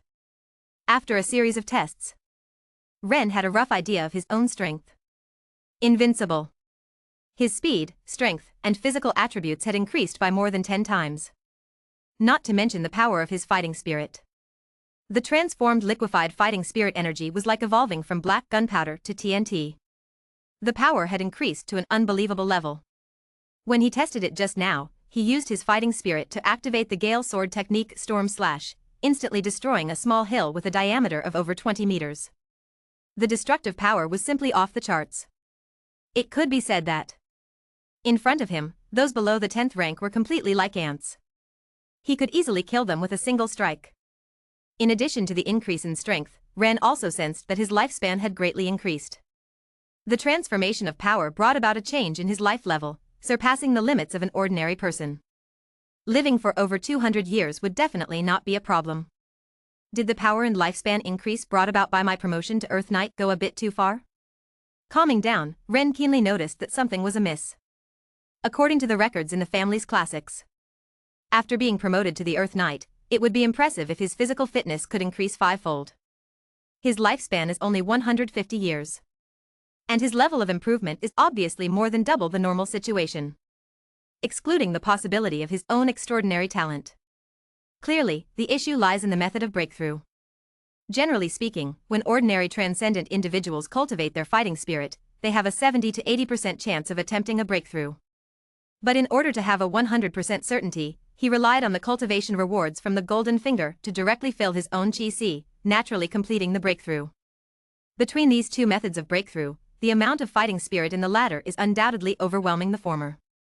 And the transformation of the body and soul brought about by breaking through to the 10th stage is obviously related to the amount of fighting spirit.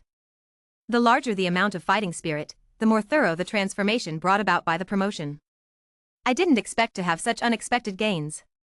Realizing this, Ren couldn't help but smile. If you plant flowers with intention, they won't bloom. If you casually plant a willow, it will grow into shade. This wave of gains is really huge. Returning to the Habs manor, Ren suddenly remembered that he still had 2 other talents rewarded by the system. The previous talent of invincibility in a berserk state was a great help to him. Naturally, he had high expectations for these 2 talents as well. The abilities had long since merged into his body along with his cultivation. Taking a moment to recall, Ren quickly obtained the basic information of the talents given by the system. Talent: Resilient Spirit. Effect: greatly enhances soul strength, immune to mind magic below the 3rd rank, and has strong resistance against higher-ranked mind magic. Talent: Extraordinary Healing. Effect: greatly enhances cell activity, possessing a body self-healing ability comparable to that of a troll. As long as vital organs such as the brain and heart are not damaged, any remaining injuries can be completely healed. Note: the more severe the injury, the greater the energy consumption required for recovery. Different from the talent of No Injury Frenzy. Both of these talents are passive abilities. The effects are also extremely practical. One greatly enhances his mental defense, preventing him from being controlled and becoming a puppet in battles with mind sorcerers in the future. The other enhances his self-healing ability to an incredible extent, greatly enhancing his combat endurance. It can be said that with these 2 talents, his weaknesses are greatly compensated for. His combat power has once again increased several times over. If he encounters the projection of the evil god again, he is confident that he can kill it head-on within 5 minutes. In the Kingdom of Lance, my strength should be considered strong, right? Thinking of this, Ren suddenly felt a strong sense of security. Another half-month passed. On this day, envoys from the court of the Kingdom of Lance arrived at the Eagle's domain. They were ordered by the king to reward Ren. After all, Ren had already demonstrated his strength as a knight by killing the projection of the evil god. Even the king of Lance would not dare to underestimate such a powerful individual. Winning over and rewarding were basic operations. This time, the king of Lance directly bestowed Ren with the title of count. He also gave Ren the surrounding 100 square kilometers of land around the eagle's domain as his fiefdom. It can be said that the king was quite generous. Naturally, Ren was full of smiles and accepted the king's goodwill. After sending away those royal envoys, Evelyn was extremely excited. In her opinion, this was a glorious moment for the Habuz family. It must be celebrated grandly. Ren also agreed with his mother's idea. Promoted 2 ranks in a row. From the lowest rank of baron to the rank of count. The size of the family's territory also increased by more than 10 times. Such a big event indeed needed to be celebrated properly. Several days later, a grand and extravagant celebration was held as scheduled. Everyone gave face to Ren, the newly promoted count. From counts to barons, noble lords from the entire Rhine region came. The number of people reached over 100. As the protagonist of this celebration, Ren personally received these guests one by one, along with Janice and others. His face was almost frozen from smiling. This celebration lasted for several days before finally coming to an end. After the celebration, the nobles of the Rhine region had a deep impression of the Habuz family. Reputation, status, and strength were all in place. The Habuz family officially joined the ranks of the top nobles in the Rhine region. Dragon Boat Festival Book Sale. Get 500 VIP points for every 100 points topped up. Top up now, promotion period, June 22nd to June 24th. Chapter 35. The eldest son marries a wife and has children, the hidden mechanism of Goldfinger. Time flies. In the blink of an eye. 3 years have passed just like that. In these 3 years, Janice, Layla, Murphy, Charlene, and Jessica, the 5 women, each gave birth to 2 children for Ren. While Katie and Lifa, as Ren priority care objects, gave birth to the most. Each of them gave birth to 3 children for Ren. In other words, Ren offspring increased by 16 in these 3 years. Among these 16 children, most of them have a black iron evaluation. There are only 5 with a bronze evaluation. And there is only 1 with a silver evaluation.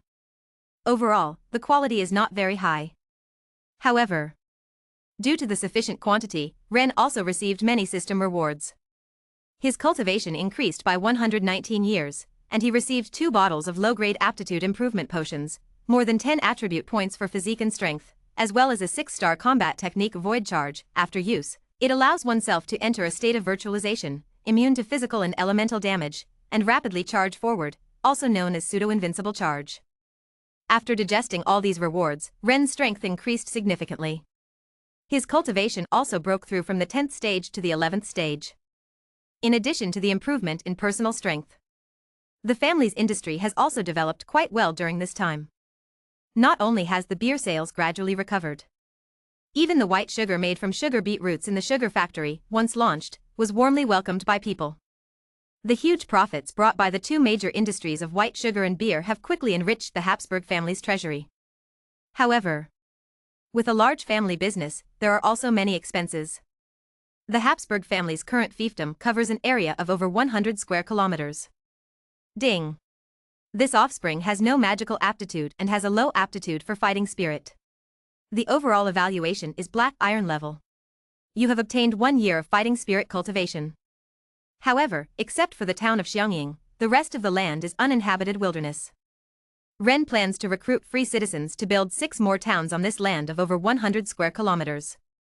Such a large project undoubtedly requires a large amount of gold coins to complete.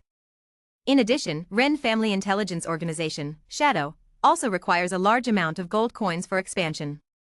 Each of these items requires a large sum of hundreds of thousands of gold coins. If it weren't for the ability to invest in batches, plus the businesses of sugar and beer that bring in a lot of money every day, the Habuz family would probably be impoverished. 3 months later, something big happened to the Habuz family. Red is getting married. As Ren's first child, Red is 18 years old this year. The baby who was crying for milk more than 10 years ago has now grown into a young man 8 feet tall. Regarding this, Ren is also deeply moved. Time passes too quickly. In the blink of an eye, children grow up like this. According to the customs of the Roland continent, it's about time to get married and establish a career at this age. However, Red definitely cannot inherit the title and family business of the Habus family. After all, his father is still alive. And even if he wants to step down from the position of family head, Red cannot be the successor of the Habus family.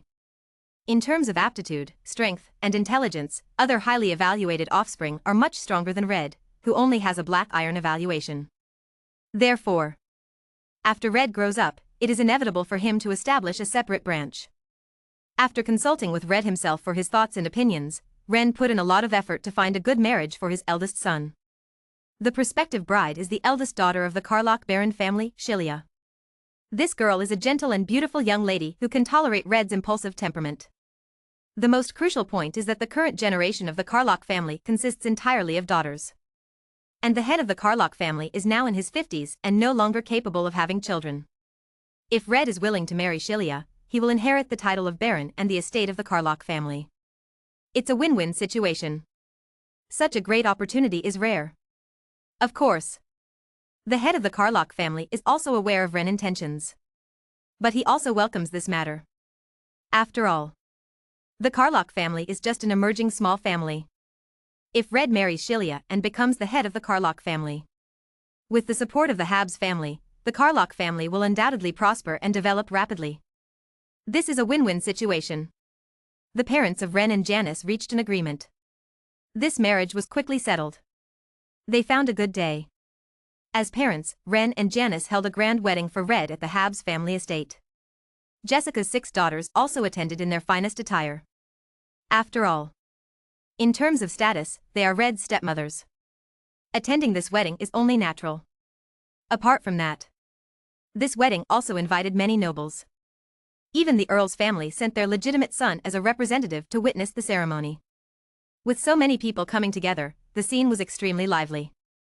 Before the wedding began, as the host of this wedding feast, also the person with the highest status and strongest power among the nobles present, Ren naturally became the focus of everyone. Dozens of nobles, according to their status, surrounded Ren like stars around the moon, attempting to strike up a conversation. This made ladies, who had always had little presence in the local noble circle, very happy. At the same time, he couldn't help but feel proud of his choice to marry into the Habs family. This wedding lasted for a day. After it ended, Ren and his newlywed wife left the Habs manor together and went to the Karlach family's territory. That would be their future home. Over a year passed. Ren received good news. His eldest son, Red, had a wife named Cilia who gave birth. She gave birth to a boy. In other words, he and his wife, Janice, had a grandson. With the birth of the 3rd-generation bloodline, Ren Goldenfinger, the family system suddenly reacted. Detected the birth of the host's first grandson, the magical aptitude of this bloodline descendant is none, the fighting spirit aptitude is low, evaluated as black iron level, reward, 6 months of fighting spirit cultivation nut. Great discounts on books for the Dragon Boat Festival. Top up 100 and get 500 VIP points. Grab the top up now, promotion period, June 22nd to June 24th. Chapter 36 Dreaming of becoming the eldest daughter of a female general. Detected the birth of the host's first grandson. The magical aptitude of the offspring is none, the fighting spirit aptitude is low, and the evaluation is black iron level. Reward, 6 months of fighting spirit cultivation. Can I also receive rewards for the offspring of my son? Ren was somewhat astonished upon seeing this system prompt. To be honest, he had always thought that only he himself could receive system rewards for having children. Never expected that there would be such a pleasant surprise. Actually, upon careful consideration, it makes sense. This system is called the family system. The son he gave birth to is also a member of the family. By giving birth to a grandson and strengthening the family bloodline, it is only natural to obtain rewards. For Ren, this mechanism only brings benefits and no drawbacks. However, the quantity of this reward seems a bit off. Ren frowned as he looked at the system prompt in front of him. A child with a black iron evaluation should at least receive 1 year of fighting spirit cultivation as a guarantee. Why is it only 6 months this time? Could it be that this system secretly took a cut? After some research, Ren quickly saw a small note below the system prompt. Note, apart from direct bloodline descendants, offspring can only receive cultivation rewards, and for each generation down, the cultivation reward decreases by half.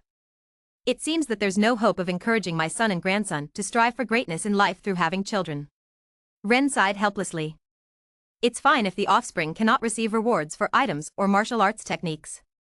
But even the cultivation rewards decrease with each generation. Half for grandchildren, 1/4 for great-grandchildren, and then it becomes 1/8, 1/16. What the hell is this game? Of course. If there are enough descendants, the accumulated cultivation of Do Qi will also be a large number. However, that obviously requires a long time. At the current stage, it doesn't have much significance. Time flows like water, never to return. In the blink of an eye. Ren and Janet's first few children have grown up. Including Red, the first 5 children are all evaluated as black iron level. Both their Do Qi and magic aptitude are average. Even with Ren's strong support and training since childhood, these children are only at the level of a second stage knight. Without great opportunities, it would be the limit for them to become intermediate knights in the future. Therefore, Ren doesn't have high expectations for these children. He only hopes that they can live a safe and happy life according to their own preferences. They each have their own ideas. Some like business, some crave adventure. With Ren's support, these children have developed quite well.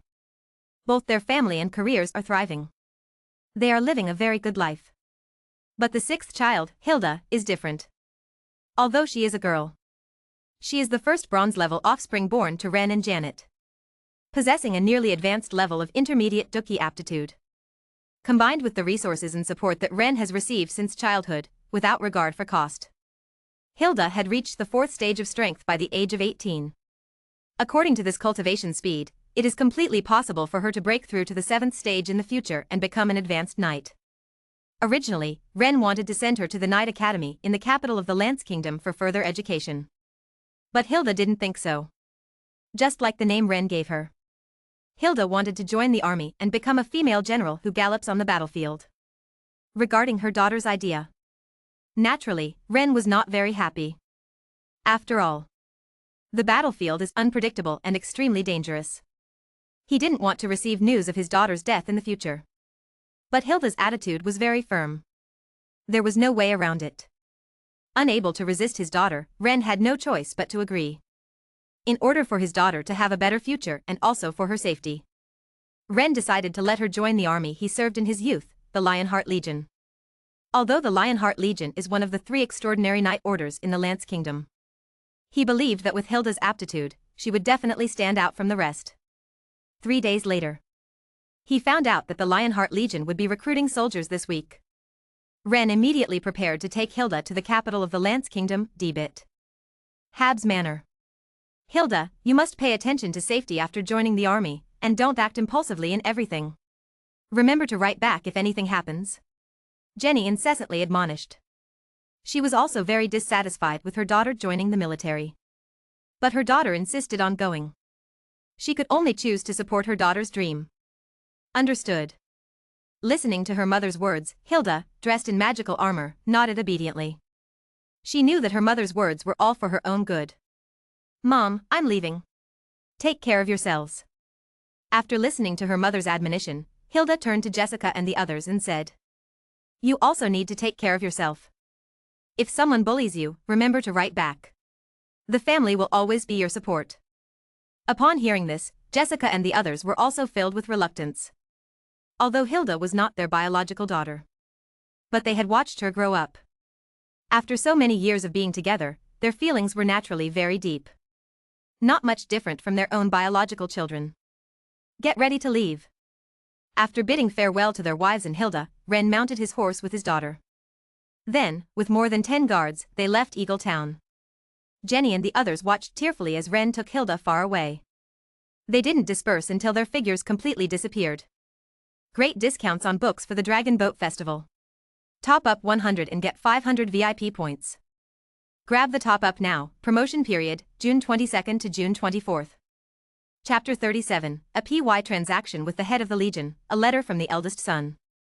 The town of Xiangying and the capital city of the Lance Kingdom, Debite, are more than 2,000 kilometers apart.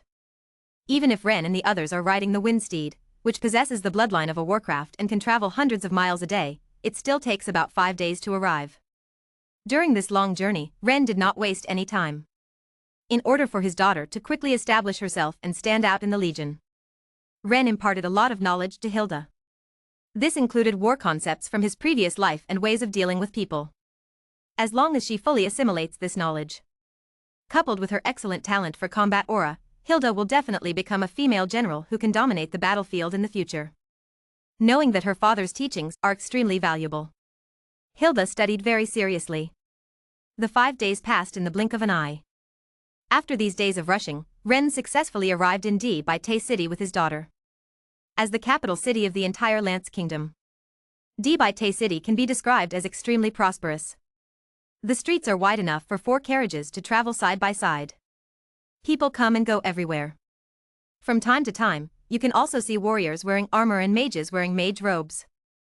They strolled around the city with their daughter. Then, Ren took Hilda to the recruitment office of the Lionheart Legion. At this moment, the recruitment office of the Lionheart Legion had long formed a long line. The number of people reached thousands.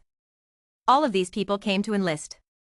After all, the Lionheart Legion is one of the 3 extraordinary knight orders of the kingdom, and its treatment is far beyond that of ordinary legions. For free citizens without extraordinary knowledge inheritance, or young nobles without much extraordinary resources, if they pass the recruitment assessment of the Lionheart Legion, that is equivalent to stepping into the world of the extraordinary, completing a class leap. You can imagine how high their enthusiasm is. Of course, the Legion of the Extraordinary is not easy to join. At least the recruitment standards for the Lion Legion are quite high. Having the aptitude for cultivating chi is the foundation, and the age cannot exceed 18. Physical fitness also needs to be more than twice that of an ordinary person. Only when all of these are met can one pass the preliminary selection and become a reserve soldier. As for the retest, it is necessary to cultivate chi within 3 months and become a 0th rank knight. Otherwise, it means losing the qualification to stay in the Lion Legion and being transferred to the regular army. Following this process, it would be considered good if 5 out of 100 people become soldiers of the Lion Legion. When he was young, Ren himself did not pass the retest. It was his father who bribed the officer and used connections to stay. Recalling past experiences, Ren suddenly had a trance-like expression. It has to be said that time flies by quickly. In the blink of an eye, it has been over 30 years. "Father, what's wrong with you?" Seeing that his father was acting strange, Hilda asked with concern. "It's nothing. Just remembering some things from the past. Let's go inside." Coming back to his senses, Ren patted Hilda's head and smiled.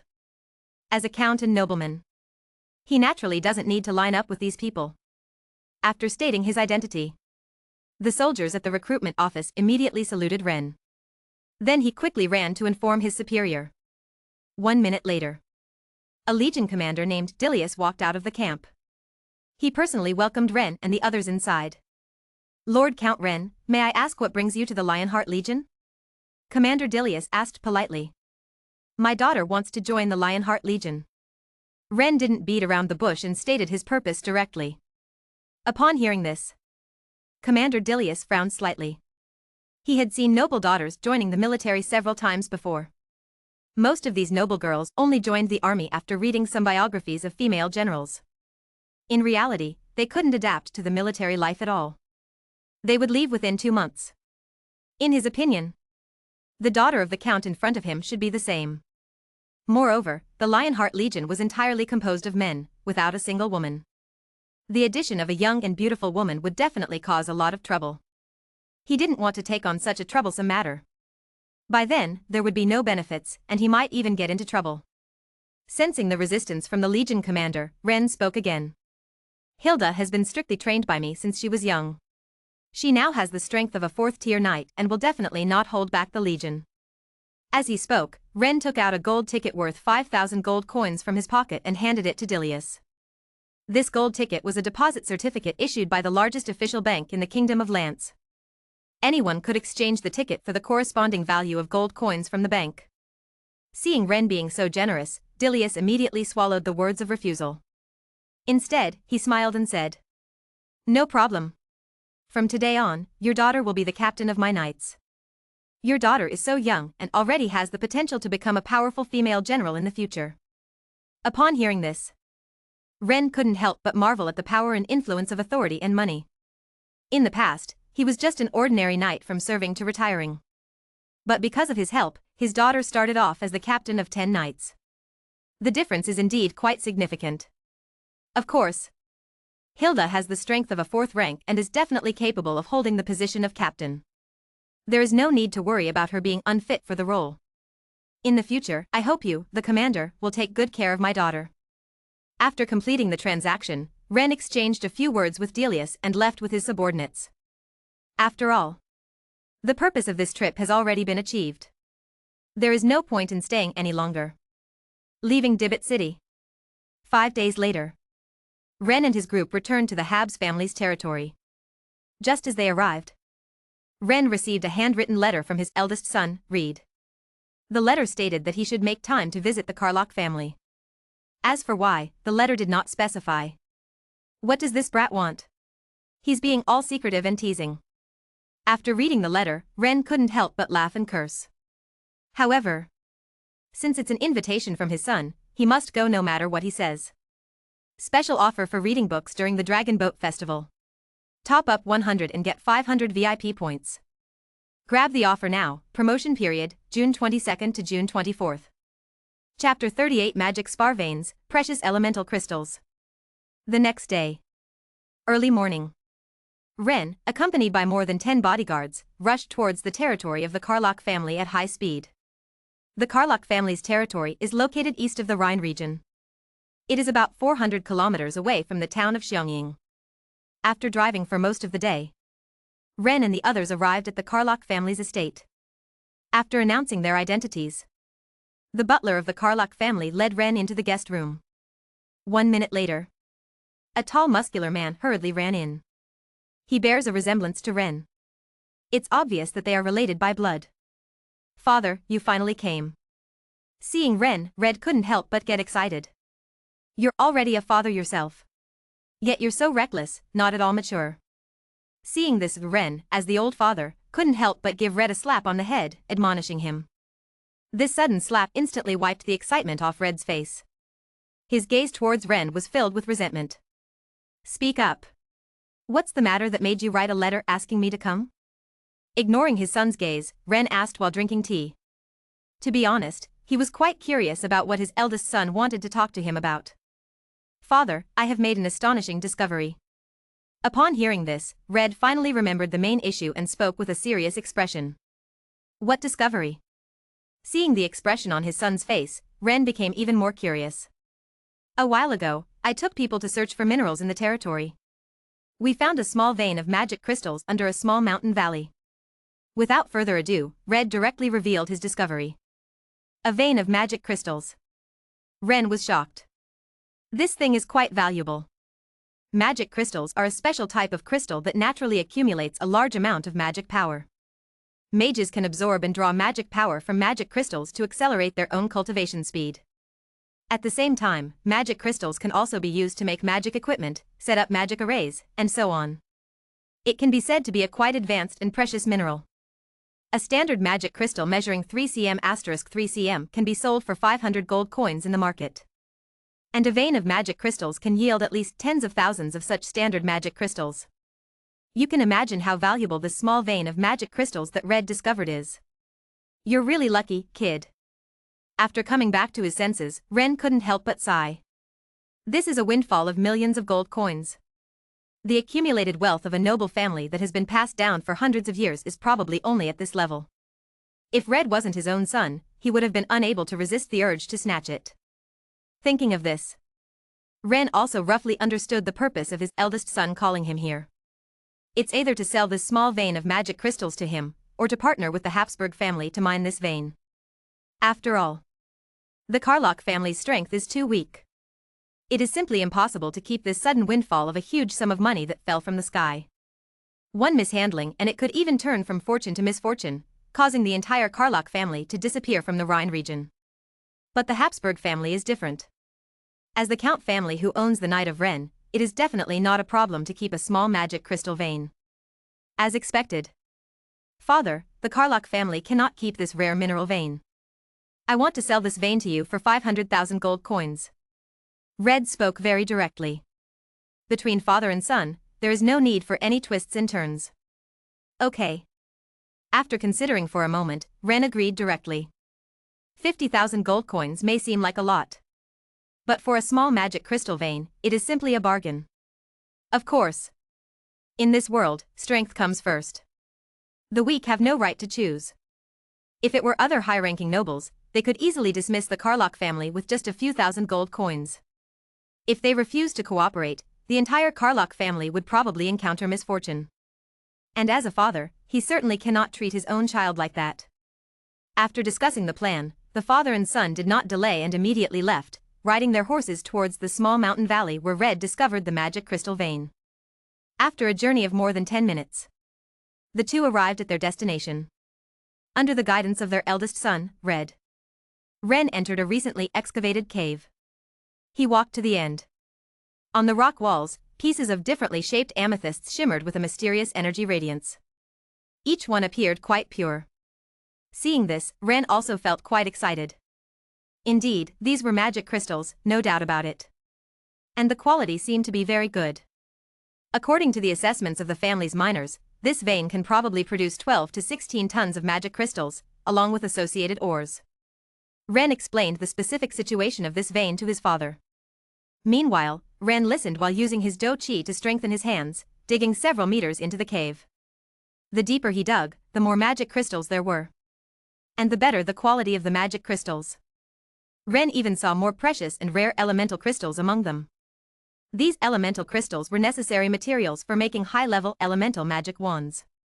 Based on the purity and properties of the elements within the crystal, the market value of an elemental crystal ranged from 50,000 to 140,000 gold coins. The one he dug up was a fire elemental crystal. The quality was considered average. If he were to sell it to a mage, it would fetch at least 80,000 gold coins. There are really a lot of good things in this small magic crystal vein. Ren sighed in his heart. The quality of this magic crystal vein was better than expected. If the entire vein consisted of such high-quality magic crystals and elemental crystals, doubling its value would not be a problem. It seems that the Habs family is really going to make a fortune. Great discounts for reading during the Dragon Boat Festival. Top up 100 and get 500 VIP points. Grab the top up now, promotion period, June 22nd to June 24th. Chapter 39 Inheritance of Legendary Occupation, Arcane Knight. After understanding the situation, Ren immediately began arranging trustworthy personnel to secretly mine this small mithril vein. The reason for doing so is also to be able to monopolize all the profits from this vein. Although it is not a problem for the Habsburg family to hold on to this vein with their strength.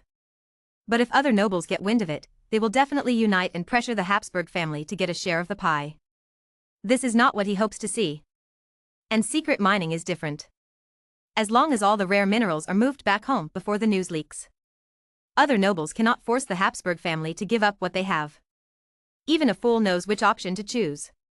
However, it is not a simple matter to completely mine this mithril vein in a short period of time. Especially for the sake of secrecy. Obviously, there cannot be too many people involved in mining the vein. The more people, the bigger the target, and the higher the risk of leaks. And the mined mithril, as well as its associated minerals, also need to be transported and stored. This is also a problem. After all, other people are not blind. If it is done openly in broad daylight, using carriages for large-scale transportation, the mining of the mithril vein will definitely not be hidden. After much thought, Ren finally decided to personally take action, bringing guards to mine this mithril vein. With the physical strength and endurance of a transcendent, the mining efficiency will definitely be dozens of times higher than that of ordinary miners.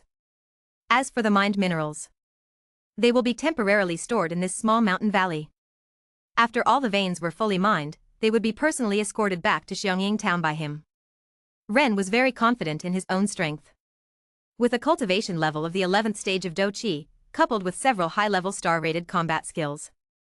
This strength may not be invincible in the Rhine region, but there are definitely not many people who can match him. After careful planning and arrangement, Ren immediately took action. His eldest son, Red, was also taken as a strong laborer by him. Father and son. With more than 10 knights with at least a cultivation level of the 3rd stage, they dug for half a month day and night. Finally, they completely mined this small magic crystal vein. A total of about 13 tons of magic crystals of various qualities were mined, as well as more than 10 elemental crystals with different attributes. The total value is approximately 7 million gold coins. This is a huge fortune that is enough to drive people crazy. If this news were to leak out, I'm afraid the entire Rhine region would be shaken by it. On the way to escort these minerals back to Xiangying town, Ren remained vigilant throughout the journey, constantly using the sound of the wind from his swift sword technique to perceive the surrounding environment, afraid of any unexpected incidents. However, apart from a few nocturnal monsters hunting for food, the transportation convoy did not encounter any crises. The journey was smooth and uneventful. 8 hours later, the sky was dimly bright. Ren and the others finally arrived at Xiangying town. They placed all the magic crystals and elemental crystals from the transport carriage into the Habs family's treasury. Only then did Ren completely relax. After spending so many days, he finally brought all these precious resources back home. Took a shower. Changed out of the dirty clothes worn for mining. Afterwards, Ren shared his joy with several wives. Upon learning that Ren had such a great harvest this time, all 7 of Janet's daughters were extremely excited. Especially Jessica, who had the highest magical aptitude among the daughters. She felt so happy that she almost fainted. With so many magic crystals and elemental crystals, she could easily reach the level of a 10th tier Grand Mage. Thinking of this, Jessica immediately jumped up in excitement and gave Ren a deep kiss. Of course, joy is joy. Janet's 7 daughters also understood the importance of the matter. The amount of magical resources involved was too enormous. If it were to be known, it would definitely attract envy. By then, there might be trouble at their doorstep. Therefore, Janet and Jessica, the 7 daughters, had no intention of bragging and showing off to the world. Their strategy was to quietly make a fortune. Naturally, Ren was aware of this as well. After returning, he immediately issued a gag order to the relevant personnel, rewarding them with many treasures as a reward, while also signing confidentiality agreements, ensuring that his subordinates would not inadvertently reveal this matter. It has to be said, this move was very effective. Afterwards, there is absolutely no news about the birth of magic crystal veins in the Rhine region. In the following period of time, Ren entered a busy state. With the windfall of magic crystals, his planned territory development can be accelerated.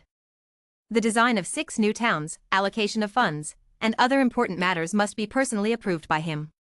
During this time, he was extremely busy.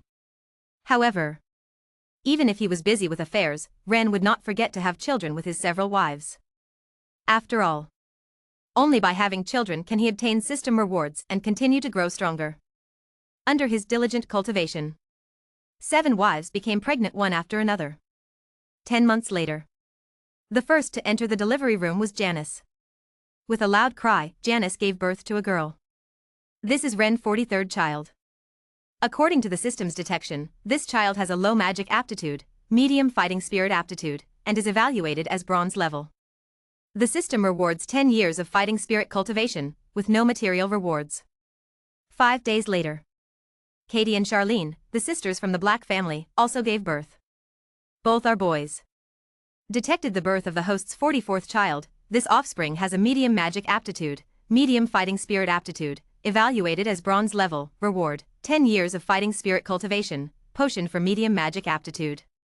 Detected the birth of the host's 45th child. This offspring has a high magic aptitude, high fighting spirit aptitude, hidden bloodline, fairy, after bloodline awakening, can obtain extraordinary abilities such as natural affinity and plant manipulation, evaluated as silver level, reward, 30 years of fighting spirit cultivation, legendary profession arcane knight inheritance, 1. Great discounts on books for the Dragon Boat Festival. Top up 100 and get 500 VIP points. Grab the top up now, promotion period, June 22nd to June 24th. Chapter 40 Incomplete Inheritance, Inauguration Ceremony of Legendary Profession. The 44th child of the host has been detected, with average magical aptitude and average fighting spirit aptitude, evaluated as bronze level. Reward, 10 years of fighting spirit cultivation, average magical aptitude. The 45th child of the host has been detected, with high magical aptitude and high fighting spirit aptitude, hidden bloodline, fairy, after bloodline awakening, can gain extraordinary abilities such as natural affinity and plant manipulation, evaluated as silver level. Reward, 30 years of fighting spirit cultivation, legendary profession arcane knight inheritance, 1. Similar to Janice, the child born to Charlene also has a bronze evaluation. It's Katie who is different. After several years, a child with a silver evaluation and a fairy bloodline has been born again. And the system reward is also exceptionally generous, actually giving a legendary profession inheritance. You should know that on the Roland continent, being called a legendary profession is not simple. Every legendary profession is powerful to an unimaginable extent. They can cultivate to the peak and even possess supreme power comparable to gods. This is not bragging, but supported by facts. 30,000 years ago, Kael'thas, who created the legendary profession of Grand Arcanist based on the path of a mage, once used a divine ascension arcane spell of up to 13 rings, attempting to dethrone the magic goddess Mitrisla, who possessed immense divine power, and take her place. And he succeeded. To be precise, he succeeded halfway. In the face of the terrifying arcane power that reached the world's origin, the defenseless magic goddess directly fell. However, before falling into the star realm and completely entering eternal slumber, Mitrisla, at the cost of all her divine power, cast a death curse on Kael'thas. One person, one god, perished together, disappearing in this crystalline universe. After other gods learned of this, they immediately joined forces to eliminate all the inheritances related to the Grand Arcanist, afraid of suffering the same fate as the magical goddess in the future. While other legendary professions may not be as outrageous as the Grand Archmage profession, but once they reach their peak, slaying ancient dragons and ancient gods is a piece of cake. Of course, with such powerful profession inheritance, the number naturally is extremely rare. At least within the Kingdom of Lance, he has never heard of any extraordinary individuals who have taken on a legendary profession. Now it's really time to take off. Understanding the weight of the legendary profession inheritance, Ren is extremely excited. No hesitation. He eagerly chooses to accept the system reward. The next second, a special energy begins to transform his brain. During this process, Ren's mental power undergoes some kind of extremely mysterious change, and his attraction to elemental energy rapidly increases. At the same time, information about the inheritance of the legendary profession, Arcane Knight, quickly merges into his mind. And quickly integrates. Perhaps it's because there is too much information about the legendary profession inheritance. This time, Ren's acceptance of the system reward takes an unusually long time. It takes a full half an hour before it finally ends completely. The origin of the legendary profession, Arcane Knight, is truly astonishing. Recalling the information in his mind, Ren couldn't help but sigh. Legendary class, Arcane Knight, which means a knight who masters the mysteries of the world's origins. It is a legendary class created by the great arcane mage who killed the goddess of magic 30,000 years ago for his eldest son. This class is based on knight inheritance and incorporates some of the secrets of ascension magic. After completing a special arcane ritual, one can connect to the world's origins and condense an incredibly miraculous world blessing at each stage of their strength. Due to the physical transformation brought about by the arcane ritual, this class possesses extremely strong spellcasting abilities. Naturally gifted with advanced material-free spellcasting and instant casting talents. Capable of defense, offense, and high mobility, with explosive long-range output. There are almost no weaknesses. The strength of this class is unbelievably high. Unfortunately, the inheritance I received is incomplete, Ren sighed with regret. According to the information he obtained from the inheritance, the Arcane Knight class inheritance consists of 3 main parts. The first part is the foundation of this class, and also its essence, specifically explaining how to transition into an Arcane Knight and obtain the world's blessing. The second part is the skill tree of this class, recording the unique combat techniques and over 10,000 different arcane effects of the Arcane Knight. The third part is the talent specialization tree of this class, recording the training methods for over 20 legendary specializations of the Arcane Knight. The inheritance he obtained only includes the first part. The second and third parts are missing. Of course. When you think about it, this is actually quite normal. After all, it is just a system reward for a silver-ranked successor. Want to obtain the complete inheritance of the legendary profession at once. That's obviously a dream. The fact that such a good thing can appear as a reward is already the result of extremely good luck. Thinking of this, the dissatisfaction in Ren's heart instantly dissipated. Spent a week to sort out all the matters related to the development of the territory. Afterwards, Ren quickly immersed himself in the preparations for the ceremony of the Paladin's transition to the Archmage. As a necessary condition for the transition to the legendary profession, the arrangement of this special arcane ceremony is very troublesome. The core of the ceremony also requires a high-level magical material called the elemental core for driving. This kind of magical material can only be obtained by killing the elder elemental in the elemental plane. One piece is worth millions of gold coins in the market. For the 4 different elemental cores of wind, fire, earth, and water, it would cost 4 million gold coins. While the other magical materials required for the ceremony are not as expensive, they are still valuable. If it weren't for the windfall from the magic crystal mine, Ren wouldn't be able to afford the magical materials needed for the formation in a short period of time. 3 months later, after spending over 5,300,000 gold coins, Ren finally completed the arrangement of this special arcane ceremony. Everything is ready. Ren took a deep breath and walked confidently to the center of the magic array. Then, he activated the arcane ceremony. Dragon Boat Festival Book Sale. Get 500 VIP points for every 100 points charged. Grab it now, promotion period, June 22nd to June 24th. Chapter 41 The Root of the World, the abnormally strong world protection ability. Buzz. Buzz. The formation is activated. Countless magic patterns emit mysterious purple light, converging in the void to outline a ritual full of profound meaning. With the appearance of the ritual, the 4 elemental cores in the center position also begin to emit strange buzzing sounds, releasing their own violent energy frantically. Earth, fire, wind, water. Under the guidance of the arcane formation created by the divine great archmage Khalsas, the power of the 4 elements continuously merges and refines. Finally, it transforms into a strange gray energy. This thing is not simple. It is the original primordial energy of the world. Before reacting, this strand of gray energy enters Ren body. The ceremony for the Night of Arcane to change professions officially begins. In the moment the energy enters the body, Ren feels like his body is about to be burst by this primordial energy. And at this critical moment, the transformation formation starts to take effect. While protecting Ren body, it forcibly guides the fusion of this strand of primordial energy with Ren body. As the fusion between the primordial energy and himself continues to increase, Ren feels his spirit constantly sublimating. At the same time, his perspective keeps rising infinitely. The earth, the sky, and even the crystal wall universe beyond the Roland world.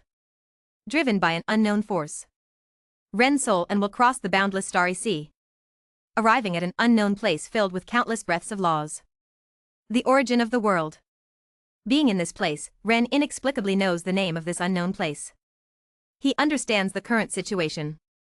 Ren quickly follows the method mentioned in the Night of Arcane's inheritance information, using his own will as a pen and his soul energy as ink, to outline his own soul beacon in the origin of the world.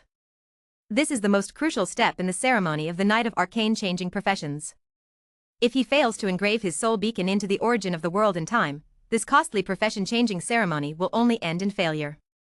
Understanding this point, Ren naturally races against time, completely ignoring the intense pain when his soul energy is drawn away. He wholeheartedly devotes himself to the work of outlining the soul beacon. It feels like a second, yet it also feels like 10,000 years have passed. Finally, Ren successfully completes this step before the power of the formation is exhausted. In the moment the soul beacon takes shape, Ren's soul perspective rapidly descends. In the blink of an eye, Ren's soul returns to his own body. At this moment, the formation has already exhausted its energy and completely turned into nothingness. Obviously, this profession-changing ceremony has ended. So this is the power of a legendary profession? It is indeed incomparable to ordinary profession inheritances. Open your eyes. Feeling the seemingly endless power within his body, Ren's face was filled with joy. His chi storage increased by more than 10 times. At the same time, he possessed immense magic power comparable to that of a high-level mage. His body and soul underwent a qualitative change. Although his cultivation level did not break through, such a comprehensive and tremendous improvement caused his strength to increase by dozens of times out of thin air. He was now fully capable of killing his previous self before the job change with a single move. And this is not the biggest gain from Ren's job change. After becoming an arcane knight, he successfully obtained the unique ability of this profession, World Blessing. World Blessing is a blessing from the origin of the world. The effect of World Blessing is different for each arcane knight. If lucky, the effect of world blessing can be extremely powerful. If unlucky, it may condense into a very mediocre ability enhancement. And Ren is obviously very lucky this time. The first effect of the condensed world blessing is called the 12 trials. Effect: possess extremely strong immortality, granting the owner an additional 11 lives, including the original life, a total of 12 lives, triggering automatic resurrection upon death, temporary doubling of all attributes after resurrection, doubling again with each subsequent resurrection, and the consumed lives automatically recovering 1 life every year. It has to be said that the effect of this world blessing is too abnormal. Unless someone can kill Ren 12 times in a row, it is simply impossible to make Ren die. And to achieve this, the difficulty is undoubtedly very high. Because according to the effect of this world blessing, Ren's attributes double with each resurrection after death. In the last life, Ren's overall attributes will be more than 10 times what they were before. Unless the enemy's strength completely overwhelms Ren. Otherwise, we might still be killed by Ren in the end. This wave is really the ultimate spiral takeoff. Feeling the bug effect of this world's blessing, Ren was extremely excited. Having this ability. As long as he doesn't intentionally seek death, it's really difficult for him to die. Innate stands undefeated. A few minutes later. Calm down. While adapting to the surge of power, Ren estimated his own strength. At this stage as a Great Earth Knight, there should be no opponents. Even if I encounter a Sky Knight who can freely soar in the sky, I still have the ability to fight. But the Sky Knight has absolute air superiority, and I can only passively take hits, it's difficult to win. But as long as I want to escape, I can definitely get away. Thinking of this, Ren suddenly had a clearer understanding of his own strength. The swelling in his heart instantly diminished. There is always someone better, and beyond the sky, there are even stronger ones. Above the Great Earth Knight, there are still Sky Knights. Above the Sky Knights, there are strong ones who have entered the legendary realm.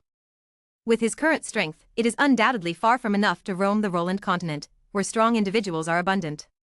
It seems that I still have to continue working hard to give birth to children. With his mindset restored to calmness, Ren decided to continue lying down and giving birth to children. Until the day when he becomes invincible. Dragon Boat Festival Book Sale. Top up 100 and get 500 VIP points. Grab the top up now, promotion period, June 22nd to June 24th. Chapter 42, Dual Cultivation of Magic and Martial Arts, News of the Death of an Old Friend. In the days to come, Ren devoted himself to the study of magic whenever he had free time. After all, after transitioning to the occupation of Arcane Knight, he gained powerful abilities comparable to those of advanced magicians. He also possessed 2 rare mage specialties, advanced material-free casting and instant casting. It would be a waste not to develop and utilize them properly. Although he currently couldn't obtain the arcane inheritance of the Arcane Knight's skill tree. Using magic as a substitute for casting spells is also an excellent choice. It can greatly enrich his offensive capabilities, making his combat power multiply. Due to the soul sublimation brought about by the transition ceremony, Ren memory and comprehension greatly improved. In just half a month, Ren, who had 0 foundation, successfully released his first magic spell, Ignite. This is a beginner-level magic spell of the 0th circle. It can gather fire elemental power to ignite an object. Its power cannot be considered great, but it can indeed kill someone. Just rolling around can extinguish it. However, although this magic spell is not very useful, it is only slightly convenient when starting a fire in the wilderness. But its significance is extraordinary. Being able to release this magic spell means that Ren has officially embarked on the path of magic. The next day, Ren shared his joy with his 7 wives. After learning about this, the 7 daughters of Jessica also genuinely felt happy for Ren. After successfully getting started, Ren's progress speed became faster and faster. In just 3 months, he mastered a series of fire magic spells such as Fireball and Exploding Fireball, which are the follow-ups to Ignite. Successfully becoming a senior fire mage. Seeing her husband's terrifying progress, Jenny's several practicing magic wives were deeply affected. Especially Jessica. After meditating for more than 20 years, she finally became an intermediate magician. But Ren surpassed her in just a few months. One can imagine how strong her sense of frustration was. She was almost directly hit to the point of doubting life. I'm just lucky. I unexpectedly obtained immense magic power comparable to that of an advanced magician. I definitely won't be able to progress this quickly in the future. Feeling Jessica's low spirits, Ren also knew what was going on in her heart and quickly comforted her. Although she knew these were words of comfort from her husband, Jessica still felt much better. Soon, she also came to understand. They were all one family. The faster her husband progressed, the more secure their family would be. This was a good thing. Seeing his wife Jessica return to her former self, Ren immediately felt relieved. In the days that followed, Ren studied magic every day, dealt with territorial affairs, and then spent time with his wife and children. Their days were very fulfilling. As time went on, Layla, Jessica, and Lifa's bellies grew bigger and bigger. The three women have been pregnant for almost 9 months now. They are expected to give birth in a month. Ren is quite looking forward to these triplets. Previously, with the wave of children from Jenny, Katie, and Charlene, he experienced a great explosion and obtained the legendary profession inheritance of an arcane knight. If it could happen again, that would be absolutely amazing. It would be best to receive the incomplete inheritance information of the arcane knight as a reward. Ren fantasized in his heart. However, that's what they say, but he knows the probability is very low. Last time was clearly the result of a burst of luck. Unless he is the son of the goddess of luck. Otherwise, it is almost impossible to obtain the inheritance information of the arcane knight again in the short term. Half a month later, a letter from the Lilac Adventure Team broke the peaceful life of Ren and his wives. After reading the letter, Lifa's expression changed dramatically, and her emotions visibly plummeted. Lifa, what's wrong with you? What does it say on the letter? Seeing this, Ren became anxious. Lifa is still in the early stages of pregnancy. If her emotions fluctuate greatly and cause a sudden premature birth, it would be troublesome. The Lilac Adventure Team is gone. Upon hearing her husband's words, Lifa seemed to find solace and directly threw herself into Ren's arms, crying. Hearing this, Ren, who was holding Lifa, was also confused. Although the number of times Frenna and the others visited after Lifa married him has decreased significantly. But he still had the Family Intelligence Organization continue to monitor the development of the Lilac Adventure Team. According to the intelligence from the shadows, the Lilac Adventure Team has been developing very well in recent years. They are known for their strong strength and high mission completion rate. They are also a well-known adventure group in the Rhine region. How could they suddenly disappear? With doubts in his heart, Ren immediately took the letter from Lifa's hand and read it. After reading it, he finally understood what was going on. It turns out that when the Lilac Adventure Team was out on a monster hunting mission, they were ambushed by several malicious adventure groups. Unexpectedly, the Purple Orchid Adventure Team suffered heavy losses. In order to allow the other members of the team to escape smoothly, Vice Captain Ada, a female shield warrior, chose to hold the line and died in battle. The other members were also surrounded and killed. In the end, only Captain Freya and the female healer Betty managed to escape back to the city of Cartier. It should be noted that after years of development, the Purple Orchid Adventure Team had already expanded to 16 members, all of whom were intermediate extraordinary individuals. Now, only 2 of them are left alive. It can be said that the Purple Orchid Adventure Team is almost non-existent. Upon hearing this news, Ren was also very upset. He had known Vice Captain Ada of the Purple Orchid Adventure Team for over 10 years. They had a very good relationship. Suddenly hearing the news of his good friend's death, his emotions were heavy and complicated. Ren, can you help Freya's sister and the others? The Purple Orchid Adventure Team is gone, they must be very sad now.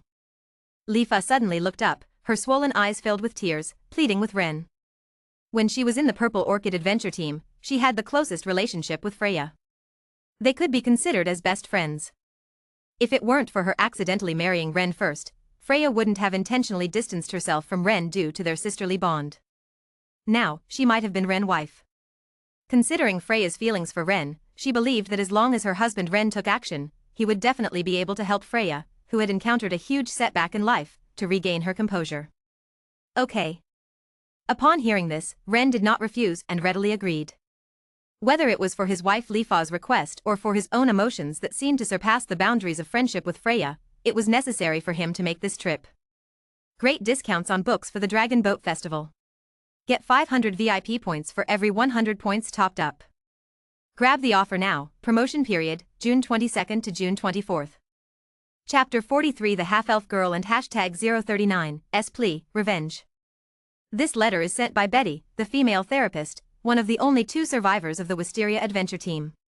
According to the letter, after the two of them escaped back to the city of Cartier, Frenna was devastated by the tragic deaths of her adventure team sisters. She stayed in her room every day, lost in thought, and even neglected to eat. Betty was afraid that if this continued, Frenna would consider suicide. That's why she wrote a letter to Lifa. She hoped that Lifa could think of a way to help Frenna recover. Aware of Frenna's worrying mental state, Ren wasted no time. After arranging family affairs, he set off with more than 10 guards. Half a day later, Ren arrived safely in the city of Cartier. Entering the town, Ren rode his warhorse directly towards the east of the city. The Wisteria adventure team's residence was no longer the original villa.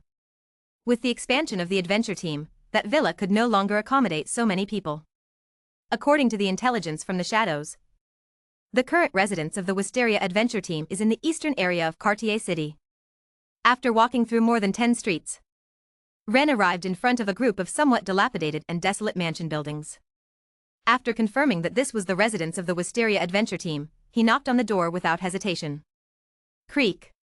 3 minutes later, the door opened. A gentle and sophomore lady walked out. Ren, why are you here? Seeing Ren figure, Betty, who had a worried expression on her face, immediately showed a warm smile. You wrote a letter to Lifa. I already know about the Wisteria adventure team. I couldn't help but worry about you, so I came to see. If there's anything you need help with, just tell me. Ren said truthfully.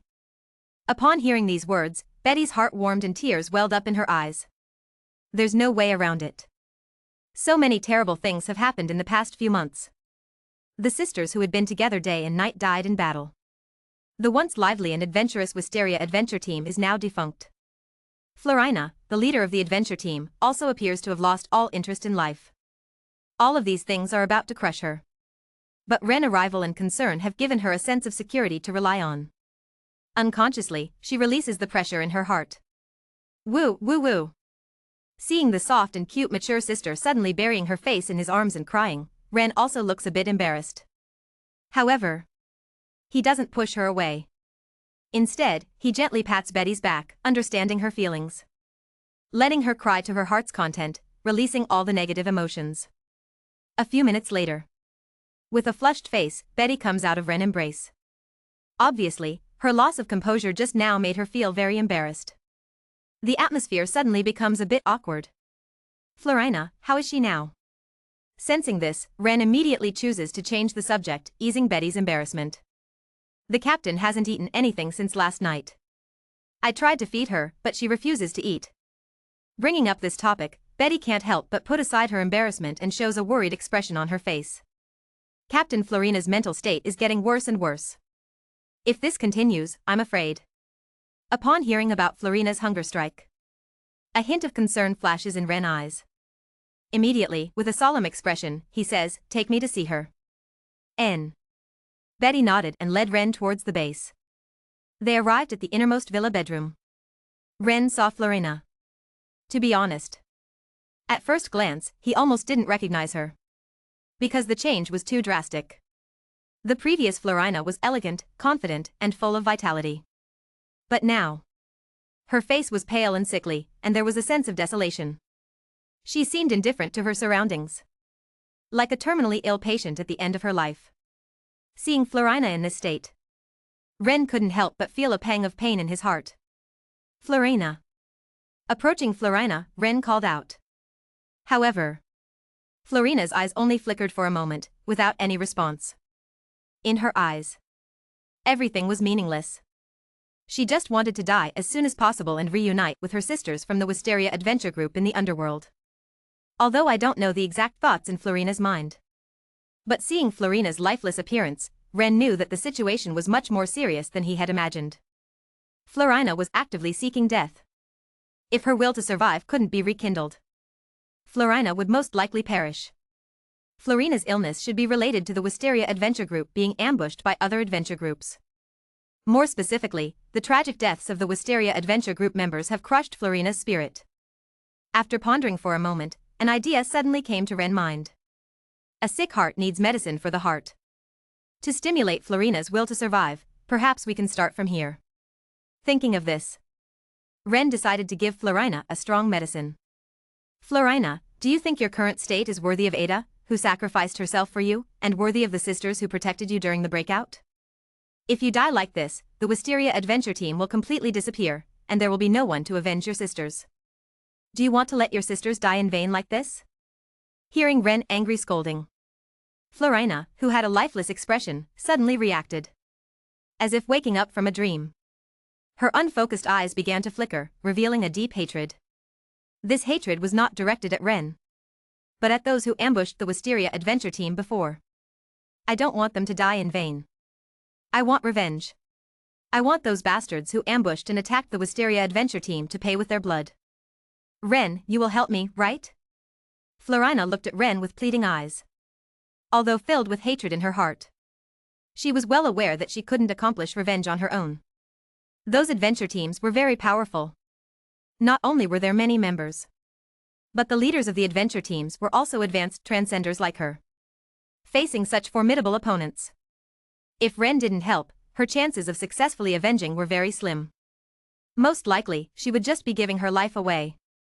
Of course. Seeing the return of vitality on Florina's lifeless face, Ren didn't hesitate to agree. Based on his friendship with Florina, he would never sit idly by on this matter. Great discounts on books for the Dragon Boat Festival. Get 500 VIP points for every 100 points charged. Grab the offer now. Promotion period, June 22nd to June 24th. Chapter 44 Ren, Frenna, Udon and hashtag 039, T want to be unable to complete your revenge, do you? Upon hearing Ren's response without hesitation, Florina's eyes flashed with tenderness as she immediately embraced Ren and kissed him passionately. Witnessing this stimulating scene, Betty was instantly stunned, her mouth agape. At the same time, she felt an inexplicable pang of bitterness in her heart. Several minutes later, the passionate kiss came to an end, and Florina, with a flushed face, promptly kicked Ren and Betty out of her room. Another 10 minutes passed. Florina finally emerged from the bedroom. At this moment, after freshening up, Florina's demeanor had completely changed from before. She put on her leather armor again, seemingly reverting back to the impressive and gallant appearance that Ren had known before. Seeing this, Ren was immediately relieved. Clearly, his potent medicine had worked wonders. Florina's desire for death had completely dissipated. However, due to her previous fasting and mental breakdown, Florina's physical condition was not very good at the moment. She was extremely weak. Even with the use of a mild form of advanced healing potion, it would still take at least a week of recuperation for her to fully recover. And during the recovery period, it is best not to use the violent energy of Do Qi. Otherwise, it is easy to cause permanent damage to the body. Fleur, your physical condition is not good. Maybe you should take care of your body first before seeking revenge. Ren couldn't help but speak up. If he were to act alone, it wouldn't matter. But he knew that with Fleur's hatred, she definitely wanted to personally kill all her enemies. In doing so, Fleur's body would most likely completely collapse. Betty on the side couldn't help but agree. As a therapist, she was very aware of how bad Fleur's physical condition was. No. Facing Ren and Betty's advice, Fleur, who was eating to regain her strength, firmly shook her head. She couldn't wait any longer. As long as she could kill those damn bastards. Even if she died the next second, she would willingly do so. However, Ren didn't indulge Fleur in this matter. He forcefully decided to take Fleur back to the Habs Manor for recovery. As for Fleur's protest, Ren successfully suppressed her opinion with just one sentence. Fleur, you don't want to be unable to complete your revenge, do you? After finishing lunch, Betty packed up her and Fleur's clothes and saluted. The three of them then left the mansion that belonged to the Violet Lilac adventure team. Lock the gate. Just as Ren was preparing to find a carriage nearby for the two women to ride in, more than 20 people dressed as adventurers in leather armor approached. The leader was a man dressed in a purple mage robe, with a sinister and snake-like aura, featuring a hawk-like nose and thin eyebrows. Captain Florina, where are you going? The sinister man asked with a smile, looking at Florina. His tone was full of mockery, as if playing with a mouse like a cat. Ennisburn, you dare to appear in front of me. Florina couldn't help but show her hatred, gritting her teeth when she saw this person. This person is the younger brother of the leader of the Thunderhawk adventure team. He was involved in the ambush of the Violet Lilac adventure team before. Captain Florina, have you considered my brother's proposal? Ennis asked with a smile, not caring about Florina's bad attitude. As for this half-elf beauty, his brother has admired her for a long time. If it weren't for his brother's pursuit, his brother wouldn't have agreed to ambush the Violet Lilac adventure team together with the other two adventure teams. He was ready to forcibly coerce Florina into submission. Upon hearing this, Florina's face immediately turned as cold as ice, and she spat out a word, "Get lost." Even if she were to die right now, she would absolutely not marry a guy who has the blood of the Purple Orchid Adventure Team sisters on his hands. You don't have a say in this. Upon hearing this, Ennis showed no change in expression. He turned his eyes to Ren and Betty beside Frenna. In his view, these two should be the only remaining members of the Purple Orchid Adventure Team. As long as he captures the two of them, he can definitely make Frenna, this little spirited horse, obedient. With Ennis giving the order, more than 20 members of the Thunderhawk Adventure Team immediately surrounded Ren and the others. A group of fools seeking death. Seeing this scene, Ren remained calm, a cold light flickering in his eyes. Then, he drew the Storm Greatsword hanging from his waist and slashed forward directly, without using any advanced combat techniques. This strike is a basic skill that any intermediate warrior can master, Chi Strike. However, with the blessing of Ren's own formidable strength, the power of the Chi Strike has completely exceeded its normal limits.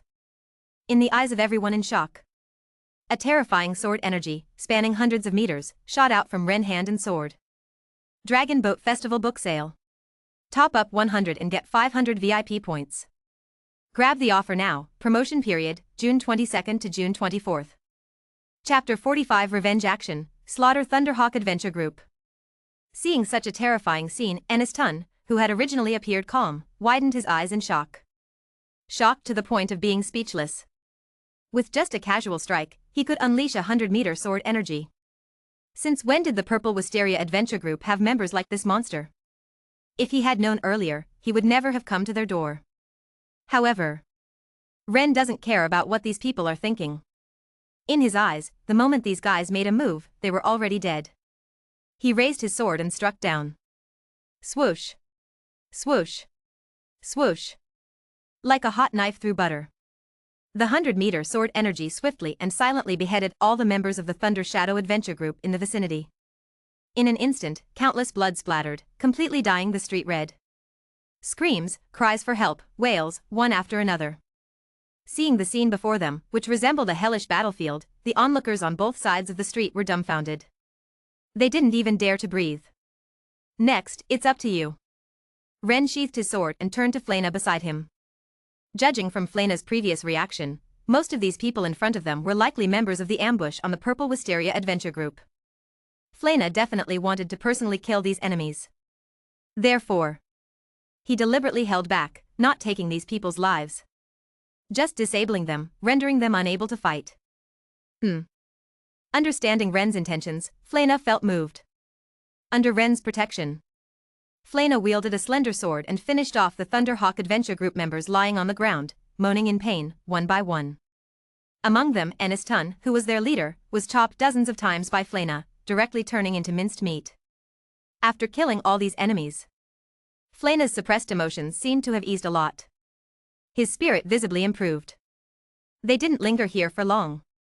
Ren and the others left directly. As for the murders in the city, this matter is not a big deal to him. As a count and nobleman, unless the nobles in the city of Cardia have lost their minds. Otherwise, it is impossible to offend him because of this small matter. In fact, it is indeed the case. It is rumored that the legendary knight of the beheading god, Count Ren, committed the murders in the east of the city. The Cuddy family, who controls the city of Cardia, immediately chose to ignore this matter. They even helped clean up the bodies, cover up the news, and block the information. 3 days later. Habs Manor. Under Ren's careful care, Fina's body has been preliminarily restored. As long as it's not high-intensity combat, there won't be any problems. After her physical condition improved, Fina immediately wanted to start her revenge. Unable to resist Fina's insistence, Ren had no choice but to agree. According to Fina, there are 3 groups that ambushed the Lilac Adventure Group. They are the Barbarian Bull Adventure Group, the Blood Tiger Adventure Group, and the Thunderhawk Adventure Group. In order for Fina's revenge to go smoothly, Ren had long ordered the family's intelligence organization, Shadow, to keep an eye on the members of these 3 adventure groups. Now he knows exactly where the members of these 3 adventure groups are. Under Ren leadership, the 2 of them began to seek revenge for the members of the Lilac Adventure Group. The first group they found was the Thunderhawk Adventure Group.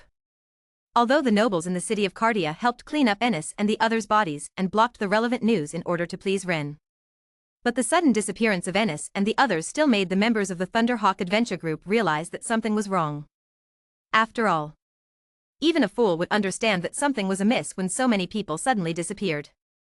These days, the leader of the Thunder Eagle Adventure Team, Inila Byrne, has been staying in their base camp with his subordinates, not daring to take a step outside, fearing that he would meet the same fate as his younger brother.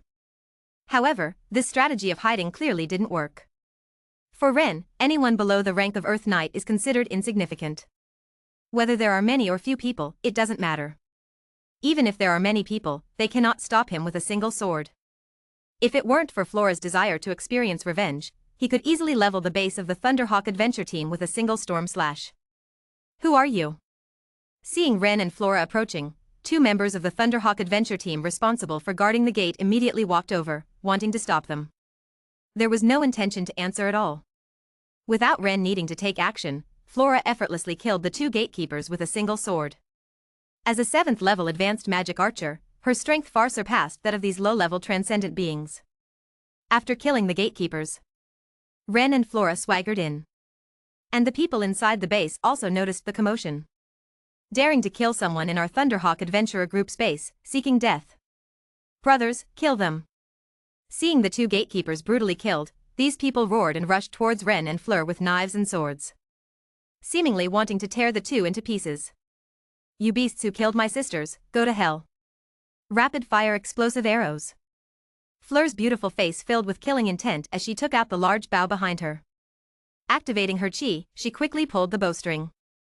In an instant, 6 arrows of fire attribute energy shot out rapidly from the bowstring. Boom. They hit the members of the Thunderhawk Adventurer Group in front. The next second. Boom. Boom. Boom. 6 intense explosions sounded simultaneously. Flames filled with explosive energy rise up. In an instant, more than 10 people were killed in the explosion. The battle was fruitful. However, such a big commotion attracted everyone in the entire Thunderhawk Adventure Team's base. Hundreds of high, medium, and low-level transcendents rushed over. In the face of this force, Frenna herself was obviously no match. But Ren was different. He was like an insurmountable wall, separating these people from Frenna. Anyone who dared to approach, regardless of their strength, he cut them all into pieces with a single sword strike. They couldn't get close. They could only passively let Frenna shoot them. The morale of these hundreds of transcendents plummeted. They quickly collapsed. They turned around and wanted to escape. However, that was wishful thinking. Ren and Frenna had no intention of letting any revenge targets survive. Anyone who tried to escape was immediately killed. They couldn't run, they couldn't win. These people were completely desperate. In less than a minute, the entire Thunderhawk Adventure Team's base was completely slaughtered. The stench of blood was so strong that it made people nauseous. They took away anything valuable in the base. Then, Ren used explosive magic to turn the Thunderhawk Adventure Team's base into ashes. 1/3 of the revenge progress was completed. After dealing with the Thunderhawk Adventure Team, Frenna and Ren didn't stay long and immediately rushed towards the next revenge target. Great discounts on books for the Dragon Boat Festival. Top up 100 and get 500 VIP points. Grab the top up now. Activity period, June 22nd to June 24th. Chapter 46. The destruction of the 3 major adventure groups shakes the Rhine region. The second one is the Wild Bull Adventure Team. As an old adventure team that has been established for over 70 years, the Wild Bull Adventure Team is much stronger than the Thunderhawk Adventure Team. They have 3 senior transcendent individuals. The captain of the adventure team is a powerful 8th rank berserker. He once used his berserk skill to hammer a 9th rank earth dragon to death. He is nicknamed the Mad Dragon. They are very famous in the Rhine region. However, for Ren, both the Wild Bull Adventure Team and the Thunderhawk Adventure Team are the same. They are all ants. As a legendary professional with a rank as high as 11th, he is almost invincible in the Rhine region. With Ren help, About 10 minutes later, Fleur successfully took down the Wild Bull Adventure Team, killing all the nearly 200 members of the Wild Bull Adventure Team. The Mad Dragon captain was pierced all over his body by dozens of energy arrows and died in a very uneasy manner, cleaning up the spoils of war, then providing a dragon cremation service for the corpses. After doing all this, Ren and Fleur headed to their final target, the Blood Tiger Adventure Team. This adventure team is not even half as strong as the Wild Bull Adventure Team. In just a few minutes, Ren and Fleur killed all the members, wiping out all 3 ambush adventure teams. After successfully avenging their sisters, Fleur burst into tears, squatting on the ground and crying loudly. Ren stood aside. He had no intention of disturbing Fleur. He knew that releasing negative emotions suppressed in the depths of the heart through tears was a good thing for Fleur. She cried for more than 10 minutes. Only then did Fleur's emotions slowly calm down. Ren, do you know why these 3 adventure teams ambushed our Purple Magnolia adventure team? Fleur suddenly raised her head, her eyes swollen, staring at Ren and asked. This question has always been in her heart. However, her mind was clouded by hatred before, and she couldn't think of it for a while. Probably because your Violet Flower adventure team developed too quickly, Ren replied after a moment of contemplation. This was the most likely reason he believed. After all, although the Violet Flower adventure team had a small number of members, but because they followed an elite strategy, every official member was an intermediate transcendent. Both the main and deputy leaders were advanced transcendent. Overall, their strength was very strong. If they continued to develop at this speed, in a few years, the Violet Flower adventure team would be able to stand on equal footing with the most well-known and powerful Minotaur adventure team in the Rhine region, or even surpass it. You see, the high-reward advanced missions in the Rhine region are limited. There's only so much profit to be made. Those who have already benefited naturally don't want newcomers to rise and share their profits. According to the intelligence from the Shadow Organization, the Minotaur adventure team was the one behind the ambush on the Violet Flower adventure team. Ren explained his analysis. Florina was stunned. She didn't expect that it was because they developed too quickly that the Violet Flower adventure team encountered such misfortune. Now that the Minotaur adventure team, Blood Tiger adventure team, and Thunder Eagle adventure team are all gone, if you want to rebuild the Violet Flower adventure team, I can help you. The Violet Flower adventure team, reborn from the ashes, will definitely become even stronger. When Florina regained her senses, Ren spoke again. No. No need, Florina immediately refused without hesitation. She was truly tired. After experiencing something like this, she no longer wanted to adventure. And she definitely didn't want to see the members of the adventure team she had been with day and night die tragically. Let the Violet Flower adventure team end like this. As for where to go and what to do in the future, let's talk about it later. Florina thought to herself.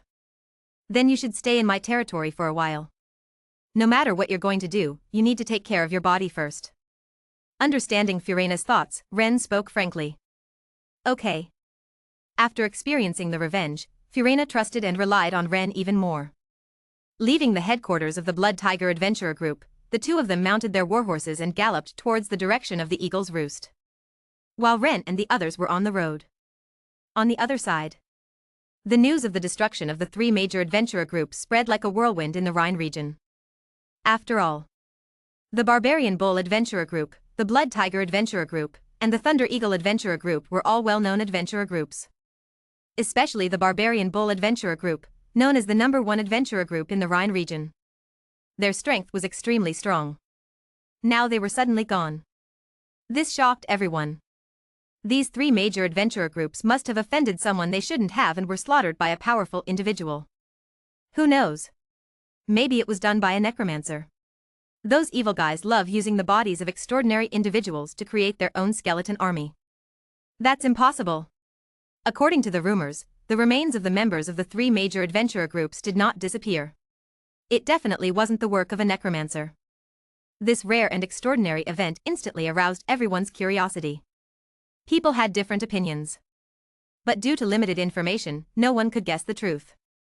Griffin City, the main city of the Count Bedell family's territory. Inside the Lord's mansion, a handsome middle-aged man was watching a sheepskin scroll in his hand. It was written on it the complete process of Ren and Florina annihilating the 3 major adventurer groups. Of course, There's nothing to be surprised about. After all, during the revenge process, Ren and Florina never deliberately concealed their tracks. It's normal to be discovered by other noble intelligence organizations. The Minotaur Adventurer Group is gone. For the family to support another adventurer group with this level of strength, it will take at least several decades. This is a big loss. After a long time, Kivlock put down the parchment scroll and sighed. He didn't expect that the Lilac Adventurer Group would have a connection with the Count Ren, the Godslayer Knight. And their relationship is so good. A few months ago, when the Lilac Adventurer Group was on a mission in the Warcraft Mountains, they unexpectedly appeared near the family's largest smuggling passage. Although it's unknown if the members of the Lilac Adventurer Group noticed. But to keep it confidential, he directly gave the order for the Minotaur Adventurer Group to coordinate with other adventurer groups and ambush the Lilac Adventurer Group in the wilderness. To make the Lilac Adventurer Group disappear with minimal noise. Everything went smoothly up until that point. The Lilac Adventurer Group suffered a devastating blow. However, who would have thought that there would be such a big loophole in the follow-up work? Directly causing the secret armed forces that the Bader family had painstakingly supported for decades to be completely wiped out. The cost was too heavy. And what made him even more upset was that he didn't dare to retaliate against the mastermind behind all of this. After all, that Count Ren is not someone to be trifled with. A true powerhouse. His personal strength can rank in the top 3 in the Rhine region. Even though the Bader family has a great Earth Knight, they dare not rashly provoke such a formidable enemy. Therefore, Kivlock made a very wise choice to swallow his anger. To bear the loss. Dragon Boat Festival Book Sale. Get 500 VIP points for every 100 points topped up. Grab the offer now, promotion period, June 22nd to June 24th. Chapter 47 Marrying a Half-Elf Beauty, 3 Daughters Give Birth. I don't know the impact of the destruction of the 3 great adventure teams. At this time, Ren and Fleur had already returned to the Eagle's Nest. Betty came over immediately to ask about the result. Upon hearing that all the enemies who ambushed the Wisteria adventure team had been killed, Betty was overjoyed and in tears. As one of the original 5 members of the Wisteria adventure team, she had a deep affection for her other sisters. If it weren't for her being a healer, she wouldn't have much combat power. She insisted on joining Ren and Fleur in this revenge mission. As for Fleur's intention to disband the Wisteria adventure team, although Betty felt a little reluctant, she also expressed her support. After all, she didn't want to experience the separation and death of her companions again. And so, Betty and Fleur settled down in Eagle's Nest at Ren invitation. Their place of residence naturally became the Habs Manor. After being promoted to the Count's family, Habs Manor underwent several expansions and now covers an area of over 2,000 acres. There are plenty of rooms. Not to mention 2 people, even 200 people could easily live there. Living under the same roof. Spending time together day and night. Fleur, who already had a high affinity for Ren, naturally ended up with him. Even the gentle and charming Betty secretly admired Ren. 5 days later, a grand wedding banquet was held at Habs Manor. The main characters of the wedding are naturally Ren, Florina, and Betty. It's quite impressive for Count Ren to marry 2 such beautiful women at once. I heard that both of these women are members of the Lilac Adventure Group, and the half-elf beauty is even the leader of the group, possessing 7th tier strength. TSK, Count Ren is truly a role model for men, being able to have such beautiful advanced transcendent beings in his household. It's similar to previous weddings. Many nobles invited by Ren came to witness the ceremony. At the same time, there were many delicacies and drinks placed in the square of Eagle Town, sharing this joyous occasion with the people. Even the sons who had already started their own families came back. "Father, you're still so vigorous." Looking at his father dressed in wedding attire, Red couldn't help but mutter. When he was young, his father often took wives. Now that he has his own family, his father is still taking wives. This is a bit too diligent. Where does he look old? Father looks very young, at most in his 30s. Red's wife, Celia, had a different opinion. That's right. Father is now a great Earth Knight, his life essence has been sublimated, and his lifespan is much longer than ours. This stage is the time when he is most young and strong. Unfortunately, I didn't inherit Father's excellent cultivation aptitude. Thinking of this, Red couldn't help but feel a bit frustrated. His chi talent is too poor. Even with his father's help in laying a very solid foundation during his childhood, the limit he can reach in the future is only an intermediate warrior. Compared to his father, who has advanced to become a great Earth Knight, he is far behind. However, Red doesn't know that his old father's aptitude is also quite average. It's just that he was able to reach this stage because of his connections. He really thought that he couldn't inherit his old father's excellent bloodline. In my eyes, you are the best. Sensing her husband's melancholy, Sheely immediately comforted him. Just as the young couple were being affectionate with each other, the wedding in Ren continued. In the presence of everyone, Ren, Florina, and Betty completed the wedding and became an official couple. Nighttime. Ren went to 2 separate rooms and completed the final ceremony. Although it was the first time for both, the feeling they gave off was quite different. After Florina got into the mood, she liked to take the initiative. As for Betty, this soft and cute lady, she was very shy and always passively endured Ren teasing. Each had their own charm. In this way, Ren spent this unforgettable and pleasurable night. A few days later, Florina and Betty had both adapted to their current lives and identities.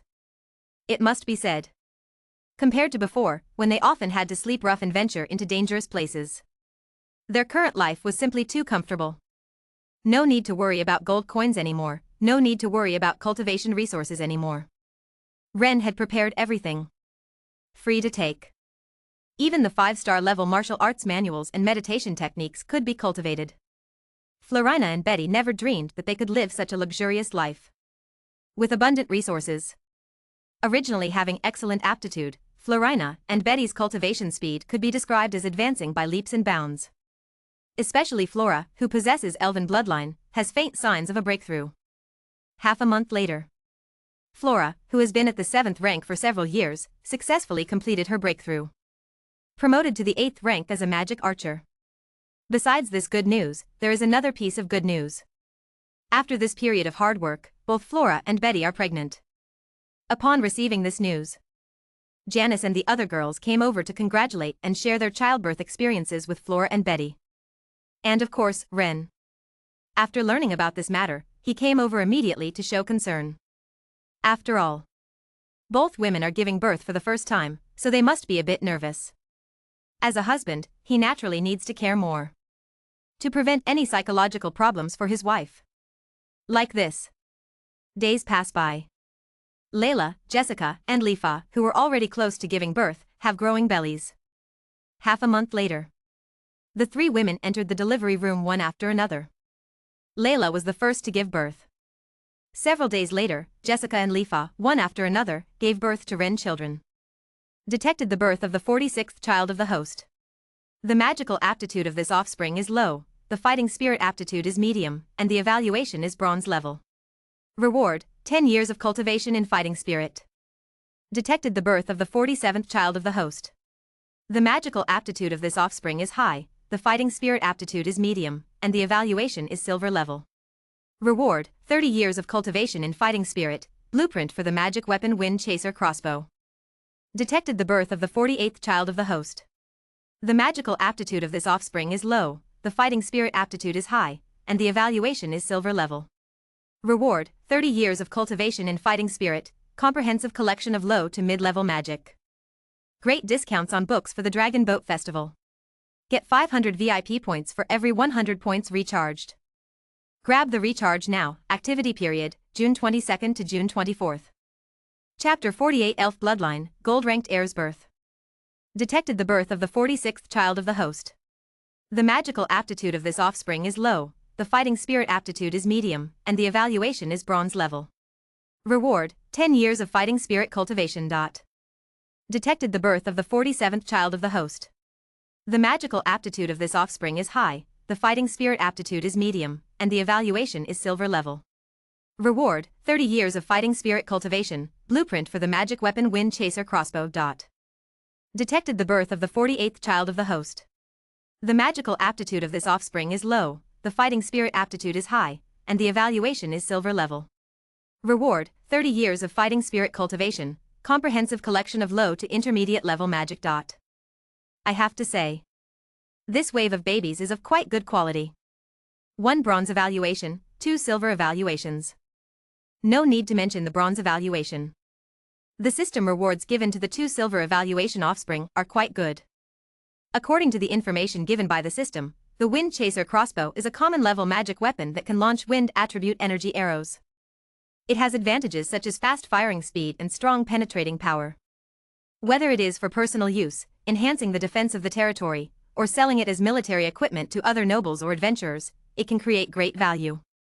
In Ren opinion, the value of this high-quality magic weapon blueprint is no less than that of a large gold mine. And the other comprehensive collection of low to intermediate level magic is even more impressive. It records approximately 15,000 types of magic. Although they are all magic below the 3rd rank. But their value is still difficult to estimate. After all, in this world of extraordinary power, extraordinary knowledge is always the rarest and most expensive thing. This comprehensive collection of low to intermediate level magic can be used as the magic inheritance teaching material for the Habuz family. At the same time, we can also select some magic from it to cultivate magical talents for the Habuz family. Ren calculated in his mind. With this extremely rich magic inheritance, the construction of the Eagle's Crest Magic Academy can also be put on the agenda. After arranging the use of these system rewards, Ren immediately ran into the delivery room to accompany his wife. Just gave birth, Layla, Jessica, and Lifa all need postpartum recovery. Having gone through so many times, Ren is already familiar with these things. In such a calm daily life, time passes day by day. Fleur and Betty, who are pregnant for the first time, gradually start to show their bellies. 10 months later. This day, Ren is accompanying Fleur and Betty, 2 pregnant women, for a walk and a heart-to-heart talk in the garden. It hurts. Halfway through the walk, Betty suddenly feels a cramp in her abdomen. This is labor. Seeing Betty's appearance, Ren immediately realizes that this is a sign of imminent delivery. Immediately picking up Betty and taking her to the delivery room. The midwife, who is already prepared, immediately starts delivering the baby for Betty. Outside the delivery room. Ren, will Betty be okay? Hearing Betty's painful cries from inside the delivery room, Fleur asked with some concern. She will definitely be fine. I can't bear the thought of anything happening to you. In the delivery room, not only do we have the best midwives in the Rhine region, but also a priest from the Church of Life. Ren embraces Fleur and reassures her earnestly. Upon hearing this, Fleur immediately feels relieved. They waited outside the delivery room for about 10 minutes. Then, Ren heard a loud cry from inside. Detected the birth of the host's 49th child. The magical aptitude of this offspring is high, the fighting spirit aptitude is medium, and the evaluation is silver level. Reward, 30 years of cultivation in fighting spirit, 10 years of experience in practicing crazy dragon fighting spirit. Betty's first child was a great success. She directly gave birth to a silver-rated heir. Not only did it grant him 30 years of fighting spirit cultivation, but also 10 years of experience in practicing the Mad Dragon fighting spirit technique. Receive system rewards. The previous few rewards have already allowed Ren fighting spirit cultivation to reach the 11th stage limit. After absorbing this 30 years of fighting spirit cultivation, Ren instantly broke through the bottleneck and reached the 12th stage. At the same time, he also gained many profound insights into the Mad Dragon fighting spirit technique. For example, the violent technique that accelerates the rotation of the Mad Dragon fighting spirit, the Mad Dragon fighting spirit armor that simulates dragon scales for defense, and so on. This wave of rewards directly raised Ren combat power to a higher level. However, next, it won't be so easy to improve. Adapting to the surging power within his body, Ren thought to himself. Breaking through the 13th stage Sky Knight is not a simple matter. This is a major bottleneck. Even dozens of Earth Knights may not have a breakthrough. With his average fighting spirit aptitude, at least he needs to gain thousands of years of fighting spirit cultivation to forcefully shatter this realm bottleneck. My trash aptitude is really holding me back. I must find a way to improve it.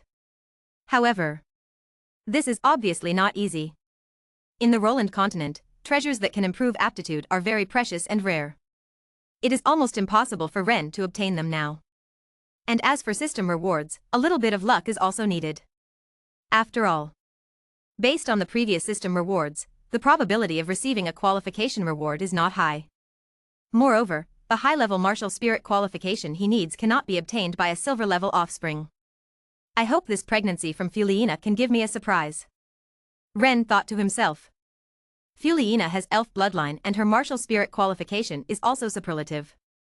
If luck is good enough, perhaps a golden-rated offspring can be born. In Ren anticipation, Fuliina's due date is also approaching day by day. Half a month later, Fuliina is about to give birth. Upon hearing this news, Ren immediately put down his work and ran to the door of the delivery room to wait. He has great expectations for this child. Naturally, he doesn't want to miss the moment of the child's birth. After 15 minutes, a loud cry of a baby sounded from the delivery room. At the same time, the flowers and plants around the delivery room seemed to naturally grow and bloom due to the influence of this cry. Seeing such an extraordinary birth phenomenon, Ren was instantly stunned. This child is definitely extraordinary. Coming back to his senses, he made a firm determination in his heart. And the system prompt also confirmed his speculation. Detected the birth of the host's 50th child. The magic qualification of this offspring is superlative, the martial spirit qualification is superlative, hidden bloodline, elf, awakened atavism, naturally possesses nature's language, plant revival, high-level elemental affinity, and other extraordinary talents, rated as golden, rewards, 100 years of martial spirit cultivation, high-level martial spirit qualification, a drop of golden dragon's essence blood. Dragon Boat Festival book sale. Top up 100 and get 500 VIP points. Grab the top up now, promotion period, June 22nd to June 24th. Chapter 49 Ren, my son has the gift of a legend. Detected the birth of the 50th child of the host. The magical aptitude of this offspring is extraordinary, the fighting spirit aptitude is extraordinary, and the hidden bloodline is elf, awakened atavism, naturally possesses the language of nature, plant revival, advanced elemental affinity, and other extraordinary talents. Evaluation is gold level. Reward, 100 years of fighting spirit cultivation, advanced fighting spirit aptitude, a drop of golden dragon blood. Damn! Ren exclaimed excitedly. The first gold level offspring was born. The system's reward did not disappoint him either. Compared to the silver level offspring, there was a qualitative change. Just the minimum reward for cultivation was as high as 100 years. In addition, there were two other rewards. One was an advanced fighting spirit aptitude, and the other was a drop of golden dragon blood, both of which were of great value. The advanced fighting spirit aptitude could greatly increase the quality of the system's reward for fighting spirit cultivation, accelerating Ren cultivation breakthrough. Not to mention the golden dragon blood. As a top-level dragon that is already a demigod, the golden dragon blood is undoubtedly extremely precious. It is a rare treasure in the Roland continent. Not to mention, this strand of golden dragon blood has also been processed by the system. After taking it, not only can it greatly enhance one's physical strength, it can also obtain a strand of golden dragon bloodline and possess some of the innate abilities of the golden dragon race. Coming back to his senses, Ren couldn't wait to choose to receive the rewards. Whoosh! The next second, Ren felt a special energy with a strong life force continuously transforming his body. Under the influence of this power, the meridians in his body expanded rapidly, changing from the cement road that could only accommodate carriages to a highway. Both the intensity and other aspects were enhanced by more than 10 times. The moment the fusion of the advanced fighting spirit aptitude was completed, the 100 years of fighting spirit cultivation completely merged into Ren body. After refining it, his cultivation became even deeper. He was one step closer to breaking through to become a Sky Knight.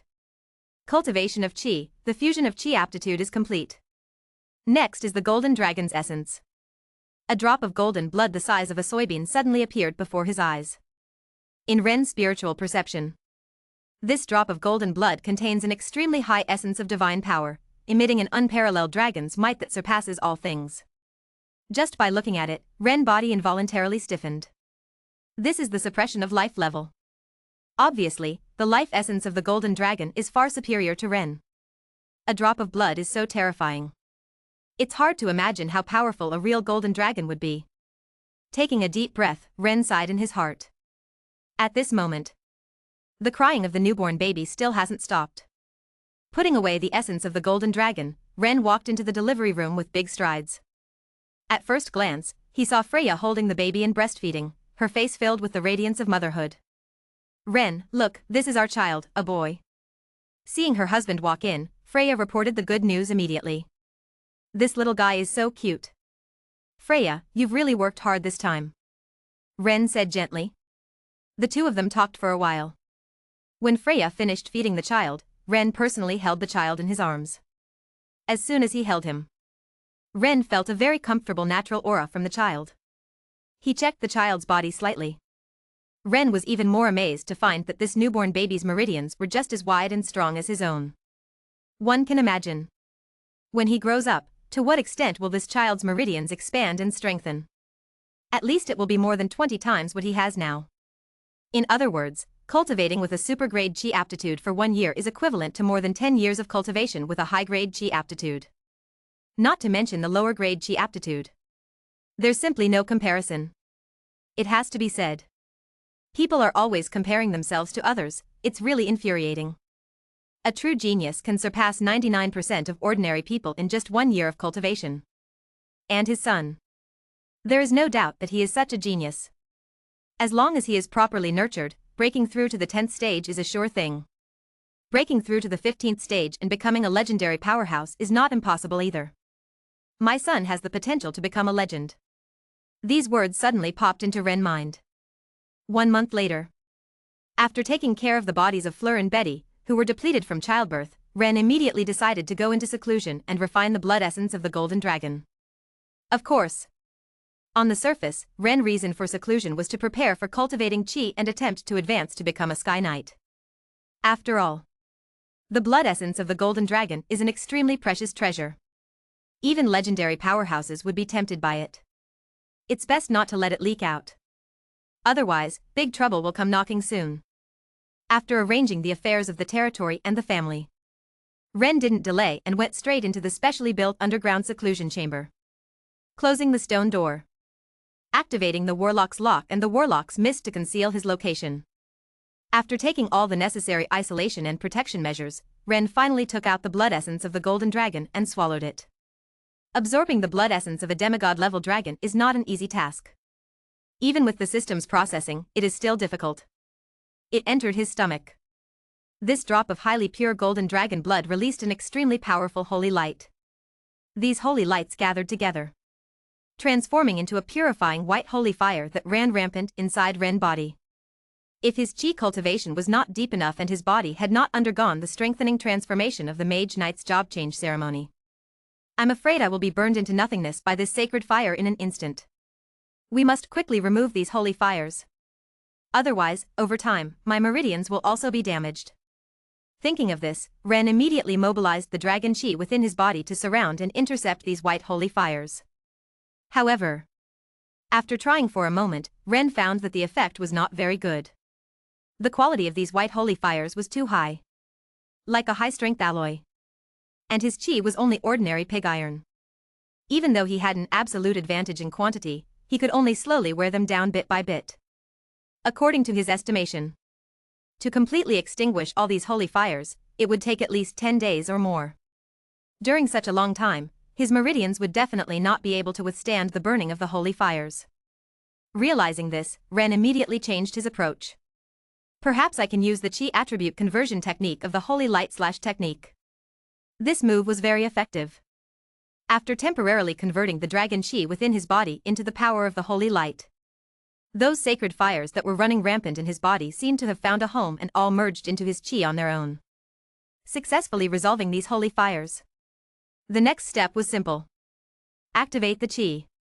That drop of golden dragon blood continuously refined into Ren's body. During this process, Ren's physical strength continued to increase. At the same time, his blood showed a faint golden glow. 1 day later, after perfectly integrating the essence of the golden dragon's blood, Ren underwent a complete transformation. His flesh became as hard as steel, and his heart beat like thunder. His body emitted a sacred golden luster. And there was a terrifying and domineering dragon aura lingering around him, as if he were a humanoid dragon. Great discounts on books for the Dragon Boat Festival. Top up 100 and get 500 VIP points. Grab the top up now. Promotion period, June 22nd to June 24th. Chapter 50 Unowned large-scale copper mines. The Rhineland area is booming again. It truly lives up to its reputation as the top transcendent race in the Roland continent. The power of the Golden Dragon's bloodline is truly formidable. Opening his eyes, Ren couldn't help but sigh in amazement. Just obtaining a trace of the insignificant golden dragon bloodline has caused a tremendous transformation in his body. His physical strength has increased 12-fold. His internal organs have also undergone significant strengthening. At the same time, he has also gained the talent of half-dragonization, activating the golden dragon bloodline to enter a state of being half-human and half-dragon, thereby gaining even more powerful bloodline abilities. Even his lifespan has doubled, reaching 400 years. You see? When he previously broke through to the 10th rank and entered the position of a great Earth Knight, his life essence was sublimated, and he only gained an additional 100 years of lifespan. But just possessing a trace of the golden dragon bloodline directly grants him 200 years. You can imagine how terrifying the bloodline of the golden dragon clan is. After adapting to his transformed body, Ren emerged from seclusion. Upon hearing the news of her husband's emergence, all the women came forward. In addition to their concern, they couldn't help but ask Ren if he successfully broke through to become a Sky Knight. Regarding this, Ren naturally said that he had failed to break through. After all, this was just an excuse he made earlier to seclude himself and refine the essence of the golden dragon. It's not so easy to break through to become a Sky Knight. Upon hearing this, Janice and the others did not doubt it. They immediately comforted Ren. And so, this matter passed. Next, Ren has returned to its usual rhythm of life. Every day, he plays with his children, accompanies his wife, and occasionally pays attention to the development of his territory. Life is very leisurely and comfortable. 10 days later, the head of the Count Sika family, Count Bereg, suddenly came to visit. Facing a noble of the same rank, Ren couldn't neglect him. He immediately put down his affairs and went to meet him. The reception room. After a formal exchange of greetings. Count Bereg, why did you suddenly come today? Ren straightforwardly asked.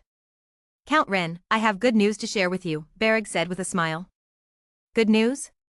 Ren narrowed his eyes. Instead of feeling surprised, he became more cautious. After all, he didn't believe that good things would just fall from the sky. A few days ago, a large copper mine was discovered in the outskirts of the Warcraft Mountains. I want to join forces with the Habs family to develop this large copper mine. If everything goes well, this large copper mine can bring us both hundreds of thousands of gold coins in annual income. Seeing that Ren was unmoved, Bereg immediately revealed the purpose of his visit. After listening to Bereg's words, Ren suddenly understood everything. This guy originally wanted to pull him in to snatch the rights to develop the copper mine. Due to its unique geographical location, spanning multiple human nations and inhabited by a large number of high-level monsters, the Monster Mountain Range does not actually belong to any country or anyone's territory. Therefore, that valuable large copper mine, legally speaking, has no owner. Anyone can go and mine it. Obviously, Count Bereg has the intention of using force to occupy this ownerless large copper mine. As for why he wants to involve him, most likely, there are other powerful competitors who have also set their sights on this large copper mine. That large copper mine is located within the Monster Mountain Range, with numerous monster interferences, making mining very difficult. I'm not particularly interested in this. Ren immediately chose to politely decline. He is not short of money. The sugar and beer industries bring in a lot of money every day. To get involved in a fight for this large copper mine is simply not worth it. With that effort, he might as well plant more crops and have more children. Upon hearing Ren answer, Bereg was somewhat surprised. In his opinion, Ren should not have refused.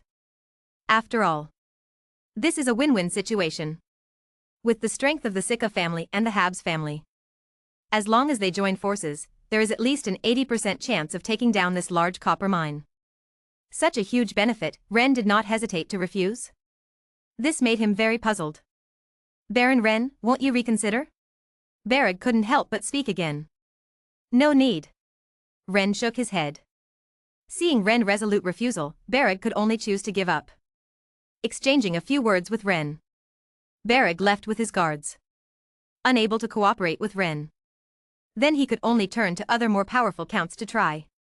After Count Bereg left, in a few days, several counts and viscounts came to visit. These people also came for the matter of the large copper mine in the Warcraft Mountains. Obviously, this unowned large copper mine has attracted the attention of most powerful nobles in the Rhine region. In order to decide the ownership of the copper mine, a competition and fight is probably inevitable. Seeing this, Ren directly chose to close the door and refuse guests. As a man with a golden finger, he just wanted to live a peaceful life for a few days. And have a few more children, and receive system rewards. As long as it doesn't infringe on his and the Habsburg family's interests. Noble disputes, resource grabbing, and other troublesome matters are things he is too lazy to get involved in. Dragon Boat Festival Book Sale. Top up 100 and get 500 VIP points. Grab the top up now, promotion period, June 22nd to June 24th. Chapter 51, Arms Trade, King of Land Dragons. Half a month later. Due to the presence of an unclaimed large copper mine, the atmosphere in the Rhine region has become noticeably tense. Many powerful nobles are attempting to swallow up that big piece of meat. But because there are too many people eyeing this piece of meat, there have been several battles, but no one has truly succeeded. In order to increase their chances of success, some nobles have started to secretly expand their military forces by spending money. After all, a large copper mine can produce copper or worth nearly 1 million each year.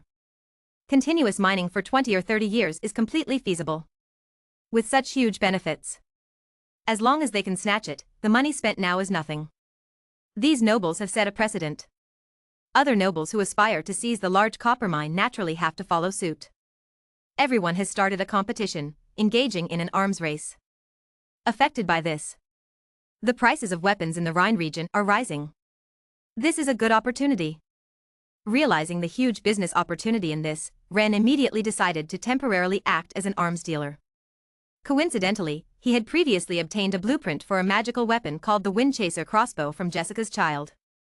As long as he can produce it, taking advantage of this wave, he can definitely make a big profit. As the lowest level magical weapon, the manufacturing of the Windchaser crossbow is not difficult. The number of magic patterns that need to be drawn does not exceed 6. The armorer of the Habsburg family is fully capable of this. After trying with materials worth tens of thousands of gold coins, the first Windchaser crossbow was successfully made. Windchaser crossbow. Ordinary grade weapon. Durability, 12 times that of a normal iron weapon. Passive effect, wind energy storage, can absorb the energy of magic crystals and convert it into wind element stored in the weapon. Storage limit, 100 points. Triggerable magic, Windchaser arrow, consumes 5 points of wind element energy to summon a wind attribute energy arrow for shooting. It has to be said, the various attributes of the Windchaser crossbow are quite good. It can shoot 20 consecutive wind attribute energy arrows with one full charge. It can be considered a fine piece of equipment among ordinary grade ones. Once it scales up, its combat power is extremely impressive. After seeing the specific attributes of the Windchaser crossbow, Ren has more confidence in selling weapons. With the current situation in the Rhine region, this high-quality weapon, the Windchaser crossbow, is definitely in high demand. In fact, it is indeed the case. Manufacture 10 Windchaser crossbows. Ren put them on the market at an exorbitant price of 5,000 gold coins each, with a production cost of 500 gold coins per unit. As a result, they were quickly bought up by discerning individuals. The subsequent performance of these 10 Windchaser crossbows was outstanding. In a battle for the ownership of a large copper mine, a wave of rapid-fire arrows with strong penetrating power caused significant casualties to the enemy formation. This laid the foundation for the victory of the user. With tangible results, the Windchaser crossbows immediately gained popularity among many nobles who sought to expand their military arsenal. Demand exceeded supply. As a result, many nobles went directly to the Habus family to pay a deposit and make high-priced reservations. They couldn't refuse. In less than half a month, Ren earned over 300,000 gold coins. And this number was still rapidly increasing. No wonder the Eagle Sauce Kingdom in the previous life was so fond of selling weapons. The arms trade is indeed extremely profitable. Ren sighed in his heart. Of course, he was also well aware that the arms trade of the Windchaser crossbows would not always be so profitable. It could be foreseen. As soon as the results of the battle for the unclaimed large copper mine were announced, the profits of the arms trade would immediately decline. However, this did not prevent him from making a big profit during this period. Apart from the arms trade, there was also some good news. Ren's several married sons and daughters had given birth to their second child. Although the talents of these children were average, they added 8 years of fighting spirit cultivation to Ren. At the same time, Ren received a letter from his daughter Hilda, who had joined the Lionheart Legion, saying that she was about to break through to the 7th rank. Barring any accidents. By the end of this year, the Habu's family would have one more senior knight. In the blink of an eye. Another 2 months had passed. Due to the negative impact of the arms race, the battle for the unclaimed large copper mine in the Rhine region intensified. The sounds of soldiers fighting could often be heard on the outskirts of the Warcraft Mountains. A rough estimate. This battle had already claimed the lives of at least tens of thousands of soldiers. However, there was no news of any nobles dying. It is evident that the nobles are in great harmony. They only care about victory or defeat, not life or death. Even if captured by the enemy, they only need to pay a ransom. There is absolutely no danger to their lives. As time goes by, more and more nobles are eliminated from the competition. After a week, the final winner emerges. It is Count Bereg, who had previously wanted to cooperate with Ren to develop a large copper mine, along with his allies. After successfully defeating the other nobles and winning the right to develop the copper mine, they immediately clear the monsters around the mine, build roads, and dig tunnels. With the successful extraction of the first batch of copper ore, countless wealthy businessmen involved in the mining industry come from all directions.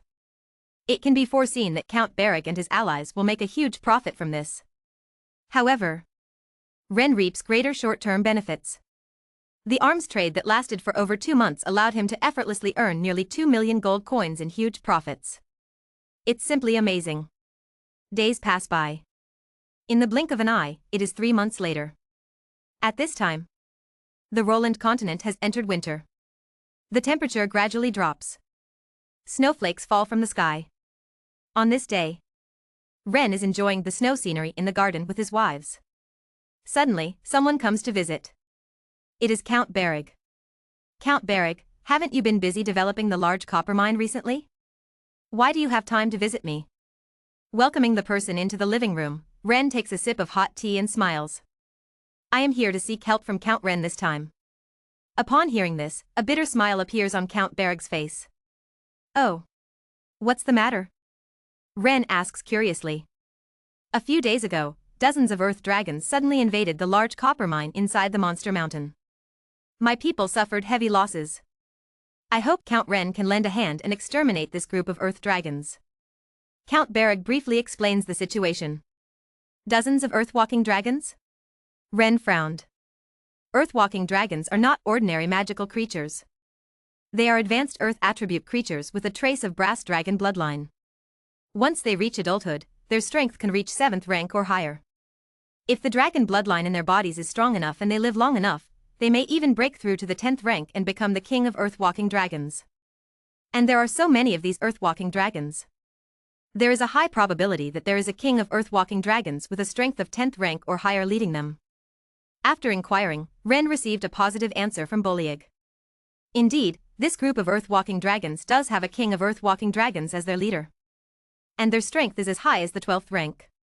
Considering the armed strength of the Sika family and their allies, even if they can exterminate this group of earth dragons, they will have to pay a huge price. In the end, it is possible that their strength will be greatly damaged, leading to the large copper mine being taken over by other nobles. That's why Boliag, as the head of the Earl family, came to him for help. As long as Count Ren is willing to lend a hand, my Sika family is willing to give 20% of the profits from that large copper mine to the Habs family. Seemingly afraid of Ren's refusal, Boliag directly stated his conditions. Upon hearing these words, Ren couldn't help but be moved. These 20% profits represent an annual net income of at least over 200,000 gold coins. Possibly even more. And it can continue for several decades.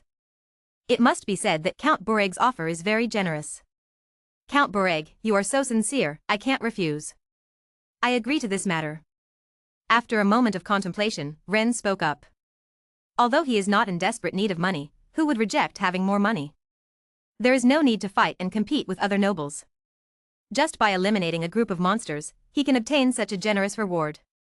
It is difficult for him to disagree. Upon hearing this, a hint of joy appeared on Count Bereg's face. In his opinion, if Ren, the Godslayer Knight, is willing to lend a hand, then half of the matter is resolved. After discussing the departure time, Count Bereg left the Habs manor with a satisfied smile.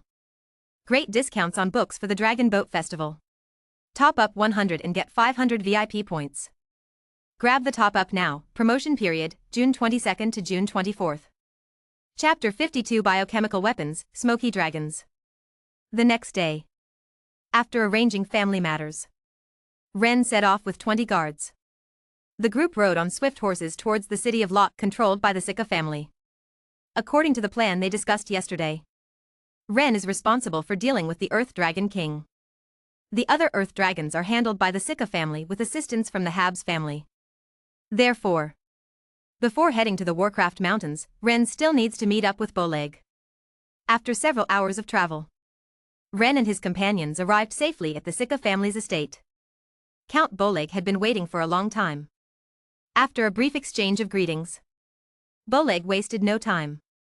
He immediately gathered his elite guards and set off with Ren.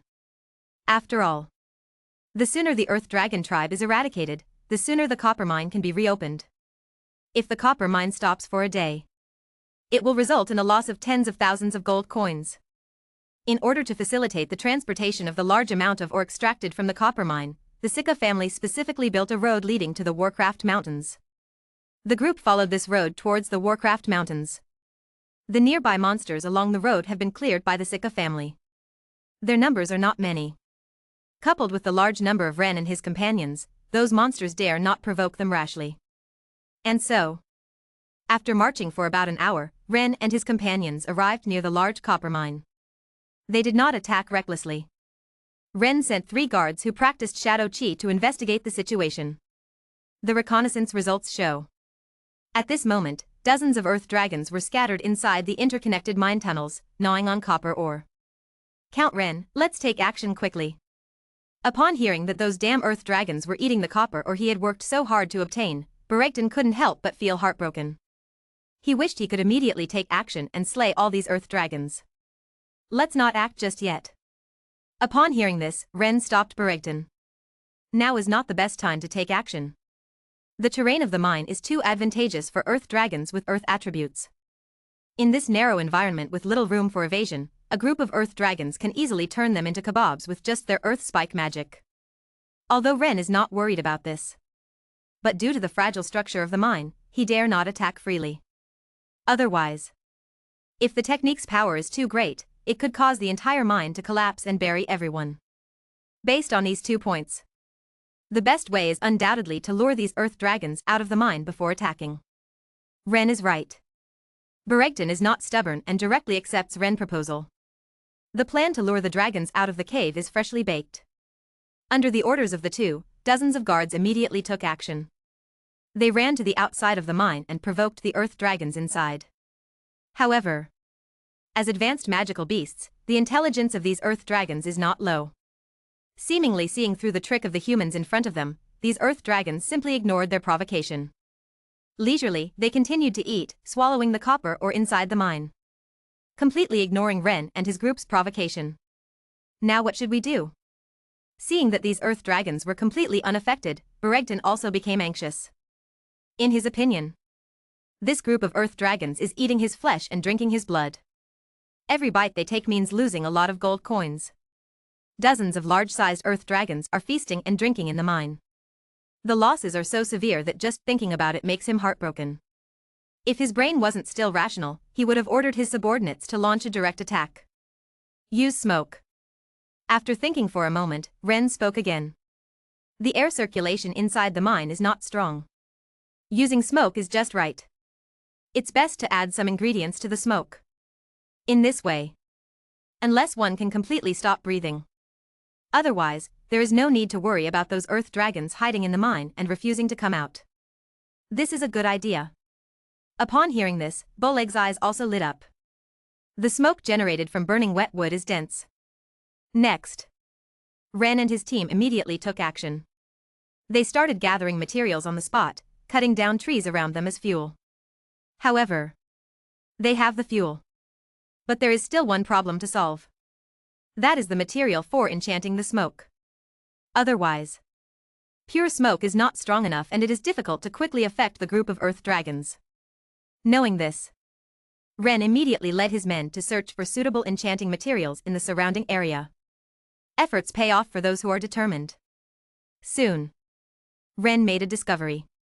That is the stink gland of the intermediate-level warcraft, the strong acid skunk. After trying, the smell of this thing after burning is comparable to a biochemical weapon. It is really several times more stinky than feces. If it weren't for Ren and the others timely protecting their mouths and noses with Do Chi, they would have been nauseated to the point of vomiting overnight. And this is the effect in the open air. If it were in a semi-sealed environment like a mine where the air doesn't circulate much, the power of this thing would probably increase exponentially, killing more than 10 strong acid skunks, taking their stink glands.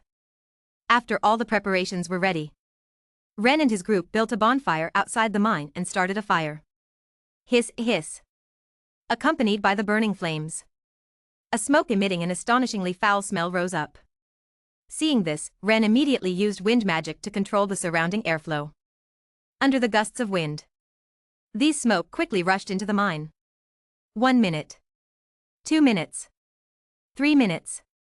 As time passed, the interior of the mine had become a paradise enveloped in smoke. It was even impossible to see the situation inside the mine. Another 3 minutes passed. Ren and the others could occasionally hear bursts of extremely painful roars coming from inside the mine. Obviously, these enhanced smoke started to take effect. Dragon Boat Festival Book Sale. Top up 100 and get 500 VIP points. Grab the top up now. Promotion period, June 22nd to June 24th. Chapter 53, Slaying the Earth Dragon King. Increase firepower. Upon hearing the painful beast roars coming from the mine, Ren immediately gave the order without hesitation. Upon hearing this, the surrounding guards immediately accelerated the speed of adding wood. At the same time, they threw all the remaining enchantment materials, the stinky glands of the strong acid skunks, into the bonfire. Hoo! With enough fuel, the bonfire in front of the mine suddenly burned even more vigorously. The thicker stench of smoke filled the interior of the mine. It was like the last straw that broke the camel's back. Roar! Roar! Roar! After a few seconds, dozens of earth dragons could no longer bear this extremely nauseating stench and rushed out of the mine as if fleeing for their lives. They wanted to breathe fresh air. No need for Ren to give the order. The guards, who were already prepared for the attack, immediately surrounded and killed these running earth dragons. These guards were carefully selected elites from Ren and Boreg's families. Each of them possessed at least intermediate transcendent strength. Some of the guards were even advanced transcendent. With such a powerful lineup, coupled with the armor-piercing ballistas specifically used to hunt high-level magical beasts, it was an unintentional calculation. Soon, more than 10 earth dragons fell in a pool of blood, forever losing their lives. However, at this moment, the remaining earth dragons also reacted. They immediately activated their earth magic, forming a layer of rock armor to protect their bodies. With this layer of rock armor, which was as hard as granite, the power of the armor-piercing ballistas, which could easily penetrate the bodies of high-level magical beasts, was greatly reduced. They could no longer pose a lethal threat to the earth dragons. Roar! After stabilizing themselves, more than 20 earth dragons, with bloodshot eyes, launched an attack on the nearby guards. They wanted to kill these despicable humans and avenge their fallen comrades. Dozens of colossal creatures weighing several tons charged at high speed. Their momentum was naturally terrifying. The earth seemed to tremble violently. Quick, get out of the way. Seeing this scene, Boreg's expression changed drastically, and he gave the order. Received the order. The guards immediately activated their chi and used speed techniques to dodge the attacks from the ground-dwelling dragon group. Just as Bolieg was commanding the guards to fight against the ground-dwelling dragon group, Ren was not idle either. His opponent was the king of the ground-dwelling dragons. As the ruler of the ground-dwelling dragon clan, the king of the ground-dwelling dragons was more than 3 times the size of a normal ground-dwelling dragon. Its skin shimmered with a brass-like luster. It was clear that its defense was extremely strong. However, perhaps due to its excessively large body, the king of the ground-dwelling dragons was the last one to emerge from the mine. Storm Slash. Upon seeing his target appear, Ren decisively took action. He fully activated the chi within his body. He drew out his storm greatsword and launched a slash towards the king of the ground-dwelling dragons. Woo! Woo! Woo! A deep blue, thin as a cicada's wing, crescent-shaped sword energy emitted an incredibly sharp aura as it swept towards the king of the ground-dwelling dragons. Although this attack was just Ren's regular attack, its power was enough to easily split a tens of meters thick granite in half, if it were to hit without any defense. Even though the king of the ground-dwelling dragons had a strong defensive body, it would definitely be killed with a single slash. Roar! Feeling the threat of death, the king of the ground-dwelling dragons immediately activated its innate magic, Earth God Shield, summoning several earthy yellow energy shields emitting a heavy earthy aura to block in front of itself. As a defensive earth attribute magic that only awakened for ground-dwelling dragon kings who had broken through to the 10th rank. The defense power of the Earth God Shield was extremely strong, comparable to a 10-meter thick alloy steel plate. Even Ren's Storm Slash, which had an extraordinary cutting force, couldn't break through it. Roar! After blocking Ren's attack, the king of the ground-dwelling dragons, who had almost been killed in an instant, became furious, immediately launching a frenzied attack against Ren. Sharp spikes several meters long suddenly rose from the ground without warning, attempting to pierce several large holes in Ren's body. However, such attacks had little effect on Ren. He used the Gale Step. Ren's body instantly turned into a series of afterimages, easily dodging the protruding spikes on the ground. It is impolite to only receive and not give. Let me test the results of my magic training during this period of time with you. Speaking of which, since changing jobs to become a mage knight, he hasn't used magic in battle yet. Encountering a decent sandbag this time, it's a good opportunity to try it out. Swamp Art. With the innate ability of a mage knight to cast spells instantly, Ren doesn't need to chant when using magic. Magic power surged within his body, outlining a mysterious spell model. The next second. Gurgle. Gurgle. Gurgle. The ground around the location of the Earth Dragon King instantly softened and turned into a swamp. Driven by its enormous weight, the Earth Dragon King quickly sank into the swamp. However, the Earth Dragon King's reaction speed was also very fast. After realizing something was wrong, it immediately activated the petrification magic, hardening the surrounding swamp. Earth Spirit Restraint. Explosive Fireball.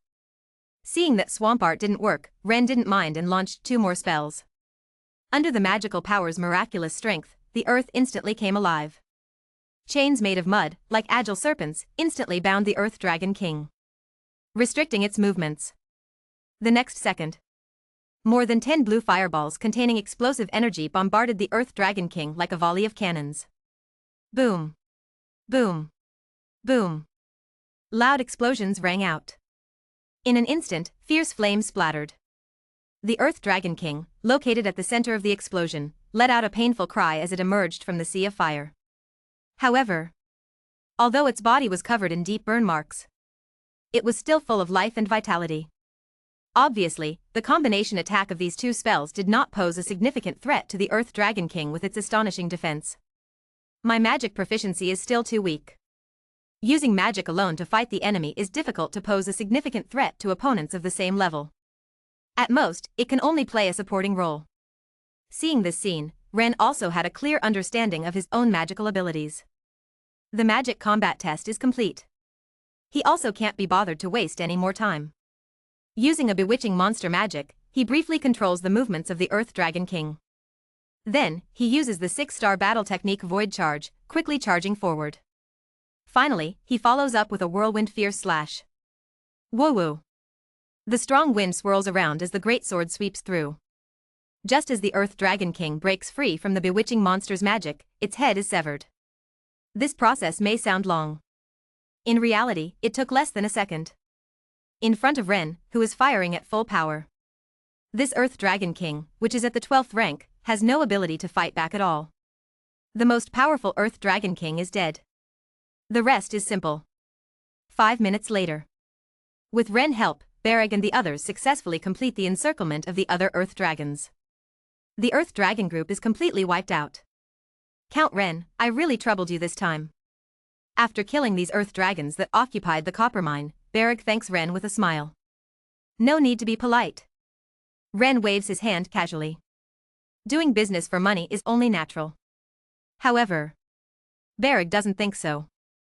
To express his gratitude, he plans to hold a celebration banquet specifically for Ren. Regarding this, Ren naturally declines politely. What's the point of having a banquet? It's better to go back early and spend time with his wife and children. He cuts off all the valuable parts from the dozens of earth dragons. After dividing the spoils, Ren leads his men and rushes towards the direction of Eagle Town. It seems that I need to find another way to get closer to Count Ren. Watching Ren and the others leave, Barrack thinks to himself. The reason he thinks this way is because Ren showed such great strength in this operation to exterminate the Earth Dragon group, killing a 12th rank Earth Dragon without any injuries. This level of strength can be considered the #1 expert in the Rhine region. With such a powerful individual, he naturally has to make every effort to get closer to him. Dragon Boat Festival Book Sale. Get 500 VIP points for every 100 points topped up. Top up now, promotion period, June 22nd to June 24th. Chapter 54 Great Development of the Territory, Flying Combat Skills Wind and Thunder Wings. In the blink of an eye. Another 3 months have passed. Under Ren diligent cultivation in Ren, Felena, Katie, and Lifa have all become pregnant. Some time passed again. Jessica, Layla, Murphy, Betty, and Charlene also showed signs of pregnancy. As for Janice, Ren has been working hard as usual. But she just can't get pregnant. Ren suspects that it may be because Janice has given birth too many times, coupled with her age, which has made fertility difficult. Although Janice's appearance still looks youthful and charming. That's because she has eaten the life fruit he gave her, extending her lifespan by 30 years, combined with proper maintenance. In reality, Janice will be 50 in 2 years. A decline in fertility is normal. However, in order to prevent any issues with Janice's body, Ren still had Betty, a professional therapist, examine her. And the results of the examination showed that Janice's physical condition is very good. The only problem is that due to her age, the activity of her eggs has significantly decreased. Getting pregnant is very difficult. Naturally, Janice finds it hard to accept this result. However, not accepting it won't change anything. This is a normal physiological reaction. Unless her lifespan is significantly extended, allowing the length of her life to be prolonged, it will be difficult to change this result. Feeling his wife's sadness, Ren deliberately spends a lot of time with Janice. Under Ren consolation, Janice quickly comes to terms with it. She already has more than 10 children. If she can't have any more, then so be it. After all, the other sisters can still give birth. The bloodline of the Habsburg family can continue to thrive. For the past few years, either she has been pregnant or on the road to pregnancy. It's time for her to take a break. After fully understanding, Janice's mindset suddenly relaxed. However, not having children means having too much free time.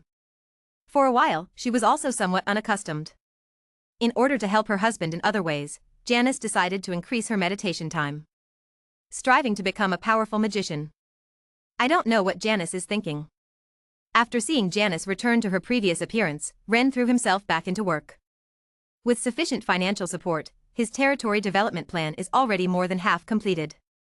Among them, the 2 towns that started construction first and invested the most resources. They will be completed in 3 months. And when the towns are completed, there must be people living in them. After all, unmanned towns cannot produce value. Therefore, Ren has been busy recruiting new residents recently. However, these 2 towns are quite large in scale. They need at least 200,000 people to operate. Obtaining so many people is not easy. The previous chaos caused a sharp decline in the population of the Rhine region. It's hard to find many refugees anymore. As for recruiting people from other noble territories, it's easier to do on a small scale. With his status and strength, other nobles will definitely give him face. But in the tens of thousands, no noble will agree. There's no other way. Ren can only fleece other nobles while cooperating with merchants, asking them to recruit refugees and bring them back to the Rhine region when they trade in other areas. For a healthy refugee, Ren offers a high price of 1 gold coin. For this kind of great opportunity, other merchants naturally couldn't ask for more. To be able to make an extra profit easily, why not do it? 5 months later, spending 370,000 gold coins, Ren successfully obtained hundreds of thousands of new settlers. These settlers were assigned to 2 newly completed towns based on their skills and age, starting a new life. Of course, the houses and food given to these new settlers by Ren are not free. Instead, The new settlers need to work hard and repay this loan debt in order to truly own the houses. With enough settlers, the two new towns immediately became vibrant. They started to get on track. Wren named these two towns Harvest City and Blue Moon City respectively. Wren has different positioning and expectations for these two towns. Harvest City is built on a plain. Its main responsibility is to develop agriculture and ensure that the territory can be self-sufficient in food. Blue Moon City, on the other hand, is built near a lake called Blue Moon Lake. This lake is very large and has abundant water and fishery resources. Therefore, Wren positions it as a fishery. With the help of abundant water resources, they develop aquaculture and provide various types of fish for the territory. Of course, this is the initial positioning. If there are other more valuable development directions for the two towns, he will definitely make corresponding adjustments. In the busy development of the territory, another 3 months have passed. Florina, who was the first to become pregnant, is showing signs of giving birth. On this day, early in the morning, Wren, Janice, and others anxiously wait outside the delivery room. Sounds of Florina's painful cries come from inside the room.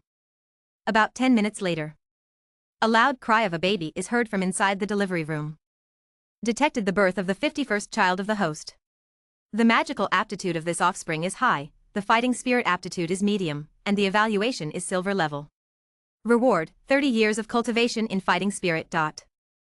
Born from the same mother. This child is obviously not as good as his genius brother. Not only did he fail to inherit the awakened spirit bloodline, but his strongest magical aptitude is only at a high level. Of course, compared to others, such aptitude is already very excellent. And the system reward. Wren is somewhat dissatisfied. He only received the minimum reward for cultivation. This is like giving alms to a beggar. You should know that this is a silver level evaluated offspring. It seems that my luck was used up when I gave birth to a golden level offspring in the previous pregnancy. With a helpless sigh, Wren finally chose to receive the reward. The cultivation reward given by the system is calculated based on his own aptitude. He currently has a high fighting spirit aptitude. The 30 years of cultivation in fighting spirit given by the system is obviously much higher in quality than when he had a medium fighting spirit aptitude. After absorbing all of it, Wren felt that the liquid fighting spirit in his dantian had increased by about 10%. However, he is still far from breaking through the 13th rank bottleneck. With my current high fighting spirit aptitude, it will probably take more than 200 years of cultivation in fighting spirit to qualify as a breakthrough to the 13th rank Sky Knight. And if I want to overflow with water and achieve a natural breakthrough, I will need even more. Wren calculated in his heart. From this data, it is impossible for him to break through as a Sky Knight in his lifetime relying on his own diligent cultivation. Fortunately, he has the system to cheat. After Frenna completed the delivery, in the following week, Leafa and Katie also gave birth to offspring for Wren. Detected the birth of the 52nd child of the host. The magical aptitude of this offspring is medium, the fighting spirit aptitude is high, and the evaluation is silver level. Reward, 30 years of cultivation in fighting spirit, 10 years of cultivation in magic. Detected the birth of the 53rd child of the host. The magical aptitude of this offspring is high, the fighting spirit aptitude is high, and the evaluation is silver level. Reward, 30 years of cultivation in fighting spirit, 5-star flying combat technique wind and thunder double wings. Great discounts on books for the Dragon Boat Festival. Get 500 VIP points for every 100 points topped up. Top up now, promotion period, June 22nd to June 24th. Chapter 55, The Legendary Master, the father-in-law came to the door. Detected the birth of the 52nd child of the host. The magical aptitude of the offspring is average, and the fighting spirit aptitude is high. Evaluation, silver level. Reward, 30 years of cultivation in fighting spirit, 10 years of cultivation in magic. Detected the birth of the 53rd child of the host. The magical aptitude of the offspring is high, and the fighting spirit aptitude is high. Evaluation, silver level. Reward, 30 years of cultivation in fighting spirit, 5-star flying combat technique wind and thunder twin wings. I have to say, the quality of these two births is quite high. Both are evaluated as silver level. What surprised Wren even more was that this time the system actually rewarded a flying combat technique. You see, before becoming a Sky Knight, there are only two ways to freely fly in the sky. One is to have a flying mount that can carry people, and the other is to rely on flying combat techniques. However, both of these methods are not easy to achieve. Flying mounts that can carry people are almost all high-level magical beasts, and it is extremely difficult to capture and subdue them. And as for flying combat techniques, let alone. They are already very rare and even harder to obtain than flying mounts. Therefore, the vast majority of knights are unable to acquire flying abilities before advancing to become sky knights. And the importance of this ability to fly, needless to say. Even fools understand that occupying air superiority means absolute initiative. In this situation, the value of a 5-star flying combat technique can be imagined. Receive wind and thunder twin wings. Ren couldn't wait and silently recited in his heart. With this flying combat technique, his weakness of not being able to fly disappears. Now, even if he encounters a sky knight, he won't be at a disadvantage. After all, if a legendary profession and a flying combat technique cannot fight across ranks, he might as well find a piece of tofu to kill himself. The next second, the memory information about wind and thunder twin wings merged into his brain. He made a preliminary attempt to cultivate it. With his strong cultivation, Ren imitated and practiced, and soon succeeded in getting started. Smoothly, he condensed a pair of extremely agile fighting spirit wings behind him. These wings were purplish blue in color and were composed of the elements of wind and thunder.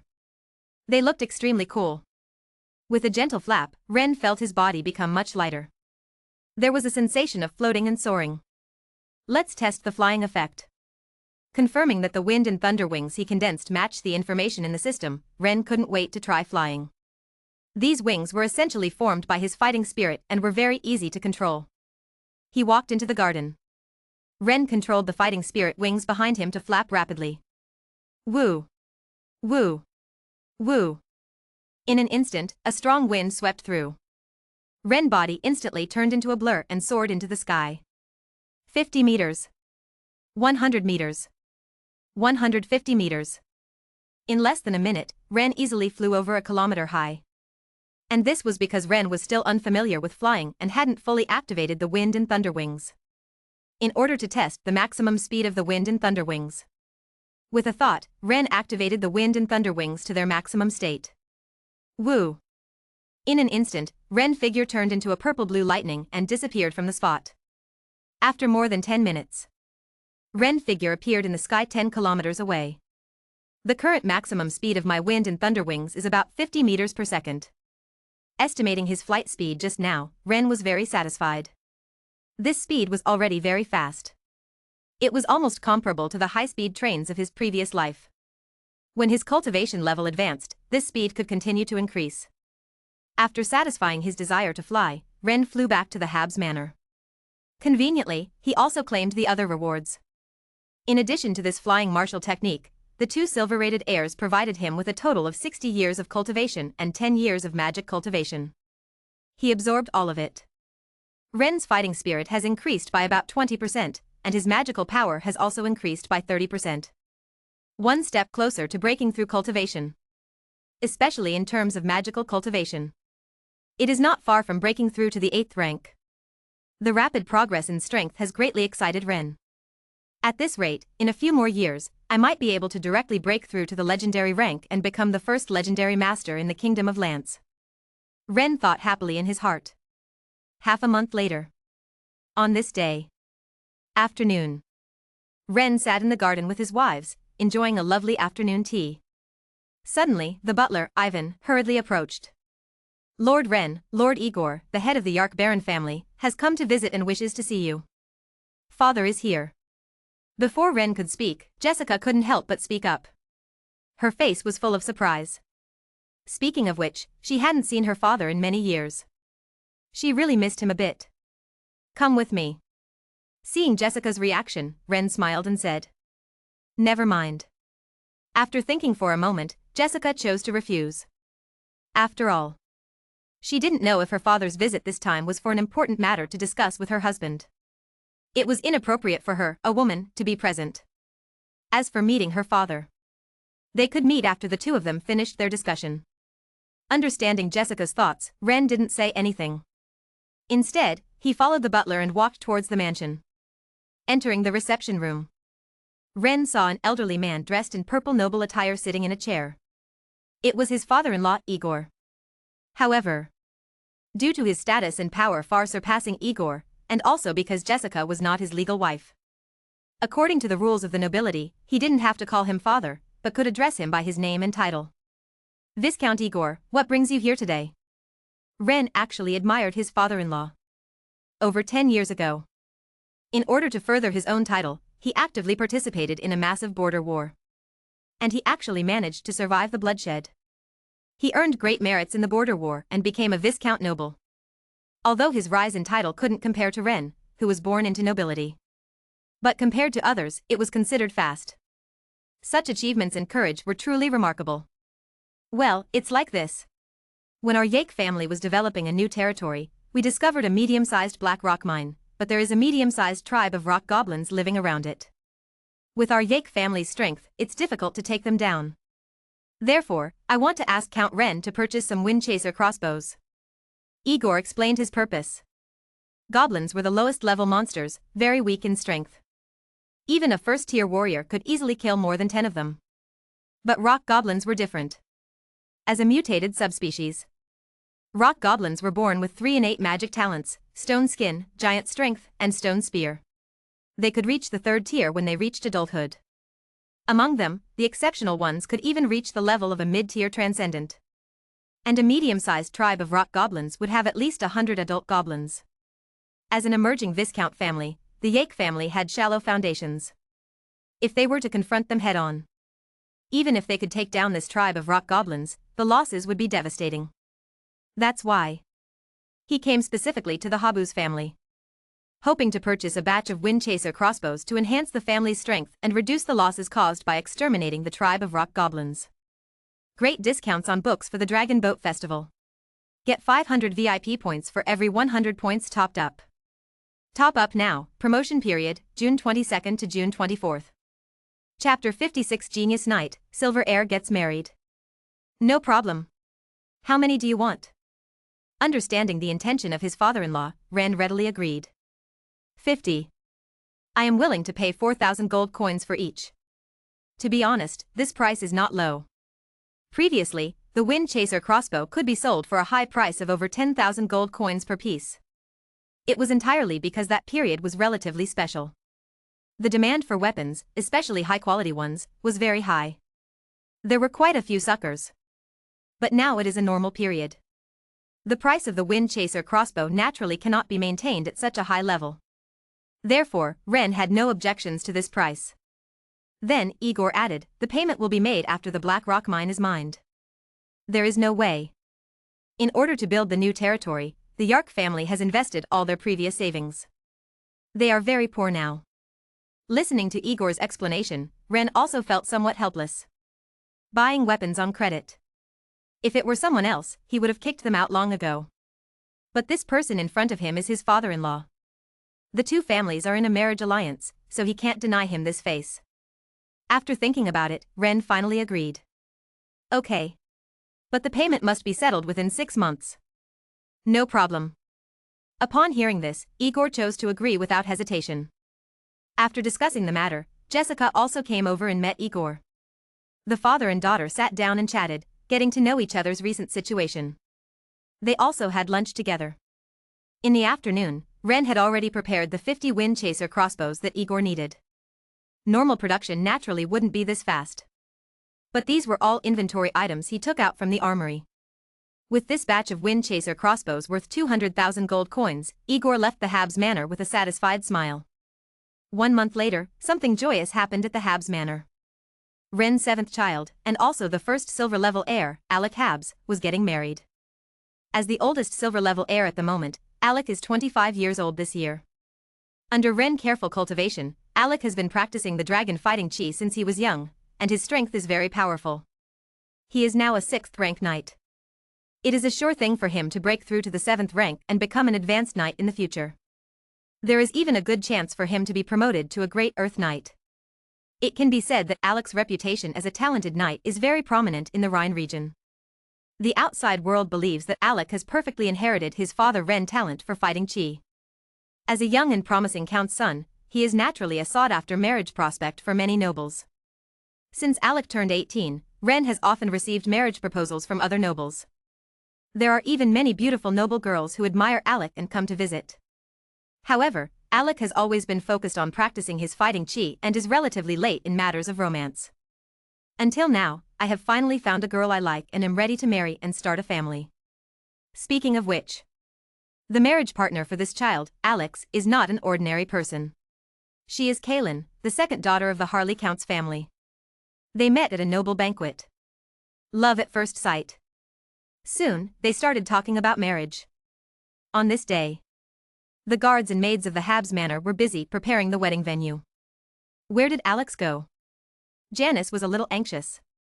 As the protagonist of the wedding, if he goes missing, it would be a big joke.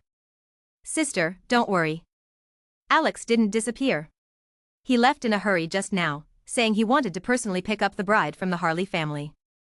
Jessica and the other girls replied with a smile. Upon hearing this, Janice immediately relaxed. Time flies. In the blink of an eye, this little guy, Alex, is about to start a family. Although it's not the first time organizing a wedding for a child, it always makes Ren feel sentimental. The day he returned home after retiring and inheriting the family business seems like it was just yesterday. Now, he is already a grandfather. Yes. Children grow up so fast. Upon hearing her husband's words, Janice also felt a bit dazed. Alex is like a piece of her own flesh. But now, he has grown into a young and handsome man. In fact, it's not just Alex. Even the 8th, 9th, and 10th children have found suitable partners.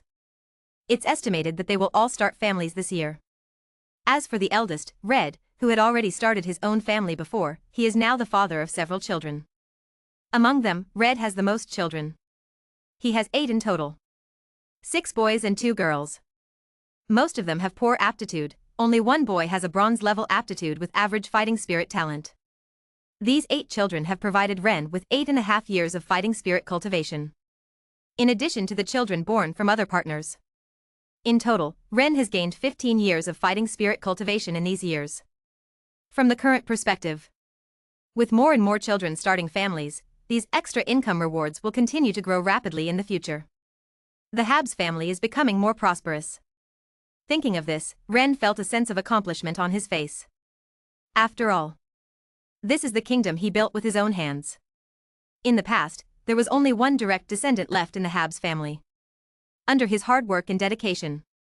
Today, the number of direct descendants of the Habs family is countless. End of translation. Chapter 57, The Silver Dragon Girl arriving suddenly. Apart from Alex getting married, there is another joyful event. Alex's older sister from the same parents. In other words, Hilda, the child who was personally sent to the Lion Legion by Ren in the past, recently sent a letter back, saying that she has successfully broken through to the 7th rank and has been promoted to a senior warrior. And he was also promoted to the position of Knight Commander, in charge of 10 Knight squads, the chief officer of 100 Knights. This achievement can be said to be the highest among all children at present. However, until today, Hilda, who is almost 30 years old, still has no intention of getting married. Although she inherited the looks of Ren and Janice, Hilda is handsome and beautiful, and she has never lacked suitors in the Lion Legion. But in order to fulfill her dream of becoming a female general, Hilda diligently cultivates her fighting spirit and studies military tactics every day, never paying attention to her pursuers. As for her daughter's actions, Ren is not very optimistic. After all, being the commander of one of the 3 extraordinary legions of the Kingdom of Lance requires a solid cultivation of the Earth Knights. And Hilda herself only has average fighting spirit aptitude. Unless there is a great adventure. Otherwise, it is difficult to break through the 10th level. Becoming a legion commander in the future is the limit. Just as Ren shook his head and sighed. Master Alec is back. The people from the Harley family are here too. Suddenly, the butler came over and spoke. That stinky kid finally came back. Upon hearing this, Ren immediately took the girls and went over. After all, the in-laws are here too. We have to go and greet them. Just as they reached the entrance, Ren saw Alec walking in with a sweet and gentle-looking girl. Behind them was Count Cheek, the head of the Harley family. Father, mother, and all the sisters. Upon seeing the figures of Ren and others, Alec greeted them immediately. The gentle girl beside him also followed suit and greeted them. So you're Kaimlin. You're really beautiful. No wonder my son would like you, you little rascal. Seeing her son's fiancée, Janice looked delighted and immediately started talking to her. Meanwhile, Ren chatted with the Count. The two families had a pleasant conversation. The atmosphere was quite harmonious. In the afternoon, the wedding was about to begin. The invited nobles arrived one after another. They offered their blessings and gifts.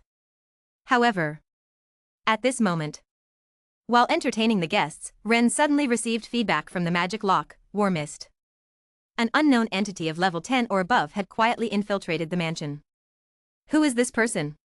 What is their purpose? Upon receiving this information, Ren's expression froze, not daring to be negligent. He immediately went to investigate. Today was his son's joyous day. He didn't want to resort to violence. But if an unwelcome guest arrived, he would definitely make that person understand what cruelty is. Guided by the magic lock, Ren quickly locked onto the unknown entity. It was an exquisite girl wearing a silver princess dress. At this moment, she was enjoying her meal with gusto. Her eating manners looked fierce, yet carried a hint of inexplicable elegance. This girl is not human. Upon regaining his senses, Ren made a quick judgment. As the owner of the Golden Dragon lineage, he could sense a strong dragon aura emanating from the girl. This was definitely a purebred metallic dragon. Judging from her aura, she should be a silver dragon. It seems like we have an unexpected guest. Realizing the girl's identity, Ren felt somewhat relieved. Compared to the 5-color dragons who were naturally inclined towards burning, killing, and plundering, silver dragons, as members of the benevolent metallic dragon faction, generally had higher moral standards. At the very least, they wouldn't cause trouble for no reason. This silver dragon girl had sneaked into his estate using human transformation magic, probably just out of curiosity. She simply wanted to sneak a taste of delicious food. Of course, even if this silver dragon girl wanted to cause trouble, he was confident that he could stop her. Although silver dragons could reach the legendary rank once they reached adulthood. Judging from her appearance, it was clear that this silver dragon girl was still in her growth period. Her strength was at most that of a sky knight. He had nothing to fear. What are you looking at? I've never seen someone eat like this before. Perhaps sensing Ren's gaze, the silver dragon girl, who was devouring her food, seemed unsure whether to feel guilty or embarrassed. She took one last bite of food from her plate. Then, she raised her head and glared fiercely at Ren. She looked both fierce and cute. I am the owner of this estate. What is your name? Which family do you belong to? Seeing the adorable appearance of the silver dragon girl, Ren had no intention of exposing her true identity and pretended to be puzzled as he asked. I am the second daughter of the Brook family, my name is Angelina. In response to Ren's question, the silver dragon girl's eyes darted around as she fabricated an identity for herself. I remember that the Brook family didn't bring anyone like you this time, right? Ren stared at the silver dragon girl, his face full of suspicion. Upon hearing these words, Angelina, who was already feeling guilty, suddenly became flustered. Has her lie been exposed? What should she do now? Just as her brain was racing, trying to figure out how to explain or whether to just run away. Forget it. Today is the joyous day of my son's wedding, and everyone is a guest. As long as you're not here to cause trouble, feel free to eat as much as you want. With that, Ren casually patted the little silver dragon girl's head and walked away. Without even realizing what had happened, the cute little face of the silver dragon girl was filled with confusion. Despicable humans. How dare they touch this dragon's head? Until Ren left. Only then did Angelina react, her flawless little face filled with anger. For a naturally proud dragon, touching its head is a serious offense. However, in the end, Angelina swallowed her anger. After all, in her opinion, Ren didn't know that she was a dragon. Ignorance is forgivable. Besides, she sneaked in and indulged in food without anyone minding. If she sought revenge for such a small matter, it would be too much. She firmly remembered Ren, the person who rubbed her head. Angelina buried her head in her meal once again. She didn't know what the silver dragon girl was thinking. At this moment, Ren was immersed in the joy of successfully taming a dragon. Dragon Boat Festival Book Sale. Get 500 VIP points for every 100 points topped up. Grab the offer now, promotion period, June 22nd to June 24th. Chapter 58 Murloc Attack, the Vanguard of Counterattacking the Mainland? After rubbing the head of the giant dragon, Ren continued to entertain the guests with a joyful mood. His son was getting married. As a father, he couldn't be absent. Especially when high-ranking nobles came, he had to receive them. Otherwise, it would be impolite and other nobles would think he didn't entertain them well. It took several hours. All the guests arrived. The grand wedding officially began. With the performance of a professional band. Alex and Camille, the newlyweds, walked to the center of the stage. Under the witness of the priest of the Church of Love. They made vows and exchanged rings. After the ceremony, Alex and Camille officially became husband and wife. Next, the newlyweds toasted each guest one by one and received everyone's blessings. This lively wedding banquet lasted for a day. After it ended, Alex and Camille moved out of the Habs manor and settled in an independent estate outside the town of Eagle. It was a new house prepared by Ren for his son. Although Alex was still a member of the Habs family. But now they were married after all. The young couple needed their own independent space. Anyway, the distance between the independent estate and the Habs manor was very close. It was convenient to come back. Just a few steps away. After dealing with his son's wedding matters, Ren specifically looked for the Silver Dragon Girl. But he found that she had secretly left at some point. Seeing this, Ren didn't mind. After all, that Silver Dragon Girl was obviously greedy. Now that the banquet was over, it was normal for her to run away. Next, Ren's life returned to its usual rhythm. Dealing with territorial development matters, accompanying my wife, educating my children. Every day is quite fulfilling. Another 3 months have passed. The urban development plan formulated by Ren is still proceeding vigorously. 2 out of the 6 new towns have been completed and put into use. Currently, they are operating well. They have started producing a large amount of food and fishery products for the territory, greatly promoting the development of Eagle's domain. According to the current progress of the project, it is expected that 2 more new towns will be completed next month. By then, the development speed of Eagle's domain will take another step forward. However, Ren didn't have much time to be happy. This morning, he received bad news. There was a problem in Blue Moon City. In the early hours of today, thousands of fish people suddenly appeared in Blue Moon Lake and attacked the fishery of Blue Moon City. All 12 newly constructed fishery facilities were destroyed. Where did these fish people come from? Upon receiving this news, Ren was not only angry but also puzzled. You see, since winning the war against the fish people 1,000 years ago, they have completely retreated into the sea for survival. Nowadays, it is rare to see the presence of fish people on the Roland continent. Even if there are any, they mostly inhabit the remote swamps where few people go. How could they suddenly appear in large numbers near Blue Moon Lake? With doubts in his mind, Ren decided to personally go to Blue Moon City to handle this matter and find out the truth. After taking care of other matters and explaining to his wives that he would be away for a while, Ren brought his night guards and headed towards Blue Moon Lake. Blue Moon Lake is not far from Eagle's domain. The journey is only a little over 40 kilometers. Less than a day's time. Ren and the others successfully arrived at Blue Moon City. The Lord of Blue Moon City is Ren's 10th son, Kashu Habuz. He is also Ren's 2nd bronze level offspring. He has average martial chi aptitude and average magic aptitude. He was carefully cultivated by Ren since he was young. At the age of 23, Kashu is now a 4th-rank magic swordsman. Because of his clever mind and calm thinking, Ren values him and appointed him as the Lord of Blue Moon City. Upon learning that his father had arrived, Kashu immediately led people to welcome Ren and the others. Blue Moon City, the reception hall of the Lord's mansion. Father, I have disappointed you, Kashu said with his head lowered. He messed up the matter. All 12 recently built fishing grounds were completely destroyed.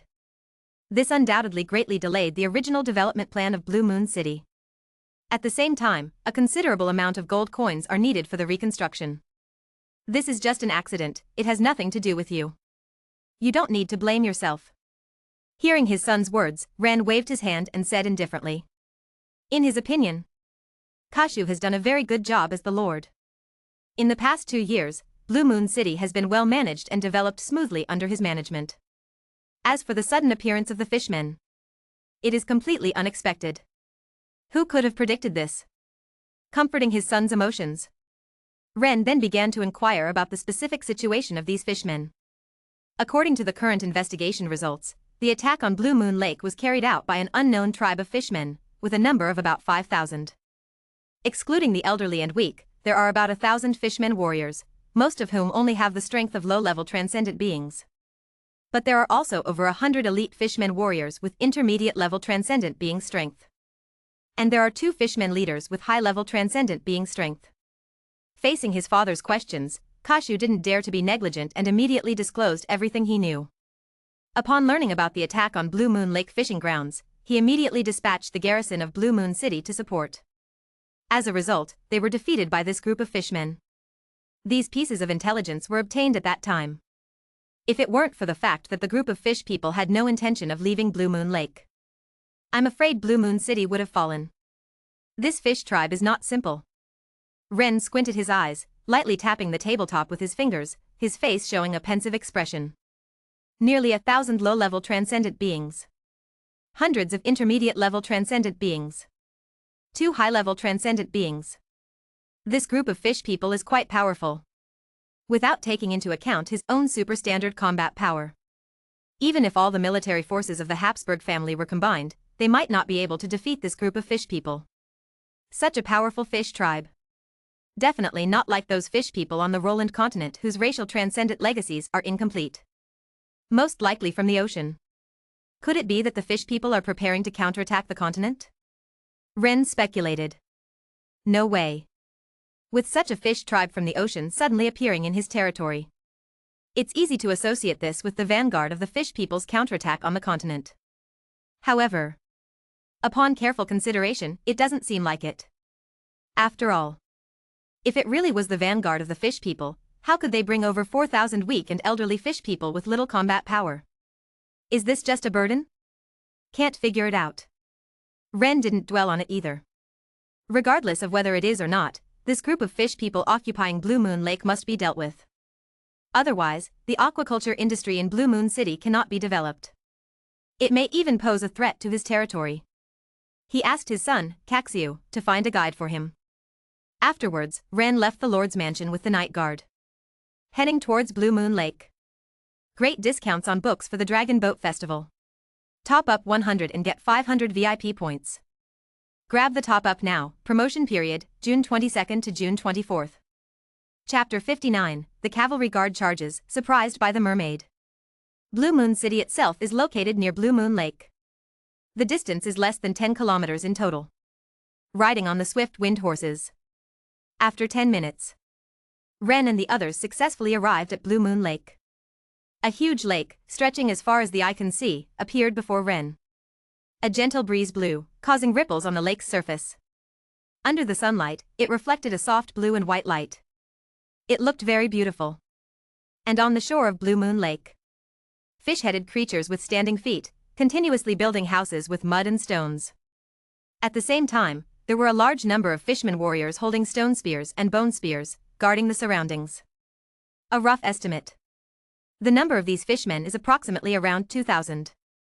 Obviously, this is not the entire fishman tribe. There are still many fishmen staying below Blue Moon Lake. While Ren was observing these fishmen, the fishman soldiers also noticed Ren and his group of unexpected guests. Goo, gugula goo. Fishman language, humans have come, kill them. Led by an elite fishman. Hundreds of fishman warriors rushed towards Ren. Seeing this scene, Ren remained calm, showing no intention to take action. These fishmen are too weak. Leave it to his subordinates to handle. Guard cavalry, prepare for a wall charge. Ramon, the knight captain behind Ren, drew his knight's greatsword from his waist and turned to give orders to the others. Receiving the command. In less than a second, more than 20 elite knights controlled their warhorses, forming a straight-line formation centered around the knight captain. Charge. Crush them. After arranging the formation, the knight commander, Lamon, had a solemn expression. He raised his sword with one hand and gave the order to attack. In the next second, more than 20 intermediate knights simultaneously activated their fighting spirit and infused it into their swift wind horses. Rhythm. Rhythm. Rhythm. Accompanied by a neigh, the swift wind horses seemed to be injected with stimulants, accelerating madly. The more than 20 fully armed knights moved in perfect unison, resembling an indestructible wall. They charged towards the fishman warriors rushing towards them. Their momentum was extremely terrifying. While the fishermen warriors seemed numerous, they were actually like scattered soldiers, relying solely on brute strength. They were actually at a disadvantage in terms of momentum. 10 seconds later, the night guard collided with the fishermen warriors. Swoosh! Swoosh! Swoosh! In an instant, blood splattered. The night guard was like an invincible war machine. With an overwhelming force, they slaughtered all the fishmen in their path. After this wave of charges, more than half of the 100 or so fishmen were dead or injured. The elite fishman warrior leading them had his head chopped in half. Gugugugugugugugilaji, fishman language, these humans are very strong. All civilians return to the lake and report to the high priest. Other warriors, follow me. Seeing that nearly all of his hundreds of soldiers were almost wiped out in a single encounter, the fishman leader, who had been sitting pretty, was both shocked and angry.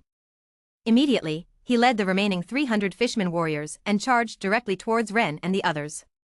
The remaining over 1,000 civilian fishmen, responsible for construction and material collection, quickly jumped into the Blue Moon Lake, disappearing without a trace. Charge! Seeing more enemies continuously pouring in, Knight Commander Lemon decisively rallied all the knights and launched another charge. However, the result this time was not very good. Jigula, fishman language, damn humans, die. Understanding the powerful impact of the human knights charging forward, the fishmen leaders naturally couldn't just stand by. Without hesitation, they immediately raised their harpoons and fiercely threw them towards the leading knight, Ramon. As an 8th rank marine warrior, this fishman leader used a throwing skill, launching harpoons with a power that was definitely not inferior to a magic siege crossbow. It might even be stronger. Woo! A piercing sound broke through the air. In less than 2 seconds, this powerful harpoon arrived in front of Ramon. Feeling the threat of death, Ramon instinctively raised his round shield and used a blocking skill to defend himself. The harpoon, accompanied by a powerful impact, directly pierced through the steel shield and struck Ramon, sending him flying off his warhorse. However, with the double cushioning of the shield and the knight's chest armor, the power of this attack was greatly reduced. Coupled with the fact that the knight captain, Ramon, is a 6th rank knight with a strong physique. Even if he was knocked off his horse, he only spat out a couple of mouthfuls of blood. He still retained considerable combat ability. After recovering, Ramon stood up, brandishing his greatsword, and madly slashing at the fishmen surging around him like a tide. On the other side, without their leader, the momentum of the other 20+ knights was hindered. After charging into the enemy formation, they were quickly surrounded by a large number of fishmen, and their charge came to a halt. Seeing the night guard in a predicament, Ren didn't hesitate to take action. Drawing the storm greatsword from his waist, he struck at the fishmen leader. Swoosh! A crescent-shaped deep blue sword energy shot through the air, instantly cutting the aggressive fishman leader in half. At the same time, it also killed more than 10 elite fishmen warriors around him. 1, 2, 3. Afterwards, Ren unleashed over 10 storm sword chi attacks, killing all the elite fishmen in the crowd. Gurgle gurgle. Fishman language, this human is a monster. The captain and the leader were all killed by him. Let's run away. Seeing their commanding officers all killed, the remaining 200 fishman warriors immediately lost morale. Their eyes filled with fear. They all turned around and ran towards the direction of Blue Moon Lake. Ren no longer needed to participate in the remaining matters. A soldier without fighting spirit is like a lamb. The night guards kept charging and killing indiscriminately. In an instant, blood flowed like a river. If this situation continued, it is feared that only a few of the remaining 200 fishman warriors would be able to run back to Blue Moon Lake. However, just at this moment, a beautiful voice filled with intense anger came from the direction of Blue Moon Lake. Stop. The next second, the water on the surface of Blue Moon Lake parted on its own. Thousands of fishermen warriors walked out from it, with a menacing momentum. Leading them was a beautiful lady holding a staff. She had a hot and graceful figure, delicate fair complexion, and deep blue eyes like the surface of the sea. Most importantly, her lower body was not legs, but a fishtail. Clearly, she was an extremely rare mermaid. Great discounts for reading during the Dragon Boat Festival. Top up 100 and get 500 VIP points. Grab the top up now, promotion period, June 22nd to June 24th. Chapter 60 Slaughtering the Murlocs, Submission of the Sea Shark Tribe. However, the words of this mermaid did not have any effect. Without Ren command, the night guard cannot stop. Giant wave spell. Seeing the human knights still crazily slashing and fleeing fisherman warriors, the mermaid became completely angry. Raising her staff, she unleashed her magic. The next second, a wave over 10 meters high surged out of thin air. Under such a terrifying water impact, over 20 knights were all sent flying. And the fleeing fisherman warriors took the opportunity to dive into the water. Group Water Blade. After successfully helping her fellow clan members escape, this mermaid lady, with an angry face, released her magic once again, wanting to kill all the human knights who had killed hundreds of her clan members. Under the control of the mermaid, the surrounding water elemental energy quickly condensed into thin water blades as thin as cicada wings. Then, at an extremely fast speed, they shot towards Ramon and the others. This is a 4th level water system group attack magic, using the high-speed water blades to deliver fatal blows to the enemy. The cutting force is extremely strong. In the face of such powerful magic, Ramon and the others had no resistance at all. Once hit, they would either die or be severely injured. However, Ren obviously couldn't just watch his night guard, which he had spent a lot of time and effort cultivating, be wiped out like this. Therefore, he also made a move. Operate the Chi of the Dough. Use Void Rush, swiftly rushing to the front of Ren and the others. Then, raise the large sword in hand and slash upwards at an angle. The next second, a supersized wind wall, hundreds of meters high, 20 meters wide, and several meters thick, rises out of thin air. Gale Sword Technique Wind Barrier. In the instant the wind wall rises, those dozens of energy water blades with extremely strong cutting force collide with it. However, they are useless. A 10-meter thick wind wall is far from penetrable by these water blades, under the erosion of endless gales. Just as they penetrate 3 meters, these energy water blades dissipate into nothingness. Seeing Ren easily block her full-force attack, the mermaid lady's face immediately reveals a solemn expression. For a moment, she dares not launch another attack rashly. Of course, she won't just let it go like this. Even though Ren, this human, is powerful. As the high priestess of the Sharkman tribe, she must seek justice for her deceased tribesmen. I am Laligia, the high priestess of the shark tribe. Why did you massacre my tribesmen? Laligia, the mermaid lady, stands on the crest of a wave, her beautiful eyes like rippling waves, staring fixedly at Ren and the others, loudly questioning. Why? Isn't it you who provoked us first? Blue Moon Lake is my territory, I am the owner of this land. You attacked my fishing grounds, invaded my territory, isn't it only natural for me to kill you? Ren responded calmly with a questioning tone. Upon hearing this, Laligia was speechless. She never expected that this place would have an owner. The Lord's power is so strong. Realizing that she was in the wrong, Laligia didn't want to confront the powerful Ren. However, the Blue Moon Lake is a suitable habitat that their shark tribe worked hard to find.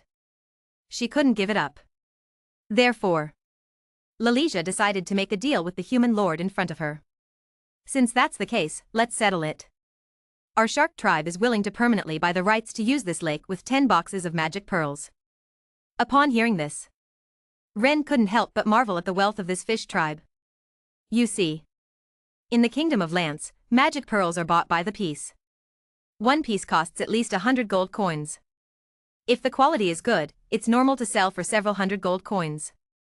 Calculating based on 1,000 magic pearls per box, those 10 boxes are worth at least several million gold coins.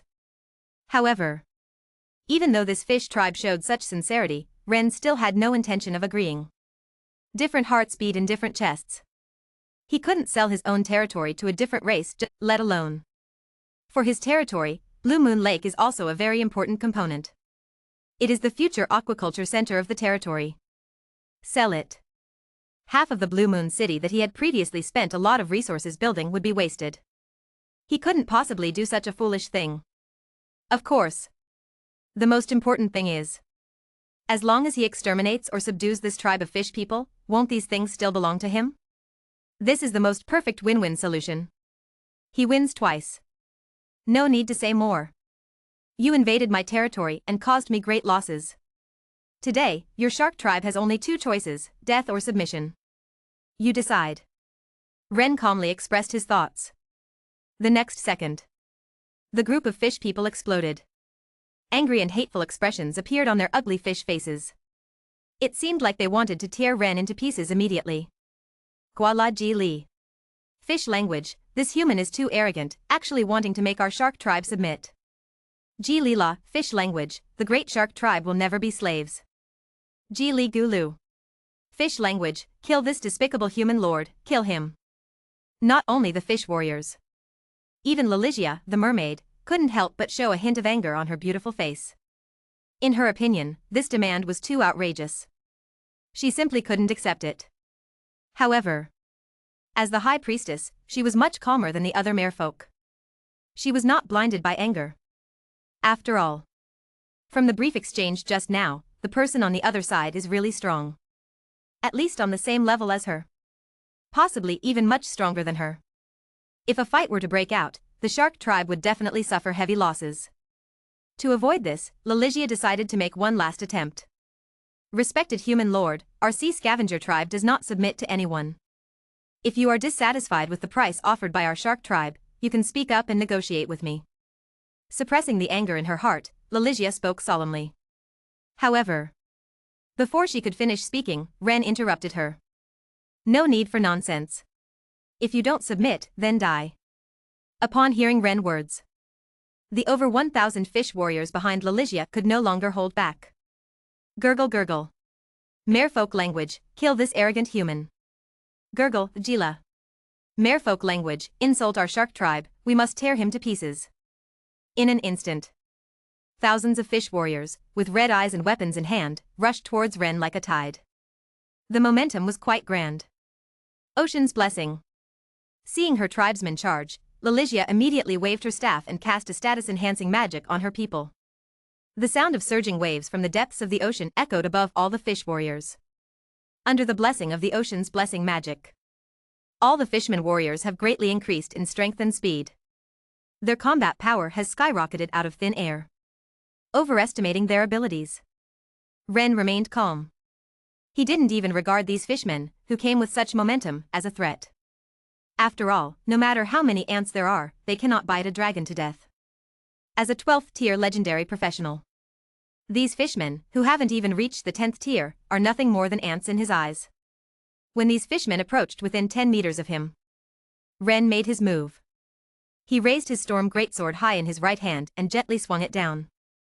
The next second, woo! Woo woo woo!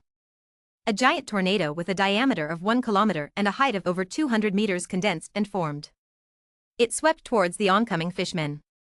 Gale sword technique, storm dance. This strike was like a natural disaster descending. Ah. Chirp. Fishman language, help. In an instant, over 100 fishman warriors screamed in agony as they were swept into the giant tornado. They were ultimately torn apart into blood mist. And with the rampage of the giant tornado, this number continued to increase.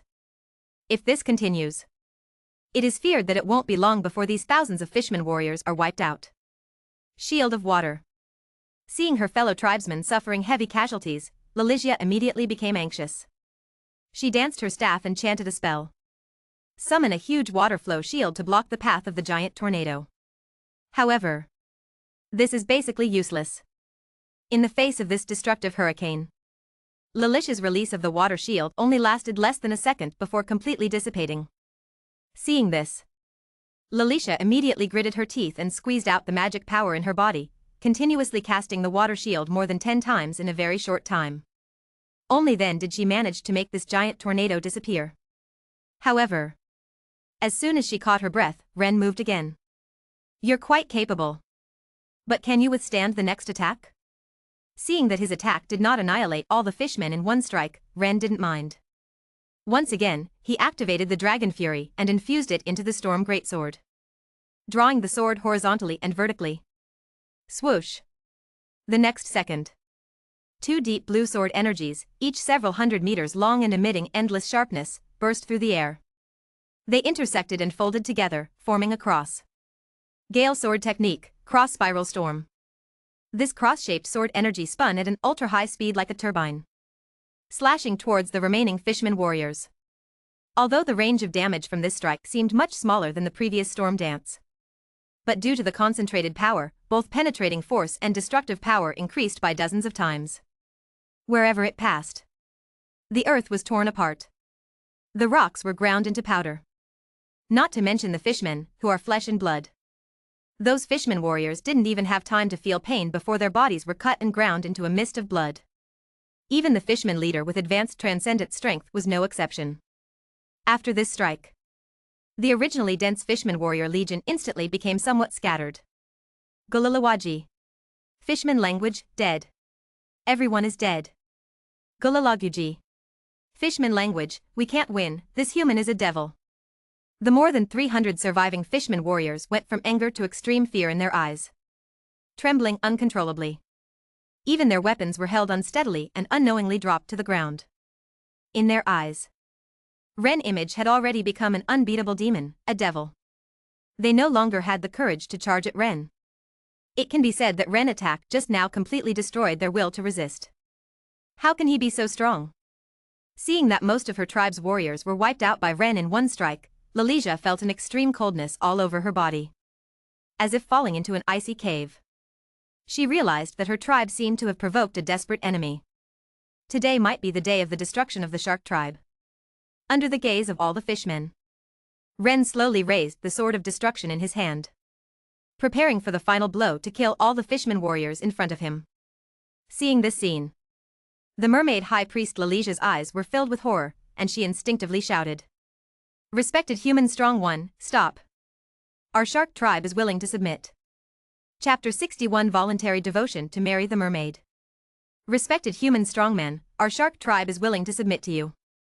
Serve you. To ensure that Ren could hear her, Lalesia deliberately amplified her voice with magic. As the high priest of the shark tribe, I cannot watch the tribe perish. To protect the lives of our people from these terrifying humans, submission is clearly the only way out. No tears until you see the coffin. It would have been better if it had been like this earlier, instead of forcing me to take action. Upon hearing the mermaid's words, Ren couldn't help but mutter to himself. Immediately, he stopped his actions and sheathed his sword. If he could subdue this merfolk tribe, it would naturally be better to do so. After all, merfolk are natural masters of aquaculture. Coupled with their innate powerful diving abilities, they can also search for treasures underwater. They are truly versatile. Seeing Ren truly stop, Lalesia and the other merfolk warriors breathed a sigh of relief. They survived. There's no need to say what comes next. The shark tribe, whose fighting spirit was completely destroyed by Ren. They were nothing more than fish waiting to be slaughtered. They didn't even have the qualifications to negotiate any conditions. Half an hour later, representing all the merfolk of the shark tribe, Lalesia signed the 143 group loyalty contract with Ren. From today onwards, Ren is the actual controller of the shark tribe, having absolute power. No fish person from the shark tribe can disobey Ren orders. Otherwise, their souls will fall into the deepest part of the underworld, never to be reincarnated. After successfully subduing the fish tribe, Ren immediately collected all the treasures owned by the shark tribe. A total of 26 boxes of magic pearls, as well as some rare water-based magical materials from the ocean.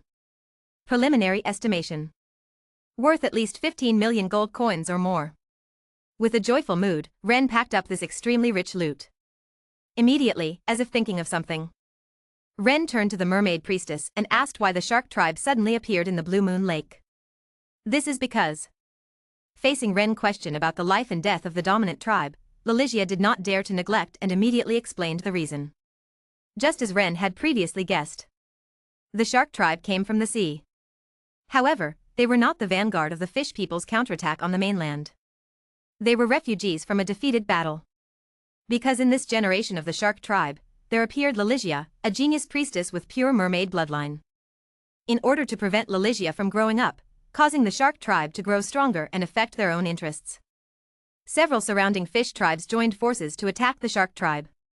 Caught off guard, the Haisha tribe suffered heavy losses. In the end, only Lalesia managed to escape with some of her people. However, in order to eradicate them completely, the fish tribe did not spare any remnants of the Haisha tribe. They continuously sent people to hunt down Lalesia and the others. As the pursuers grew in number and strength, Laligia and the others had no choice but to take the risk of leaving the ocean, following the river, and seeking refuge on the Roland continent. After a long journey, they arrived at Blue Moon Lake, thousands of kilometers away from the ocean. They attempted to settle here, to recuperate and prosper the tribe, to restore the former glory of the Haisha tribe. And the result, needless to say. They encountered Ren, a formidable opponent, and were completely defeated. The entire Haisha tribe submitted to Ren. Your Haisha tribe is really unlucky. After listening to Laligia's account, Ren was speechless. Upon hearing this, although Laligia did not speak, the frustrated expression on her pretty face said it all. After successfully reclaiming this fish tribe and satisfying his curiosity, Ren had no intention of staying at Blue Moon Lake any longer. He immediately prepared to leave with the spoils. As for how to exploit the value of this fish tribe, he entrusted it to his son, Caxiu. As the Lord of Blue Moon City, it was his job. Wait. Lord Ren, can you take me with you? Seeing Ren and the others mount their horses, preparing to leave, Laligia suddenly spoke up. Upon hearing this, Ren was full of question marks. Naturally, he understood the implied meaning in the words of this beautiful mermaid lady. But why? He couldn't believe that with just a single shake of his powerful body, he had conquered the heart of this beautiful mermaid priestess. You see, he had killed over 800 fish warriors from the Haisha tribe. According to reason, as the high priestess of the Haisha tribe, this mermaid should hate him. Why did she suddenly want to offer herself to him? Could it be that this mermaid suffers from Stockholm Syndrome? Thinking of this, Ren couldn't help but feel strange. However, looking at Laligia's appearance, it didn't seem like it. Ren wondered what was going through his mind. Lalixia's mood at this moment is very nervous. After all, this is her first time doing something like this. Why did she do this? The reason is actually very simple. Now the shark tribe has fallen into Ren hands. After careful consideration, she decided to offer her body and become Ren woman. She is ready to rely on her charm to make Ren treat her people better. I wonder what calculations are in the mind of Miss Mermaid. Ren thought about it and finally agreed. As a man, he cannot refuse the meat that is delivered to his door. Anyway, with the contract and the constraints of the tribal community, this mermaid priestess cannot do anything harmful to him. Hearing Ren's agreement to her request, Lalixia breathed a sigh of relief. After explaining the tribal affairs to her people, Lalixia used the unique inherited magic of the merfolk to transform her beautiful fish tail into normal human legs. Under the gaze of her people, she rode on the same warhorse as Ren and went far away. Back to the Blue Moon City. Ren discussed the handling of the merfolk tribe with his son. Originally, he wanted to treat the merfolk as production tools. But now that Lalixia, this mermaid, is about to become his woman, Ren naturally cannot be so heartless. Therefore, Ren can only modify the original positioning of the Fishman tribe's tools, so that Kashiwara treats them as normal citizens. Allow them to settle in the Blue Moon Lake and earn rewards through aquaculture and other labor. For this purpose, Ren successfully gained the grateful gaze of the mermaid Laligia. After explaining the good news, Ren set off on the return journey with the spoils and the mermaid. Returning to the Habs Manor, he instructed his subordinates to put the more than 20 boxes of magic pearls and water magic materials into the family treasury. Ren immediately called the butler and asked him to prepare a room for Laligia, the mermaid. And at this moment, Janice, Jessica, and others who learned that Ren had returned came over. Seeing a beautiful and graceful woman standing next to Ren, they all had ambiguous expressions on their faces. Ren, did you bring another sister back? Don't you introduce us? Understanding that his wives were feeling jealous, Ren showed a trace of helplessness on his face. He immediately explained Lalisia's identity and background to his wives. A mermaid? After listening, Janice and the others were also very surprised. This is a quite rare race. Mermaids have not been seen on the Roland continent for a long time. It was as if they were seeing a rare creature they had never encountered before. Janice and the others immediately surrounded Laligia with great enthusiasm. At the same time, they also requested that Laligia reveal her fish tail to them. Regarding the lady's request, Laligia, who was new to the place, also intended to make friends. She did not refuse. She directly transformed her lower body into a fish tail. Seeing this scene, the several women couldn't help but exclaim in surprise. They couldn't help but reach out and touch it. Like this. Lalicia quickly integrated into the group of women led by Janice. After the novelty wore off, Janice and the others all found Ren. They hoped that Ren could hold a wedding for Lalicia. Regarding this, Ren did not refuse either, although he knew that Lalicia's purpose in offering herself was not very pure. But no matter what, this mermaid would be his woman from now on. In order to treat everyone equally, it was necessary to hold a wedding ceremony. 3 days later, under the arrangement of the wives, a grand wedding banquet was held in the Habs manor. The protagonists of the wedding were naturally Ren and Lalicia. Wearing a human wedding dress, Lalicia was very uncomfortable. She felt inexplicably nervous. "Don't be nervous. Just follow me later." Seeing the visible panic on the beautiful mermaid's face, Ren held her hand and comforted her. "Okay."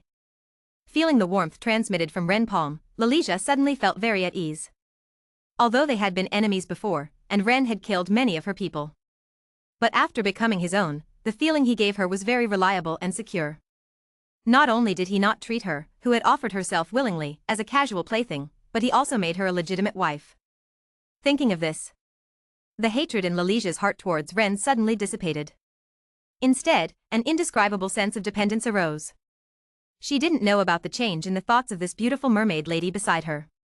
Seeing that the wedding was about to begin, Ren immediately led Lalicia onto the stage.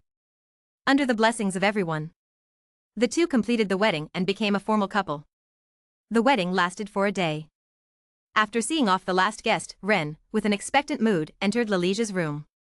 The two completed the final step. It has to be said, compared to humans, this beautiful mermaid, Lalicia, was much more moist. This peculiar feeling made Ren unable to help but indulge in it. Chapter 62 The second gold-ranked heir, Celestial Mount Xingguang Pegasus. In the blink of an eye, 1 month has passed. Laricia has completely adapted to life in the human world. To be honest, she is quite satisfied with her current life. Since marrying Ren, Ren has been very loving and caring towards her. All kinds of cultivation resources are at her disposal. Life is carefree, she can do whatever she wants. It can be said that she is full of happiness. In the daily interactions with Ren, she has gradually fallen in love with this human man. Regarding Laricia's emotional changes, as Ren, who sleeps by her side, naturally wouldn't fail to notice. He naturally welcomes it. However, it is unknown whether it is due to the racial difference between Ren and Laricia. During this time, he has been working hard. But there are still no signs of Laricia getting pregnant. This matter has made Ren quite frustrated. After all, he still wants to have a child with mermaid blood as soon as possible. Considering Laricia's pure bloodline, that child might even receive a golden level evaluation directly. 12 However, Laricia's belly is not cooperating. There is no choice but for Ren to let nature take its course.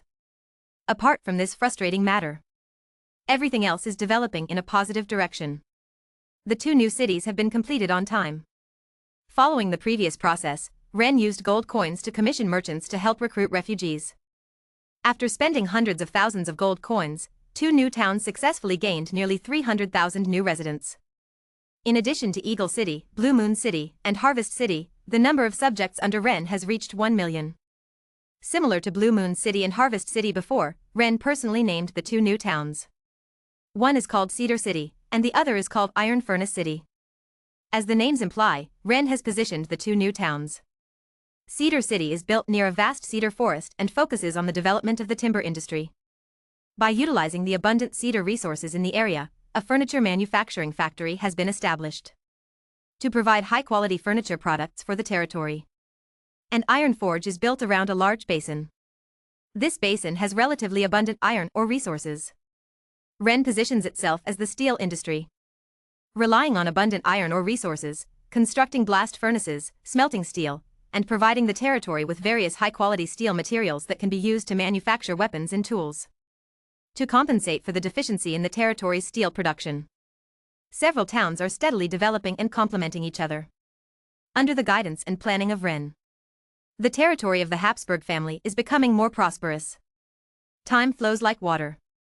In the blink of an eye, another month has passed. After 10 months of pregnancy, Jessica, Layla, Murphy, Betty, and Charlene are also about to give birth. On this day, In the afternoon, Layla and Murphy gave birth one after another and were taken to the delivery room. Wren and several wives waited patiently at the door. After about 10 minutes, 2 loud cries of babies came from inside. Detected the birth of the host's 54th child. The magical aptitude of the child is average, the fighting spirit aptitude is average, and the evaluation is bronze level. Reward: 10 years of fighting spirit cultivation, 3-star Legion battle technique fighting spirit sharing. Detected the birth of the host's 55th child. The magical aptitude of the child is low, the fighting spirit aptitude is average, and the evaluation is bronze level. Reward: 10 years of fighting spirit cultivation. These 2 children are bronze-rated offspring, bringing Wren a total of 20 years of fighting spirit cultivation. It brought him closer to breaking through to the 13th rank and becoming a Sky Knight. As for the 3-star Legion battle technique fighting spirit sharing, Wren took a look. He found that although the quality of this technique was not high, its effect was quite unique. Extraordinary practitioners who cultivate the same fighting spirit can use this technique to connect and share their fighting spirit, unleashing even more powerful strength. The maximum limit is 60 people. If 60 intermediate extraordinary practitioners gather together, the power they can unleash might even be able to kill advanced extraordinary practitioners. Thinking of this, Wren immediately realized the high value of this battle technique in terms of enhancing the combat effectiveness of the army. The role that this 3-star Legion battle technique can play is immediate and significant. Its comprehensive value is even comparable to a conventional 5-star battle technique. It seems that my luck is not bad. A bronze-rated offspring actually obtained rewards comparable to a silver-rated offspring. Of course. While happy, Wren did not forget to acknowledge the contributors who helped him obtain the rewards. He walked into the delivery room. After watching these 2 newborn babies, I then had a conversation with my wives, Layla and Murphy, who had just completed childbirth. After that, I went to the residence of the family knights. I was prepared to have all the family guards practice this shared combat technique of Chi. After more than 20 years of training by me, the number of extraordinary knights under the Habsburg family has reached over 800. Among them, there are 685 low-level knights, 169 intermediate-level knights, and 9 high-level knights. If they all complete the practice of the shared combat technique of Chi, the combat power of this knight legion belonging to the Habsburg family will undoubtedly increase several times over. However, compared to the ordinary combat techniques practiced individually, the difficulty of practicing this Legion combat technique is quite high. Not only does it require a proficient grasp of the techniques, but also a tacit cooperation between comrades and absolute trust in each other in order to succeed. Therefore, I don't expect the Knight Order to immediately complete the practice of this combat technique. It's unrealistic. In addition to training the knights under my command, I pay more attention to my own women. After all, there are still 3 wives who haven't given birth yet. 1 week later, Jessica entered the delivery room and gave birth to a pair of twin brothers. 2 days later, Charlene and Betty also completed their deliveries one after another, giving birth to a boy and a girl. Detected the birth of the 56th child of the host. The magic aptitude of this offspring is medium, and the Chi aptitude is high. The evaluation is silver level. Reward: 30 years of Chi cultivation, 10 years of magic cultivation. Detected the birth of the 57th child of the host. The magic aptitude of this offspring is medium, and the Chi aptitude is high. The evaluation is silver level. Reward: 30 years of Chi cultivation, 10 years of magic cultivation. Detected the birth of the 58th child of the host. The magic aptitude of this offspring is low, and the Chi aptitude is high. The evaluation is silver level. Reward: 30 years of Chi cultivation. Detected the birth of the 59th child of the host. The magic aptitude of this offspring is medium, and the Chi aptitude is super. The evaluation is gold level. Reward: 100 years of Chi cultivation, 10% increase in concentration of Golden Dragon bloodline, Celestial Mount Holy Light Pegasus. Chapter 63 Transformation into a Golden Dragon, Ignoring the and hashtag 039, Divine Grade and hashtag 039, Talent of Representing. Detected the birth of the 56th child of the host. The magical aptitude of this offspring is average, while the fighting spirit aptitude is high. Evaluation is silver level. Reward: 30 years of fighting spirit cultivation, 10 years of magical cultivation. Detected the birth of the 57th child of the host. The magical aptitude of this offspring is average, while the fighting spirit aptitude is high. Evaluation is silver level. Reward: 30 years of fighting spirit cultivation, 10 years of magical cultivation. Detected the birth of the 58th child of the host. The magical aptitude of this offspring is low, while the fighting spirit aptitude is high. Evaluation is silver level. Reward: 30 years of fighting spirit cultivation. Detected the birth of the 59th child of the host. The magical aptitude of this offspring is average, while the fighting spirit aptitude is extraordinary. Evaluation is gold level. Reward: 100 years of fighting spirit cultivation, 10% increase in concentration of golden dragon bloodline, celestial mount holy light Pegasus. Fuck. Ren couldn't help but burst out with a curse in excitement. There was no way around it. This wave of babies had surprised him too much. 3 silver levels and 1 gold level. The quality was unexpectedly high. And the rewards given by the system were also exceptionally generous. In addition to the basic fighting spirit cultivation, there were also 20 years of magical cultivation, an increase in concentration of the golden dragon bloodline, and a celestial mount, the holy light warhorse. Among these rewards, the fighting spirit cultivation and magical cultivation needed no further explanation. The highlight was the increase in concentration of the golden dragon bloodline and the celestial mount, the holy light warhorse. Ren was no stranger to the golden dragon bloodline. When the first gold level offspring was born, he had obtained a drop of golden dragon essence blood as a reward from the system. With this, he gained a negligible increase in the strength of the golden dragon bloodline, which increased his physical strength 12-fold and extended his lifespan by over 200 years. And this reward could enhance the intensity of the golden dragon bloodline within him. The benefits it brought him were self-evident. If he could receive a few more rewards like this and increase the concentration of his bloodline to 100%, Ren could even unlock the transformation into a dragon, becoming a true semi-divine grade golden dragon. At that time, the Roland continent would be at his mercy. To know. As a legendary dragon. The combat power of the golden dragon is not something an ordinary demigod can compare to. With its unique bloodline talent, it can easily handle 10 opponents, and there is no problem with 5. In the situation where the divine body cannot enter the Roland continent, the half-divine grade golden dragon is almost invincible.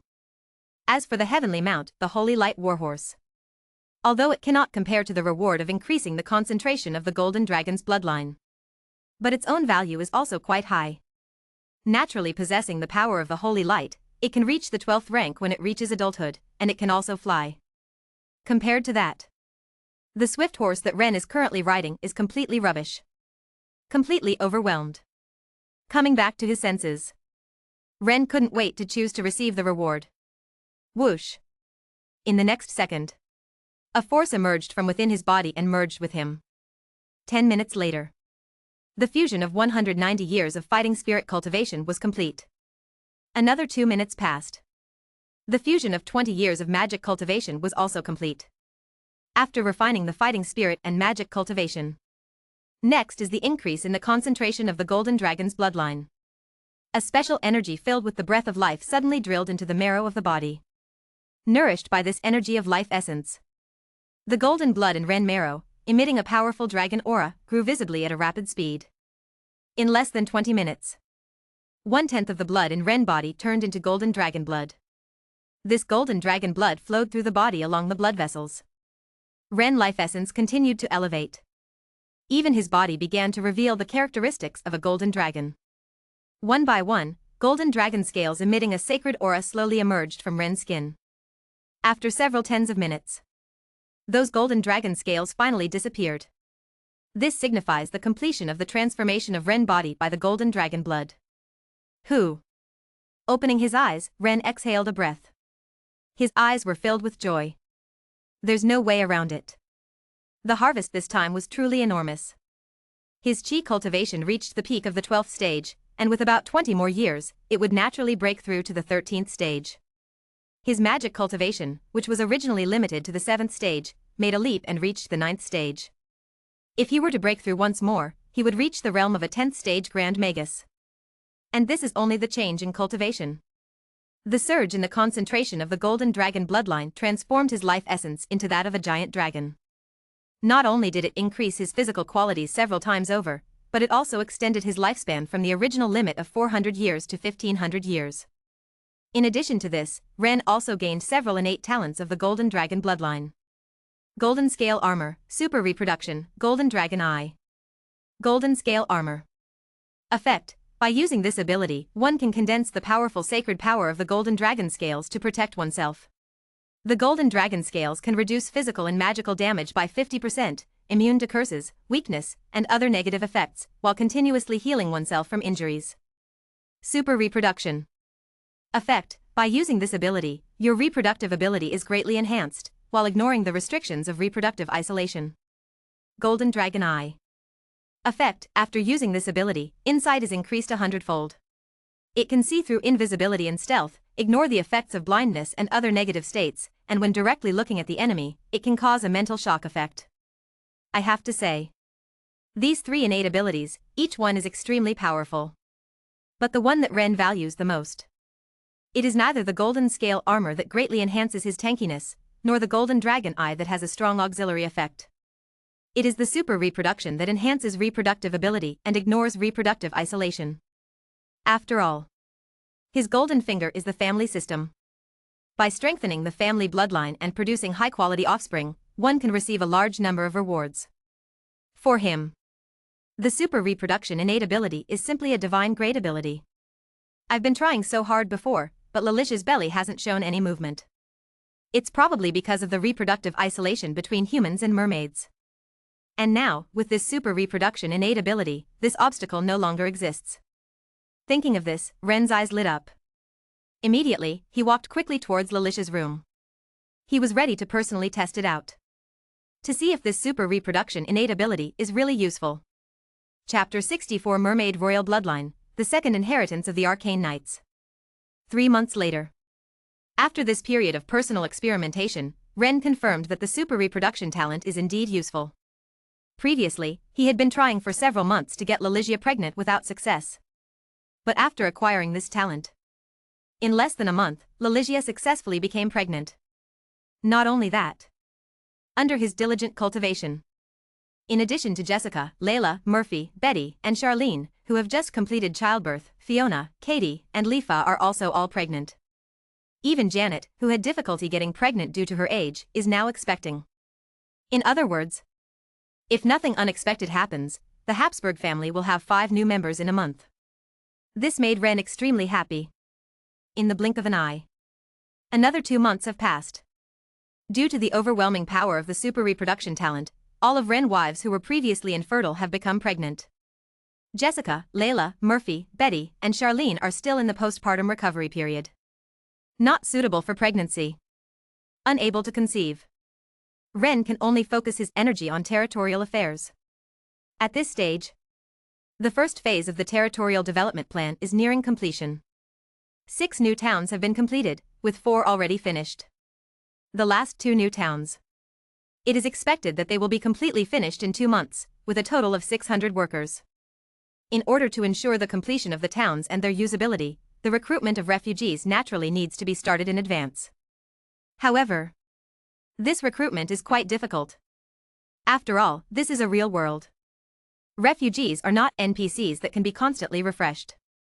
After the previous 2 large-scale scavenging operations, most of the refugees in the Gwayin region and even the surrounding areas have already been recruited.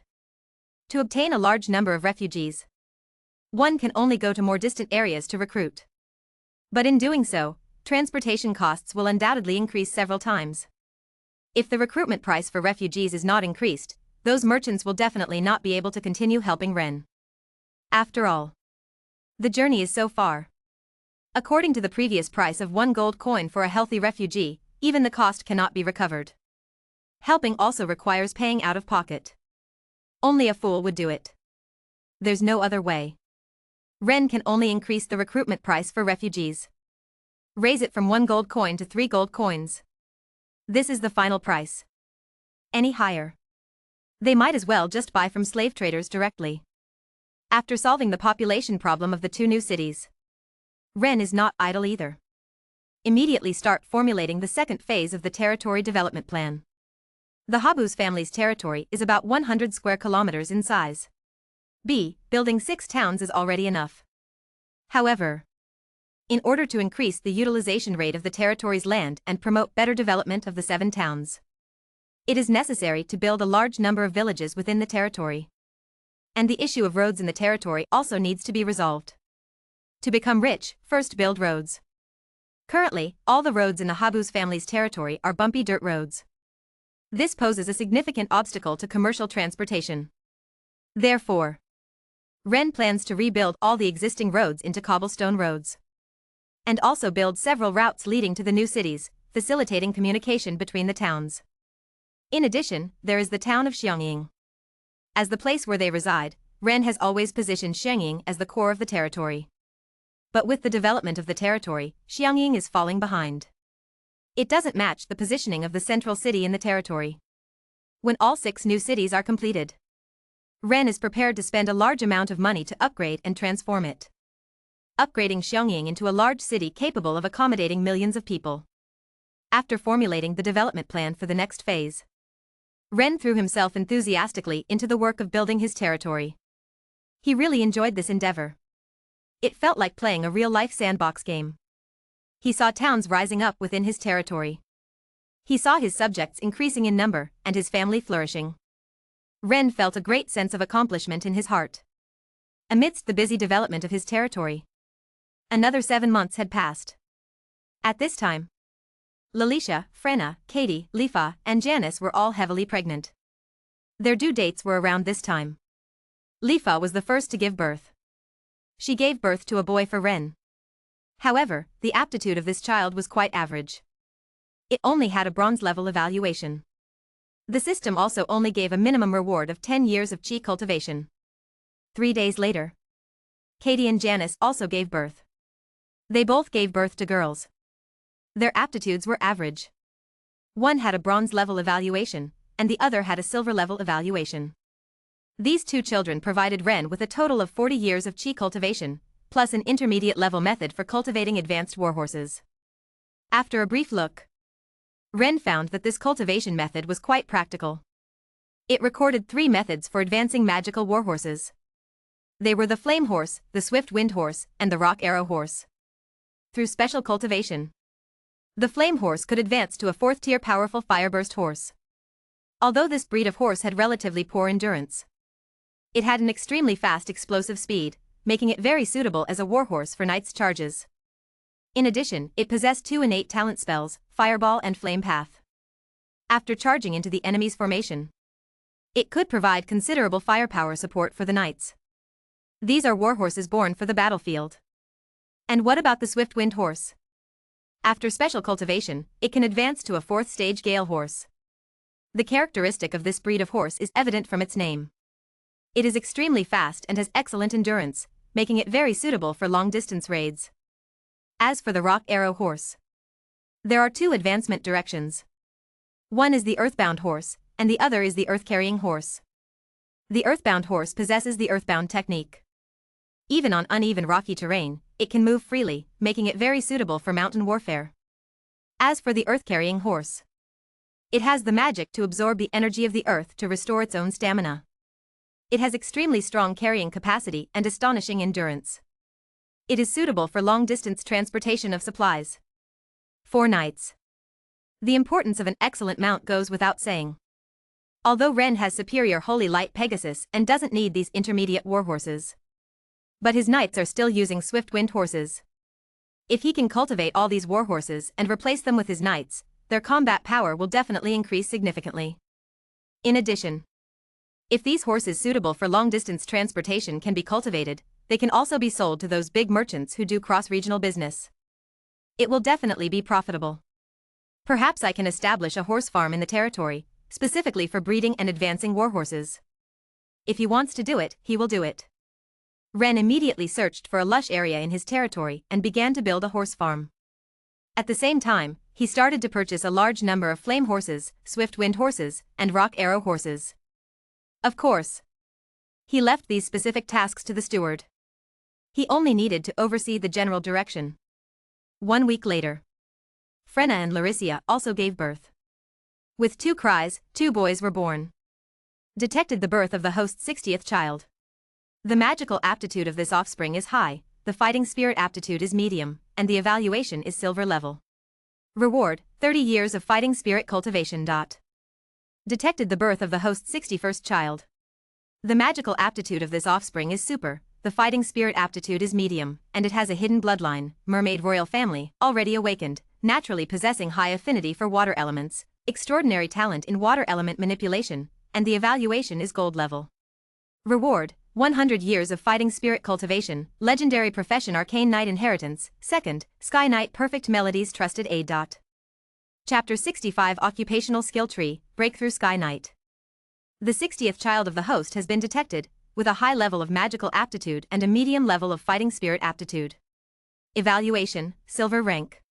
Reward, 30 years of fighting spirit cultivation. The 61st child of the host has been detected, with a super level of magical aptitude and a medium level of fighting spirit aptitude.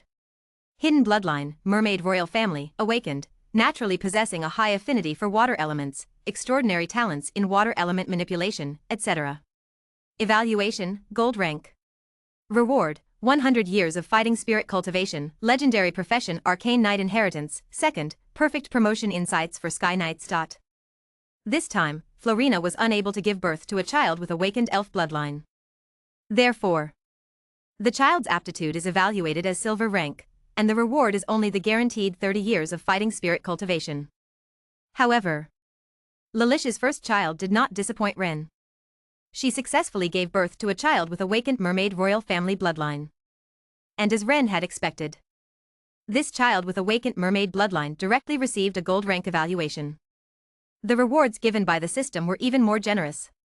In addition to the 100 years of fighting spirit cultivation, there were also 2 highly valuable rewards, legendary profession arcane knight inheritance, 2nd, and perfect promotion insights for Sky Knights. As for the arcane knight inheritance, Ren was naturally familiar with it. He had previously obtained the legendary profession arcane knight inheritance, first, the method of job transfer, and successfully completed the job transfer. But he did not receive the other 2 parts of the inheritance. He lacked the skill tree and expertise tree of the arcane knight profession. And now, with the appearance of this legendary profession arcane knight inheritance, 2nd, it undoubtedly greatly supplemented his incomplete job inheritance. As for the perfect promotion insights for Sky Knights, that goes without saying. His fighting spirit cultivation had already reached the limit of this stage, on the verge of breaking through to become a Sky Knight.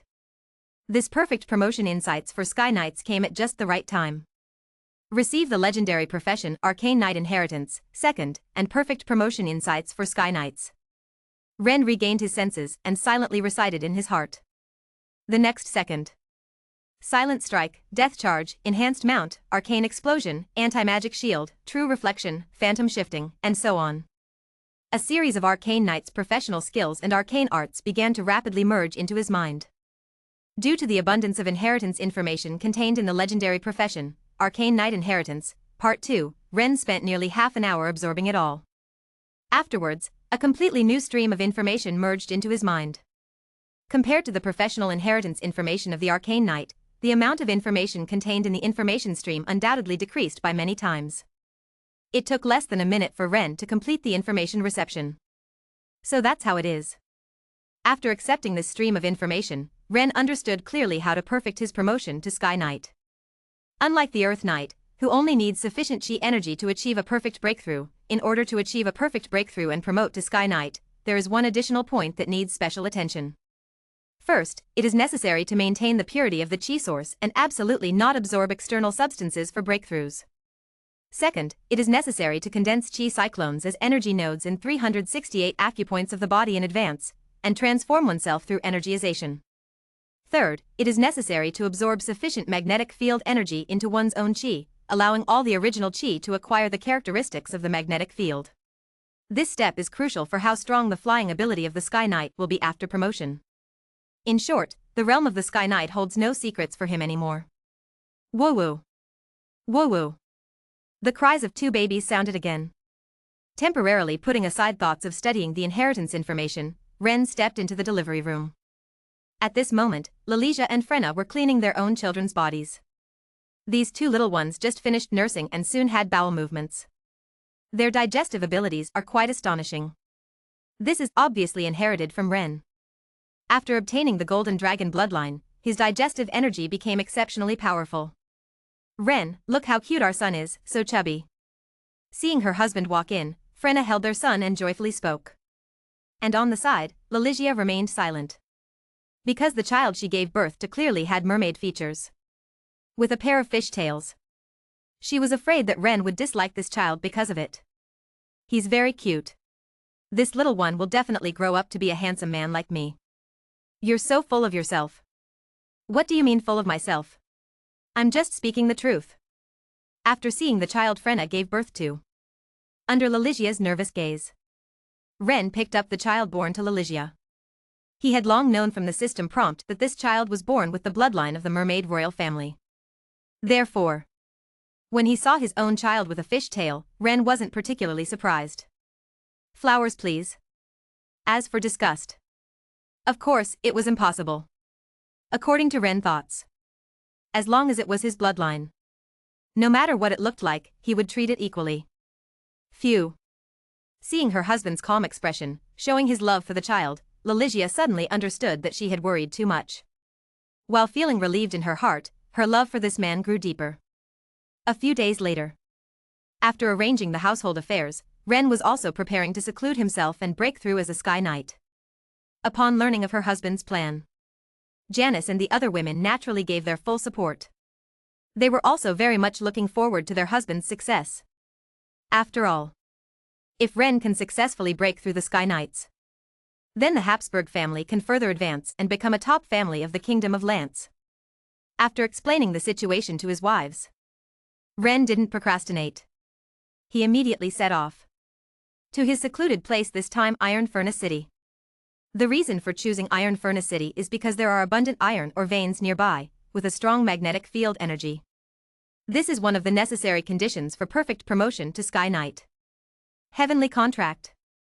With a thought, a door emitting a bright aura appeared in front of Ren out of thin air. The next second, a strange horse, nearly 3 meters tall, with snow-white fur, a single horn on its head, and a pair of white wings on its back, walked out of the door. From head to toe, it exuded a strong sacred aura. It looked extremely majestic and holy. This is the system reward that Ren obtained before, the Heavenly Mount Holy Light Warhorse. Since obtaining this warhorse, Ren hasn't ridden it yet. This time on the road, he can give it a try. With the excitement of driving a Ferrari for the first time in his previous life, Ren flipped over and smoothly climbed onto the back of the Holy Light Warhorse. Go! Receiving the signal from its master, the Holy Light Warhorse's 4 hooves started running quickly. After a short run-up distance, the pair of white wings on its back spread out rapidly, flapping quickly. The next second, the Holy Light Warhorse soared into the sky. In the continuous acceleration, it turned into a stream of light and disappeared into the horizon. The speed was so fast that it left people dumbfounded. Chapter 66 Perfect Promotion, Second World Protection Ability. Under the rapid flight of the Holy Light Warhorse, Ren arrived at Iron Furnace City, which is more than 40 kilometers away from Eagle Town, in less than 10 minutes. Upon receiving the news of Ren's arrival,